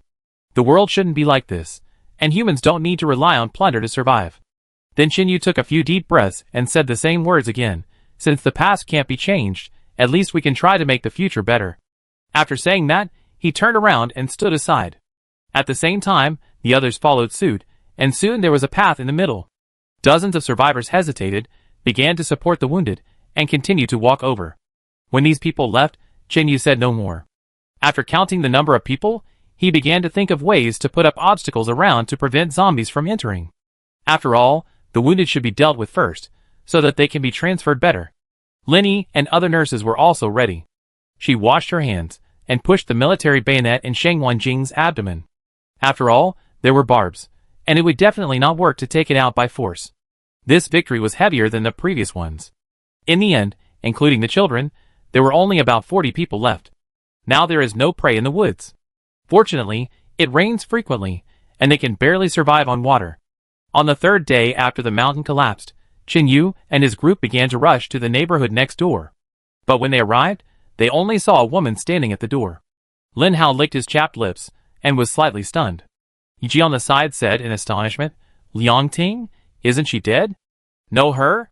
Chen Yu turned to look at Lin Hao, frowning slightly. "Yeah. Just then, Yufeng poked Chen Yu's waist and whispered, "She is the aunt surnamed Zhang." Chen Yu's heart moved slightly, nodded and said nothing. Soon the group was getting closer and closer. Chen Yu spoke first. "Did you do the previous thing at the hydropower station?" Hearing this, Liang Ting hesitated and nodded. "Did you keep the canned food too?" Chen Yu continued to ask. "Well, those are all clean and edible. They have been washed away by the mudslide," Chen Yu said softly. Lin Hao stepped forward, looked at her and a backpack at her feet, and asked in confusion, "Do you have anything to say to me and Yi?" "And me?" Fong Xian also raised her hand. "I want to hear it too," Li Yao said lightly. At the beginning, Liang Ting died in front of them, but now she appeared alive. Both Li Yao and Lin Hao felt deceived. Hearing this, Liang Ting bit her lip, and even bit it until it bled. She lowered her head and murmured, "The survivors here have long been evacuated. There is no food inside, except for these at my feet." Chapter 1107. After hearing this, everyone's faces darkened. They had already spent a lot of energy walking these kilometers. From dawn to now, everyone had only drunk a little water and no food. Although there was a bag next to the woman, it was obvious that with just this little, how many days could she last? Chen Yu thought about it and said softly, "Xiao Ning, go search her body." "Okay." The girl holding the baby nodded, handed the child to Ding Yu, and then walked forward quickly. Then, under everyone's gaze, Xiao Ning quickly checked Liang Ting's clothes and trouser pockets, and even her arms and legs, to prevent any daggers from being tied. After everything was confirmed, Xiao Ning continued to return to the team, and then Chen Yu also stepped forward to stand on the right side of Lin Hao, squatting down to check the supplies in the bag. There was no water in it, but some canned food, compressed biscuits and other foods with a long shelf life. The amount was not much, after all, it was just a normal backpack. Before Lin Hao continued to speak, Liang Ting said in a slightly begging tone, "I did these things, and Brother Chen must not find out." "He's dead?" Chen Yu said calmly. "Ah?" Liang Ting was slightly stunned and stood there. Hearing this, Liang Ting began to look at their group and found that there were only so many left. "Did you know that Jiang Chen would blow up all the food and medical centers in the final stage?" Lin Hao pondered for a while, and then asked. Liang Ting wanted to deny it after saying this, but looking at Lin Hao's eyes, she lowered her head again. A few seconds later, Liang Ting whispered, "Brother Chen told me a long time ago that if he can't control these zombies, and can't thoroughly research that kind of medicine, then humans will definitely start to kill each other gradually. Once a stronger survivor base appears later, the Salvation Sect will definitely be the first target to be wiped out. From the beginning, Brother Chen had planned it. Even if he eventually lost to the man named Sheng Wanjing, he would starve you to death." At this moment, if it were any other time in the past, Chen Yu and his men would not easily believe such words. Because nowadays, it is impossible to survive by searching for supplies alone. As long as the number of survivors in the camp exceeds 50, they will basically think about planting. Even if they caught some pheasants, wild boars, rabbits, etc., they would try to keep them in captivity. The number of people in the Salvation Sect was large, so they must have their own set of rules. But now the facts are in front of us. The Salvation Sect camp was destroyed. Not to mention the food, even if it was still there, it was mixed with zombies and soil. They never thought that Jiang Chen would be willing to blow up the supplies together. You know, the Salvation Sect still has some women and the elderly, weak and disabled, just to cover up. In the end, they didn't expect that these people had already moved their positions when they were fighting with Jiang Chen's forces. How did hundreds of survivors get to other places? Chen Yu was a little confused. Hearing this, Liang Ting explained, "A long time ago, Brother Chen set up another base that can accommodate 500 people. It is located in a remote area with high mountains nearby, and zombies can easily fall off the cliff." "Where is the address?" Lin Hao asked. "It's far away. I only know that it is at least 300 kilometers away from here. I don't know exactly where it is. The transfer tool is also a train?" Feng Yi covered her stomach with her right hand and looked at her curiously. Liang Ting shook her head. At this moment, she had almost no secrets and told all the information she knew. "We have a large operational hydroelectric power station. Everyone here knows it. And there is another detail in this city. Haven't you noticed it?" "What?" At this time, Yi and some people also came up, and the rest sat on the ground to rest. "It's a tram," Lin Hao said earnestly. "Most of the abandoned cars in this city are gasoline-burning ones parked on the road. There are also trams left, but only in Pawnee Bay. Now I know that the abandoned cars around the Savior Gate are almost all oil trucks." "Yeah," Liang Ting rubbed her aching shoulders and whispered, relying on stable electricity, Brother Chen has recharged many vehicles, and used car tires, and wooden boards to build carts. A car like this can tow at least 3 or 4 carts, right? Chen Yu understood the implication. That's right. They don't need to go very fast, as long as they don't get caught up by zombies. In 2 or 3 days, they can reach an area 300 kilometers away, Liang Ting said truthfully. Haozi's eyes lit up, and he pointed in a certain direction and said, if we can also restart the hydropower station, and then find a car to charge, can't we go home? Chen Yu shook his head and said, Song Chung, regardless of whether the hydropower station is damaged, with the current resources, how long will it take to repair the outside wires? After saying this, Song Chung sat on the ground and pondered for a moment, then raised his head and replied, at least 1 month, and a crane is needed. Hearing this, Haozi sighed, by then, we will have starved to death, right? Liang Ting looked like she wanted to say something but stopped. She hesitated for a long time, then pulled Lin Hao's clothes and whispered, I didn't mean to hide it from you, but Brother Chen has done me a favor. I have been with Chen Yu and the others for this period of time. Although I didn't have too many thoughts, if he hadn't given me the gun for self-defense, I might have moved with him. After saying that, Liang Ting looked at Chen Yu again, who nodded slightly and said, so you killed those people outside the woods for Lin Hao and the others?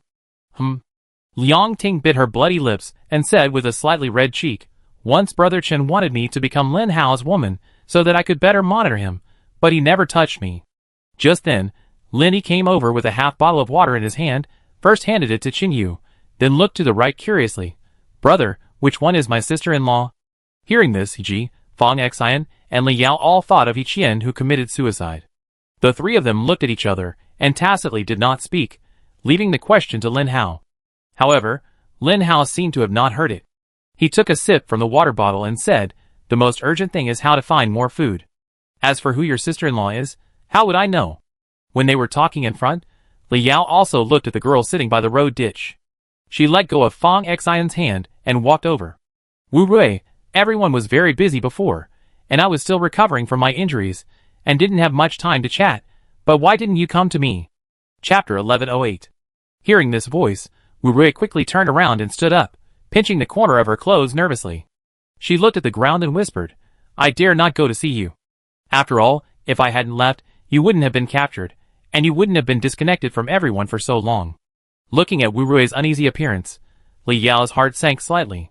When the doomsday just broke out, she was also like this, thinking that many things were her fault. Before, when Li Yao and Xiao Jiao and a group of people walked out of the basement, they were scared by the zombies hitting the fence and approached Chen Yu. This was completely a subconscious impulse at the time. However, after just a period of training, Li Yao's mentality has also changed greatly. It can be said that since her disappearance, Li Yao has never blamed Wu Rui. Instead, she is very grateful that Wu Rui did not abandon her and choose to escape alone. After all, Wu Rui was exhausted at that time, but she had to drag the unconscious Li Yao to avoid zombies. Thinking of this, Li Yao took a half step forward, hugged Wu Rui directly, and then whispered in her ear, thank you for what you did back then. As soon as these words came out, Wu Rui's tears immediately fell, and then she also hugged Li Yao and began to sob. Seeing this, the others also moved forward tacitly, leaving some space for the 2 of them. Chen Yu glanced at Li Yao and Wu Rui, then continued to look at Liang Ting and said, we could understand the choices you made because of your different positions. After all, if you hadn't passed on the message, we wouldn't have been able to completely bomb the Salvation Gate camp later. Food is scarce at the moment. If you plan to use the food around you to make some deals, it's not impossible. For example, let you live. As soon as he finished speaking, Chen Yu had already drawn the dagger from his waist. Now that the matter with the Savior sect is over, according to his previous mentality, Chen Yu would not let Liang Ting go, provided that she had not run away. But now she took the initiative to show up with food, so Chen Yu would not turn his face directly.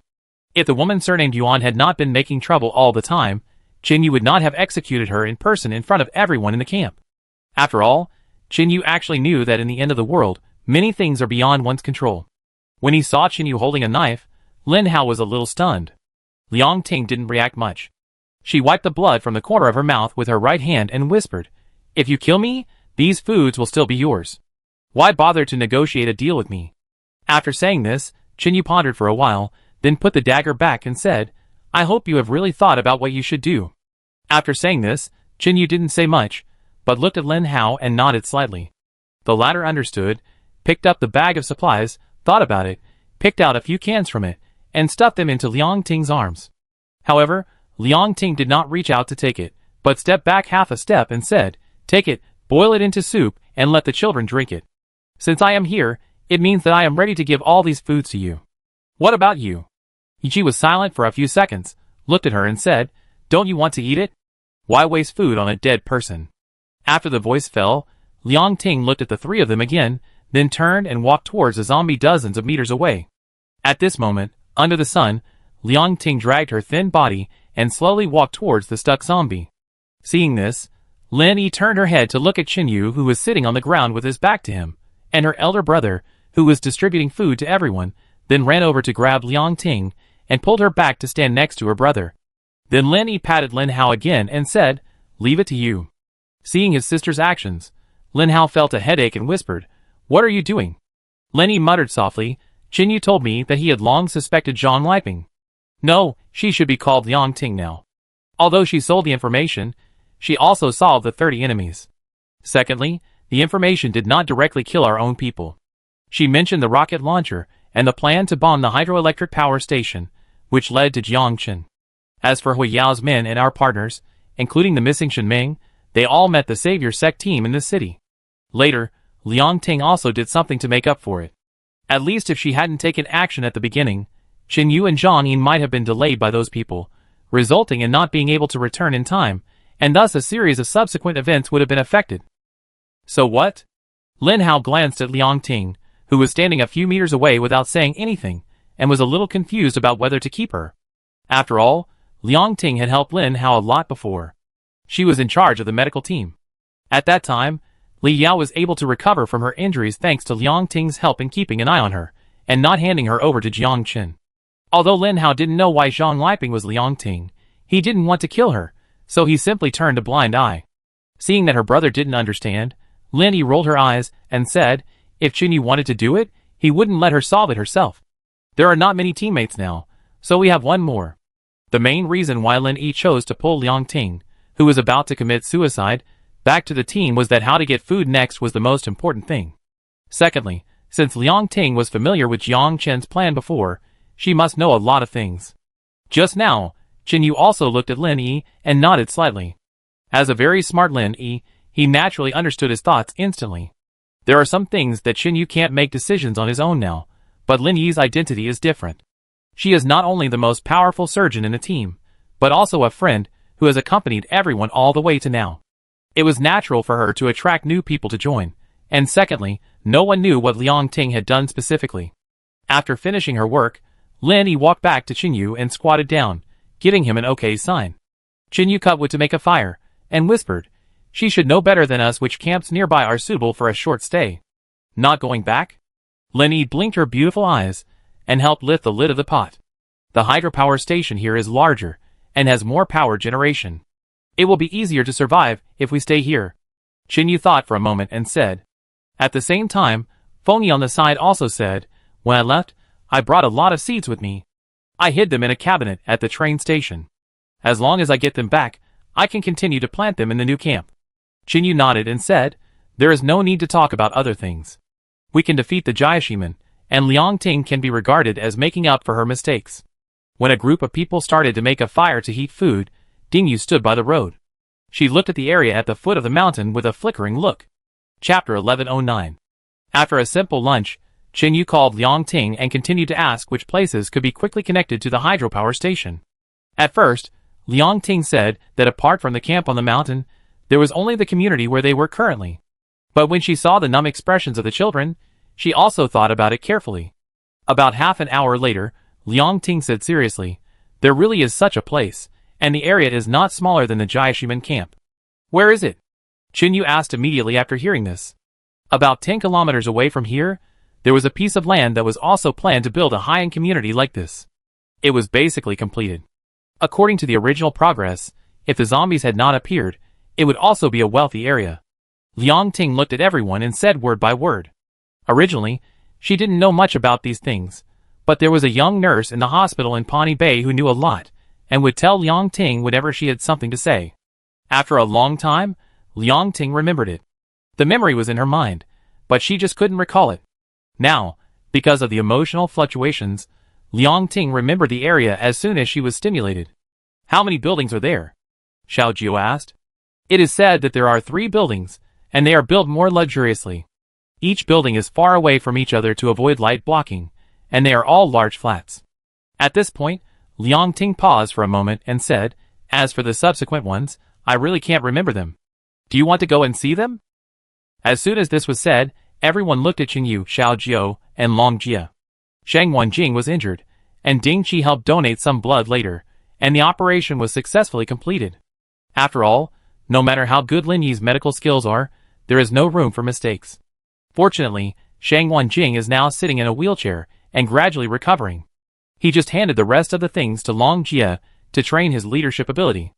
As for Alei, he was originally a more suitable candidate, but unfortunately due to his personality, Alei often didn't say a word a day. As a leader of the camp, this is definitely not qualified. The 3 discussed for a few minutes and decided to leave some people here to rest in this abandoned community temporarily, and split into 3 groups. Qingyu and Alei stayed in the temporary camp to avoid accidents. Long Jie took 2 people to investigate the area 10 kilometers away, and check whether there was aviation fuel at the airport. If the armed helicopter could be restarted, they could quickly return to the villa camp to replenish supplies. But whether it was Xiao Jiu or Zhang Yin, they knew that this hope was a little slim. After all, if the Salvation Sect could find 2 helicopters, it was impossible for them not to look for special aviation fuel. The airport might have been plundered long ago. Others were not very clear about this, but Xiao Jiu and Zhang Yin had served in the army and knew some details. For example, in order to deal with emergencies, armed helicopters can use civil aviation fuel in war states, but regular gasoline cannot, although they don't even have gasoline now. The reason for the second check is equivalent to the last glimmer of hope. Then Xiao Jiu took Zhang Yin and De Zhuang and the others back to the train station to see if they could bring back the seeds. After all, seeds can also be food at certain times. As for Song Cheng, he took Yang Yu and Liang Ting to check the hydropower station. The last severe typhoon caused the fence to be blown away, and many zombies poured in, but the gate of the hydropower station was closed, and the more than 150 people guarding it also ran away. Now the hydropower station is completely abandoned, but it has not been long, and there may be a slight possibility of restarting it. At least with enough electricity as support, the development speed of Qingyu and his group will be completely rocket-like compared to before. After the discussion, the 3 groups carried some boiled rainwater and a small amount of food and went their separate ways. As for how to survive these few days, they could only rely on themselves to find a way. Qingyu and Xiao Kong closed the big iron door and went back inside. This is an old residential area, located halfway up the mountain about 1 or 2 kilometers away from the city. Many facilities are aging, but there are no zombies. After Qingyu and Lin Hao went in to check, they also verified that Liang Ting was not lying. There are indeed traces of human life here. Everyone came to a long corridor with many plants entwined on it, and found a place to make the bed. As for the old buildings, they originally wanted to go to the rooms to see if there were any supplies, but Liang Ting said that those people took away all the winter clothes when they evacuated, and burned all the clothes that could not be taken away. Hearing this, everyone sighed again. After all, without thick clothes, how can we survive this winter? Qingyu sat on the stone pier, watching everyone lifeless, and then clapped his hands to attract everyone's attention to him. Then Qingyu paused and said softly, "We are in the south now. Although it is cold in winter, it is not as difficult to do outdoor activities as in the north. There is still about a month before winter comes. We can chop more firewood and dry it in the air, and we can also use it to keep warm." After saying this, Hu Yao, who was leaning on a cane, nodded and said, "What Qingyu said makes sense. I just saw a few axes in the corner. Although they are all rusty, we can just find a stone to grind them." Yes, as long as everyone works together, even if there is no thick clothes or food in winter, what's the problem? Can a living person be suffocated to death by urine? Lao Cheng shouted from the side. He has recovered a long time ago, but due to his mobility problems, he was not allowed to participate in the subsequent series of events. Instead, he hid in the city with Zhang Rui and the other children. When the mountain collapsed, everyone was very anxious and wanted to rush over through the zombies immediately. Fortunately, Lao Cheng, Zhang Rui, and Yu Feng helped to maintain the situation and prevented the children from making a mess. After staying in the apocalypse for a long time, even adults will change their minds, not to mention children, who are interested in everything. Especially in the eyes of a few children, they even felt that the zombies were not dead, but just changed to accompany them in another way. Zhang Rui severely reprimanded them for this, which dispelled some people's idea of catching mice to feed zombies. After comforting everyone went their separate ways. Taking advantage of lunch, the girls built a simple tent in the open space of the community, and the men began to sharpen axes. As for Wang Tianhai and Huang Lulin, they began to stand guard. Long Dai and Uncle Hua, each holding a sniper rifle, went to the rooftops of 2 buildings respectively, each staring at 2 directions to prevent Qinyu and others from being active outside when the zombie tide approached. With Fong Xian's help, Uncle Hua's hidden injuries were healed day by day. In addition, there is another good news, that is, Hong Wu's right eye has now recovered slight vision. Chapter 11:10. But his left eye was permanently blind. Originally, Lin Yi had hoped to have the medical department of the Savior sect check it out, but to her surprise, the guy chose to explode directly. In the end, according to Fong Xian's method, Hong Wu actually only injured one eye. Although the eyes can receive information and transmit it to the brain does not know the existence of the eyeball system. After being injured, the nerves around Hong Wu's right eye began to protect themselves, and coupled with the pain, it was impossible for Hong Wu to force himself to open his eyes. Later, he thought he couldn't see the images, but in fact, it was just that his left eye couldn't receive information.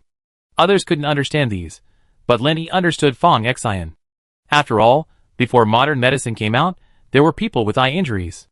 In this way, Hong Wu can now see some things outdoors without relying on guide dogs and sticks when the light is good.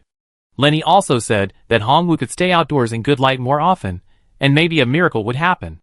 After all, it was a miracle that the 200 of them could defeat the nearly 1,000 people of the Salvation sect. 3 days later. People in the abandoned community rarely go out. At first, Qinyu went to the woods alone and tried to kill some squirrels, but there was no trace of him. Because this was the woods on the edge of the city, not the outside area. In addition, there were explosions everywhere for more than a month, and even if there were animals, they would have been scared away long ago. In the temporary camp, everyone leaned against each other with blank expressions, and everyone was very hungry. It was 4 o'clock in the afternoon, and there was a knock at the door. Wu Rui, who was standing guard, stood up and walked over to open the door. Soon, a Lei, wearing a zombie skin and a face scarf, came in. Behind him was Li Yao, who was carrying a bag on one shoulder. Seeing the 2 of them appear, everyone slowly got up from the ground and looked at them with hope. Li Yao took off her face scarf, and her bang swayed a little in the wind. I only found some expired biscuits. Li Yao, who hadn't drunk water for a long time, had a hoarse voice.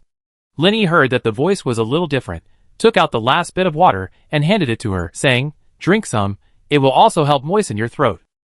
Li Yao nodded slightly, and carefully poured herself a bottle cap.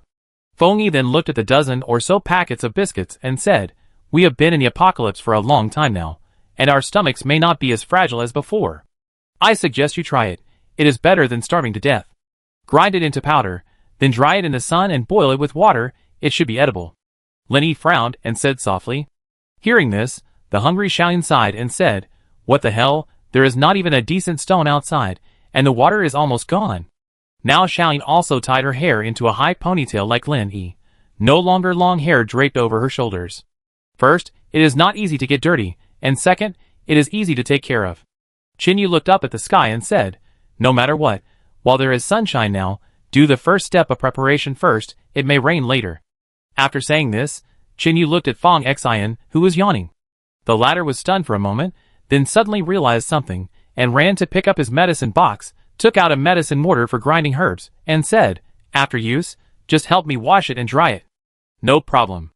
Xiaoyin took it with both hands with a smile, turned around, and a group of people started to get busy.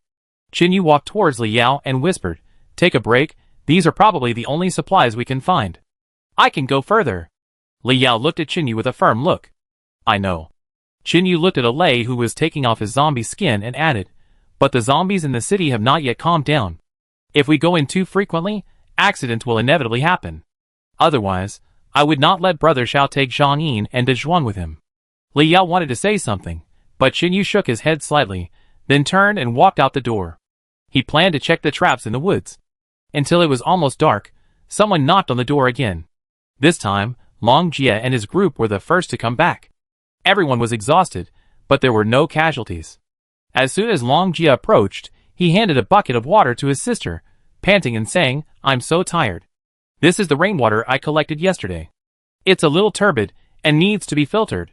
Long Dai nodded and told her brother to sit down and rest for a while. Then she and Yijishu went to the bottom of the corridor, where there were filters made of large plastic bottles, charcoal, and other materials. "How is it? Can people live there?" Shang Wanjing came over and asked in a deep voice. Hearing this, Long Jia slowed down his breathing, then raised his head with a smile, and said, "Not to mention living there, the resources there are quite good. There are a lot of wasteland, there are concrete walls, and there is a park a few hundred meters away, there is a lake in it, and there are fish in it." As soon as these words came out, everyone's eyes lit up. But the next second, Dong Jun said helplessly, "There are no less than 100 zombies in the park. With our best weapons now being bows and arrows, it is almost impossible to deal with them all." Long Jia also added, "And we also need fishing nets. But in the current environment, even if we can find them, they may not be usable. What about the wires?" Shang Wanjing was silent for a moment and continued to ask. "The infrastructure is intact. Judging from the direction, it does lead to the hydropower station. There may be a few collapsed electric poles, but as long as they are rebuilt, they should be able to be repaired." When they were chatting here, Qin Yu also came back with a plastic bag in his hand. Seeing this, Lin Yitsai relayed the information to Qin Yu, then looked at his right hand and asked, "What is this?" "Some earthworms that we dug. They should be edible after being roasted." "Not should." Fong Xian walked over from a distance and said seriously, "Earthworms are also medicinal materials. Since they can be taken, people can certainly eat them, but they need to be completely roasted. Don't eat earthworms raw like Xiaolin's brother." "Ah?" Lin Yi was slightly stunned, looked at the man chopping wood in the distance, and asked in confusion, "My brother has eaten earthworms raw?" This sentence reminded Li Yao of something. She whispered, "If Xiao Jiao and Zhang Yin hadn't appeared in time, the three of us would have had to survive by drinking urine." Hearing this, Lin Yi patted Li Yao on the shoulder and said seriously, "In an emergency, drinking urine to save your life is no problem. No, I have to ask my brother what earthworms taste like." At the same time, the door opened again, and Xiao Jiao and Song Chung also returned to the temporary camp. Chapter 11:11. "How is it?" Qin Yu looked at them and asked. Hearing this, Xiao Jiao lifted the bag in his hand and said, "The place where Feng Yi stored it is very safe. Although there are many zombies in the train station now, the waiting room is very large. It took some effort, but it was successfully taken out." At the same time, Feng Yi smiled and said, "It's a pity that there are no potatoes. It would be great if we could grow this thing." After saying this, Liang Ting, who was standing behind Song Chung, was silent for a few seconds and then whispered, "I left some potatoes, and they seem to have sprouted." "Where is it?" Feng Yi's eyes lit up, and she looked at her and asked. "Over at Pawnee Bay, on the thickest tree. I hid it in a bird's nest." Feng Yi now has learned a lot of planting experience from some old people. If we say who has changed the most, then Qin Yu is first and Feng Yi is second. There was no way before. The old people she met in her community basically didn't know how to grow things, and secondly, there were no seeds. It is almost impossible to survive for a long time just by searching for resources, so the camp must do planting. With those books and her experience of exploration day after day, Feng Yi will learn more and more. In addition, there are some older survivors in the villa camp later. There are always a few who have farmed and survived until now. Recently, she has exchanged experiences with Xiaoyun and her group. As long as there are seeds and land, Feng Yi is very confident that she can grow crops. After listening to Liang Ting's words, she found that others also focused on her. Feng Yi smiled and said, "Potatoes are usually planted in March or October. Now the conditions on both sides are not met. It will be the same if you go to get them later. There shouldn't be anyone who has nothing to do in the doomsday to rob bird nests." Hearing this, Qin Yu remembered what he had done in an abandoned village before, and then whispered, "When things get a little more stable here, I take people to get it." Song Chung then began to introduce. The hydropower station was not damaged. There were 2 or 3 survivors who didn't run out, but they starved to death inside and turned into zombies. Fortunately, we got there early, and the zombies didn't affect the inside. "That's good." Chen Yu nodded. "If you need manpower and resources, you can mobilize them at will. Now the priority of restarting the hydropower station is the first." "Well, I have an idea." Song Chung held the child handed over by a girl in one hand, and he whispered, "I will prepare some plans first, and try to start construction within 7 days. Everyone continue to stay in the abandoned community, and did not go directly to the camp Liang Ting mentioned. The main reason is that walking 10 kilometers in the doomsday is actually very dangerous. No one knows how many zombies there are along the way. Secondly, Liang Ting only knew that there was such a place, but she didn't know the specific direction. It is already January, and many abandoned houses have aged badly under the corrosion of the doomsday. Going to the bookstore to find a map is as difficult as looking for canned food. This city is so big that the number of zombies is enough to scare people to death. The team needs a break at this moment, and almost everyone can't afford the consequences of fighting the zombies. Because it rains occasionally, there is no need to worry about water resources. The most urgent thing now is how to get food. Although everyone tried to eat less, there were too many people. Chinyu slept only 4 hours a night, and then went to the woods with a lay before dawn, occasionally shooting a bird. In this way, a group of people barely survived. But this alone could not support improving their lives, especially if they wanted to repair the hydropower station. They needed to do physical work. How could they have the strength if they were not full? It was the 6th day. Everyone was starving. If it weren't for the abundant water resources, some people would have given up 3 days ago. The 1- or 2-year-old children cried non-stop because of hunger, and the adults also felt sad. Chinyu stood on the roof of the sentry box at the gate, looking at the abandoned city, and didn't know what to do at this time. Although his skills are now far better than ordinary people, Chinyu can't find food for everyone. He has been an orphan since childhood, and it can be said that he can endure hunger more than anyone else here. Chinyu also knows better what people will do in the face of hunger. At this time, the 3 dogs have been tied up and are tied to the tires of an abandoned car. Lenny tied the dog herself. She couldn't stop her tears, but she also understood that it was a life-or-death moment. Someone climbed up the stairs. Chinyu didn't look back. In fact, he could guess who it was. A few seconds later, a pair of jade hands hugged Chinyu from behind, wrapped around his now very obvious abdominal muscles, and then a voice sounded, "How about, let everyone do it." Chinyu gently put his hand on Lenny's hand and whispered, "You finally overcame your fear of dogs. You have raised them for so long. Are you really willing to give them up? Do you want to hear the truth?" Lenny is now somewhat malnourished. Her face is yellow, and her chin is resting on Chinyu's left shoulder. She said, "I don't want to see people around me starve to death. No matter how much I like pets, in the end, they are not as important as human survival in the apocalypse." Chinyu felt the wetness on his shoulder, and knew that Lenny must have cried again, but there was no way. Next, he would either eat seeds or dogs.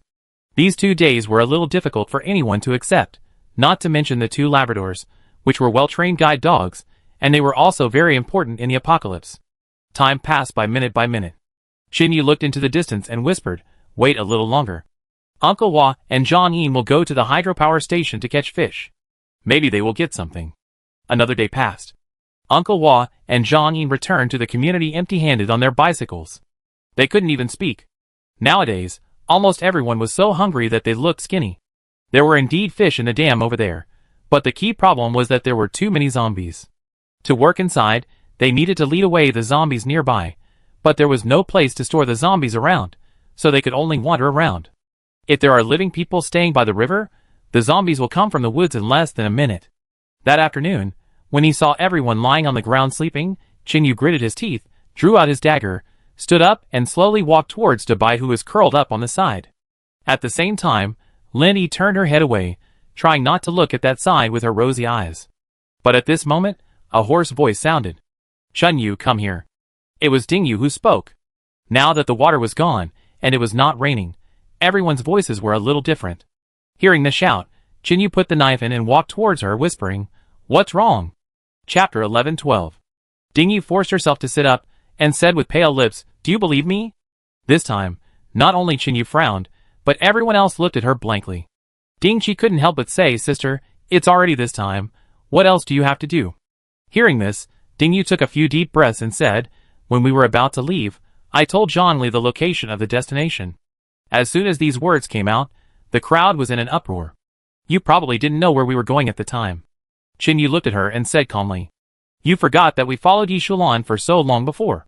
Dingyu raised his head, his thin body and eyes flickered. "Although I don't know where you are going, I can actually guess it. After all, Yi Shulan mentioned the approximate location of Pawnee Bay a long time ago." "Is that so?" Chinyu thought about it thoughtfully. He calculated the details, and found that there was indeed a possibility. "What are you going to do by telling Zhongli the address?" Lenny walked up to Chinyu and asked. At that time, I thought you might perish together with the Savior sect, so I told Zhongli to find a way to bring food to Pawnee Bay in 1 month or 2 months. If you lose, we could also take over. The second worst result is that we are held back by the Savior sect, because the food outside is definitely not as abundant as the other camp. If Zhongli shows up with people at this time, she will undoubtedly win more favor, thus giving us the opportunity to join you completely, and no matter what, it is a good thing for us. At this moment, what Ding Yu said was undoubtedly equivalent to a depth charge, which instantly triggered a violent reaction. Ding Qi looked at her sister with astonishment. This level of scheming made her feel completely unfamiliar. And then you can reap the benefits? Qin Yu's face was a little cold. He didn't expect that Ding Yu had started to plan early. But the next second, Ding Yu looked directly at Qin Yu and said without a trace of fear, "If I say that I didn't have any thoughts at all at that time, would you believe it?" "No." Qin Yu shook his head.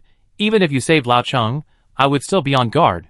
Hearing this, Lao Cheng, who was holding Qin Shi, widened his eyes and said, "I was wondering why these two sisters looked so familiar. It turns out that you were the ones who saved me before."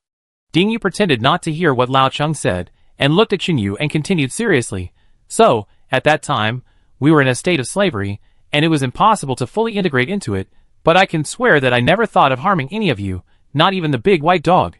But even if you ask Zhongli to bring people here, 1,000 kilometers is not a joke." Xiao Jiao frowned. "When you left, those small hydropower stations were still operating, right?" Ding Yu said. Then she paused for a moment and added, "As long as we fully charge a few of the cars and carry a lot of batteries, we can get here within a week.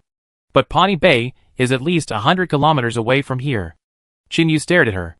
"That's why I asked you before, are you willing to believe me?" Everyone looked at each other, not quite understanding. "Just say it directly." Feng Yi also frowned. "I know that everyone is a little bit exhausted now, but it is precisely because of this that we need to fight to the death. As long as we collect a lot of green leaves and put plastic bags or some flammable materials underneath, we can create thick smoke." Ding Yu said word by word. After listening, Qin Yu pondered for a while and said, "In this way, we who could have held on for 2 days may have to fall down tomorrow because of the rapid consumption of physical strength." Hearing this, Ding Yu looked at the dogs in the distance and said, "When that happens, we can only take this last step." After he finished speaking, everyone did not move, but looked at Qin Yu in unison. Shang Wanjing was silent for a few seconds, then said, "It's still a while before dark, we can collect leaves first, and ignite them on the road outside tomorrow morning, and we can see the smoke even from a long distance." Fong Xian then covered her hungry stomach and said, "We could also add something to make the smoke a more obvious red. In that case, let's fight again." Qin Yu gave the order. After hearing this, everyone started to get busy. The next morning, it was just dawn, and the girls supported each other so that they would not fall down. Xiao Jiao and Qin Yu held torches, more than 10 meters apart, looked at each other, and then started to light the fire. 10 seconds later, thick smoke slowly rose. Then several other places also ignited the tree piles, because these were all wet, and there were many leaves, plus there were some flammable materials in them, and under the influence of each other, there was almost no open fire, but it was full of thick smoke. At the same time, on a street in an abandoned city, Shin Ming, who was curled up in a trash can, pushed open the lid and climbed out. Before, the surrounding streets were full of dense corpses. Shin Ming was alone and separated from Hui Yao and the others. In addition, there were gunshots everywhere, so Shin Ming could only hide by herself. Now she has been wandering in the city for a long time alone. Without a map and unable to distinguish directions, Shin Ming is completely lost. Relying on an abandoned pet store that she accidentally discovered, Shin Ming used the dog food and cat food there to barely survive. At this moment, Shin Ming was severely malnourished, with a thin face and sunken eyes, walking on the street like a zombie. She walked aimlessly, and even the zombies, who passed by occasionally mistook her for their own kind. The main reason for this was that Shin Ming was too dirty. After an unknown amount of time, Shin Ming was trying to pry open the car door, because she saw a half bottle of water on the passenger seat. But at this moment, she stopped moving her hands and turned to look towards the street corner. A sound of cans being hit came quickly. Shin Ming clearly remembered that there were no zombies on the street over there. But at this moment, there was a noise. Shin Ming didn't know what the current situation of Chen Yu and others was. She was happy at first and prepared to run over there, but she was worried that it was someone from the Savior sect. Then, without thinking too much, Shin Ming quickly ran to the abandoned car next to her and turned under the chassis, staring at the street corner. More than a minute later, a green-plate electric SUV first entered Shen Ming's sight. At this time, Shen Ming had no idea that this group of people were the survivors in the villa area. The driver was Zhongli, who was once given a gun by Qinyu. There were 6 cars in total, driving fast through the street and getting closer and closer, but Shen Ming was completely unaware of this. However, the SUV just passed the abandoned car in front of Shen Ming and slowly stopped.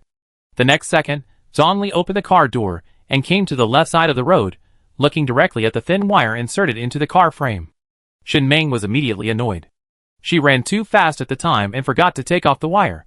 Zhongli picked up the thing, looked around, and shouted loudly, "There must be survivors around here. Search carefully. Remember, don't kill people. We come here to deliver supplies to Qinyu and others. Don't hurt our own people." Hearing this, Shen Ming widened her eyes and looked at them in disbelief. Chapter 11:13. On the road outside the abandoned community. The smoke floated for a whole morning, but there was no movement. Although Qinyu and Xiao Jiu were exhausted, they still forced themselves to throw the last few leaves up. At this time, there was a noise from the crowd behind them, and a zombie came out of the woods and slowly walked towards the crowd. Sun Hua was closest to it, so he picked up the wooden stick he had sharpened before and prepared to kill it, but as soon as he stood up, his calves softened and he fell to the ground. Seeing this, Sun Han hurriedly prepared to help her brother, but she hadn't eaten for a long time. Under the influence of low blood sugar, Sun Han just took 2 steps, her eyes went black, and the whole person fell to the side. The ground outside was hard concrete. If she fell down like this, her head would definitely be broken and bleeding. But everyone had no strength. Even if they saw Sun Han was about to fall, they couldn't get there in time.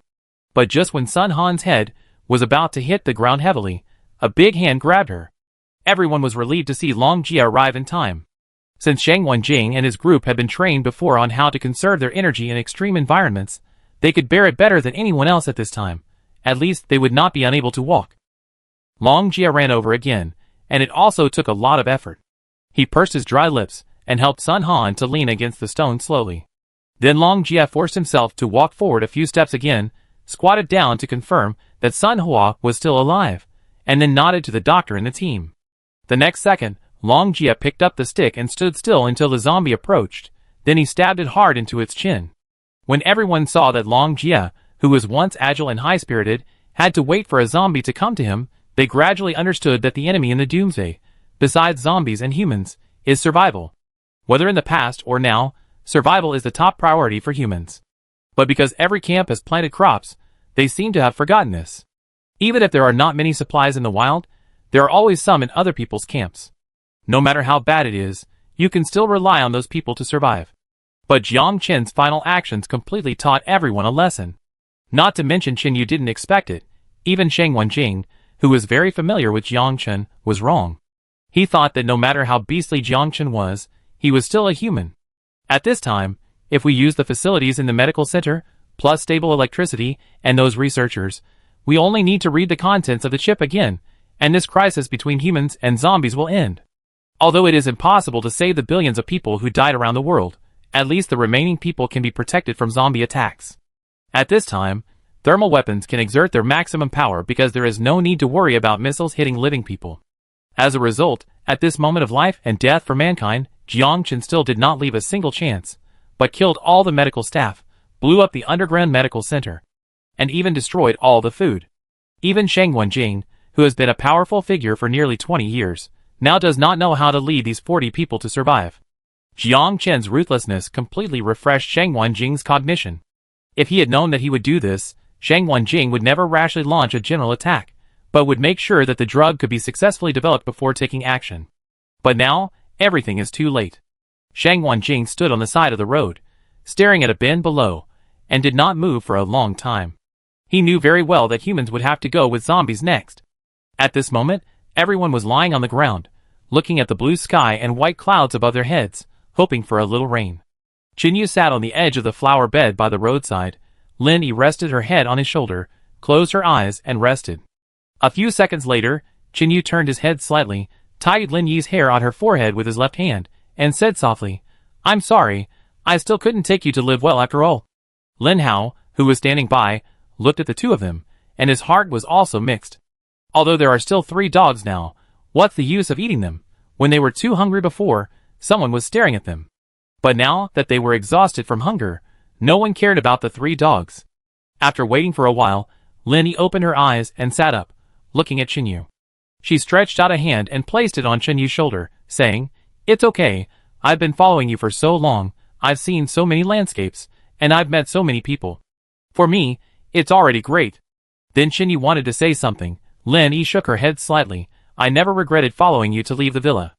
Then, she once again showed the smile she had long ago, and said gently, "Don't worry, don't think too much, it's not you who caused the current situation.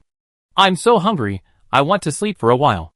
After saying that, Lenny lay on the edge of the flower bed, resting her head on Chinyu's legs, and slowly closed her eyes.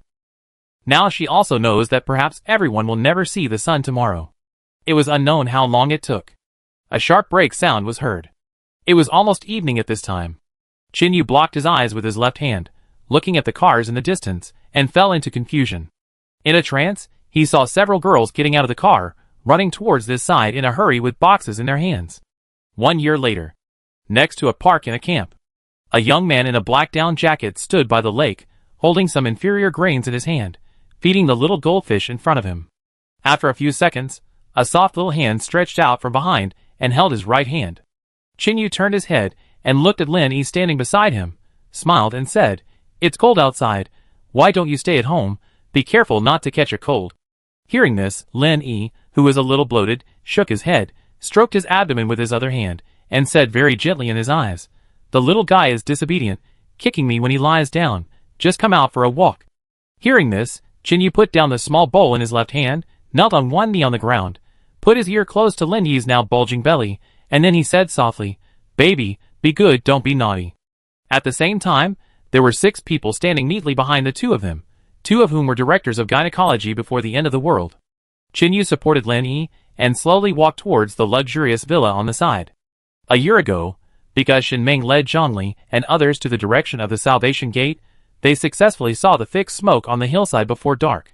This time Zhongli and her friends had weapons, so Shinming went straight to that area without any hesitation. Finally, before everyone was about to starve to death, Shinming found them. With the supplies in several cars, everyone managed to calm down and started to rush to another camp. After arriving, I found out that in addition to the 3 buildings, there was also a high-end villa area on the other side of the park, with almost more than 100 buildings. It was fully furnished and equipped with everything. As long as it was connected to electricity, it would be no different from life before the end of the world. The only drawback is that there are hundreds of zombies, which have destroyed the lawns and trees inside. But these zombies are not a big deal for them now. Because they have food now, everyone started to work hard. Zhongli and her friends carried batteries, which just happened to help restart the hydropower station. In just half a month, Chinyu led Song Chung and others to successfully repair the large hydropower station. Feng Yi did not rest at all. When she first arrived at the new camp, she took Xiaoyuan and a few survivors to quickly build a greenhouse with rain cloth and other materials, and then planted vegetables with a faster maturity cycle. With sufficient and stable electricity, everyone worked overtime day and night. Later, Xiao Jiao and Zhang Ying got a lot of diesel from the abandoned truck, and then drove a tank each to drive around the city. In 2 days, the zombies were attracted together. With Leander controlling the drone to shoot at a high altitude, Xinyu followed the map and the walkie-talkie to direct, and they successfully led a large number of zombies into Pawnee Bay. Of course, they also took back the potatoes on the tree. Then everyone used the tram to go to the city to pull back necessary materials such as steel bars. The resources of an abandoned city cannot be completely plundered by Jiashiman and Pawnee Bay. With the help of machines, they can cut and use electric welding to repair the walls. In just 3 months, Jin Yu and Sheng Wanjing started work at both ends and connected the villa area and the camp. A large number of steel bars were inserted into the ground, and a lot of cement from the abandoned construction site was pulled back by cars. In this way, the 2 areas plus the park were successfully pieced together, and the large area completely refreshed everyone's cognition.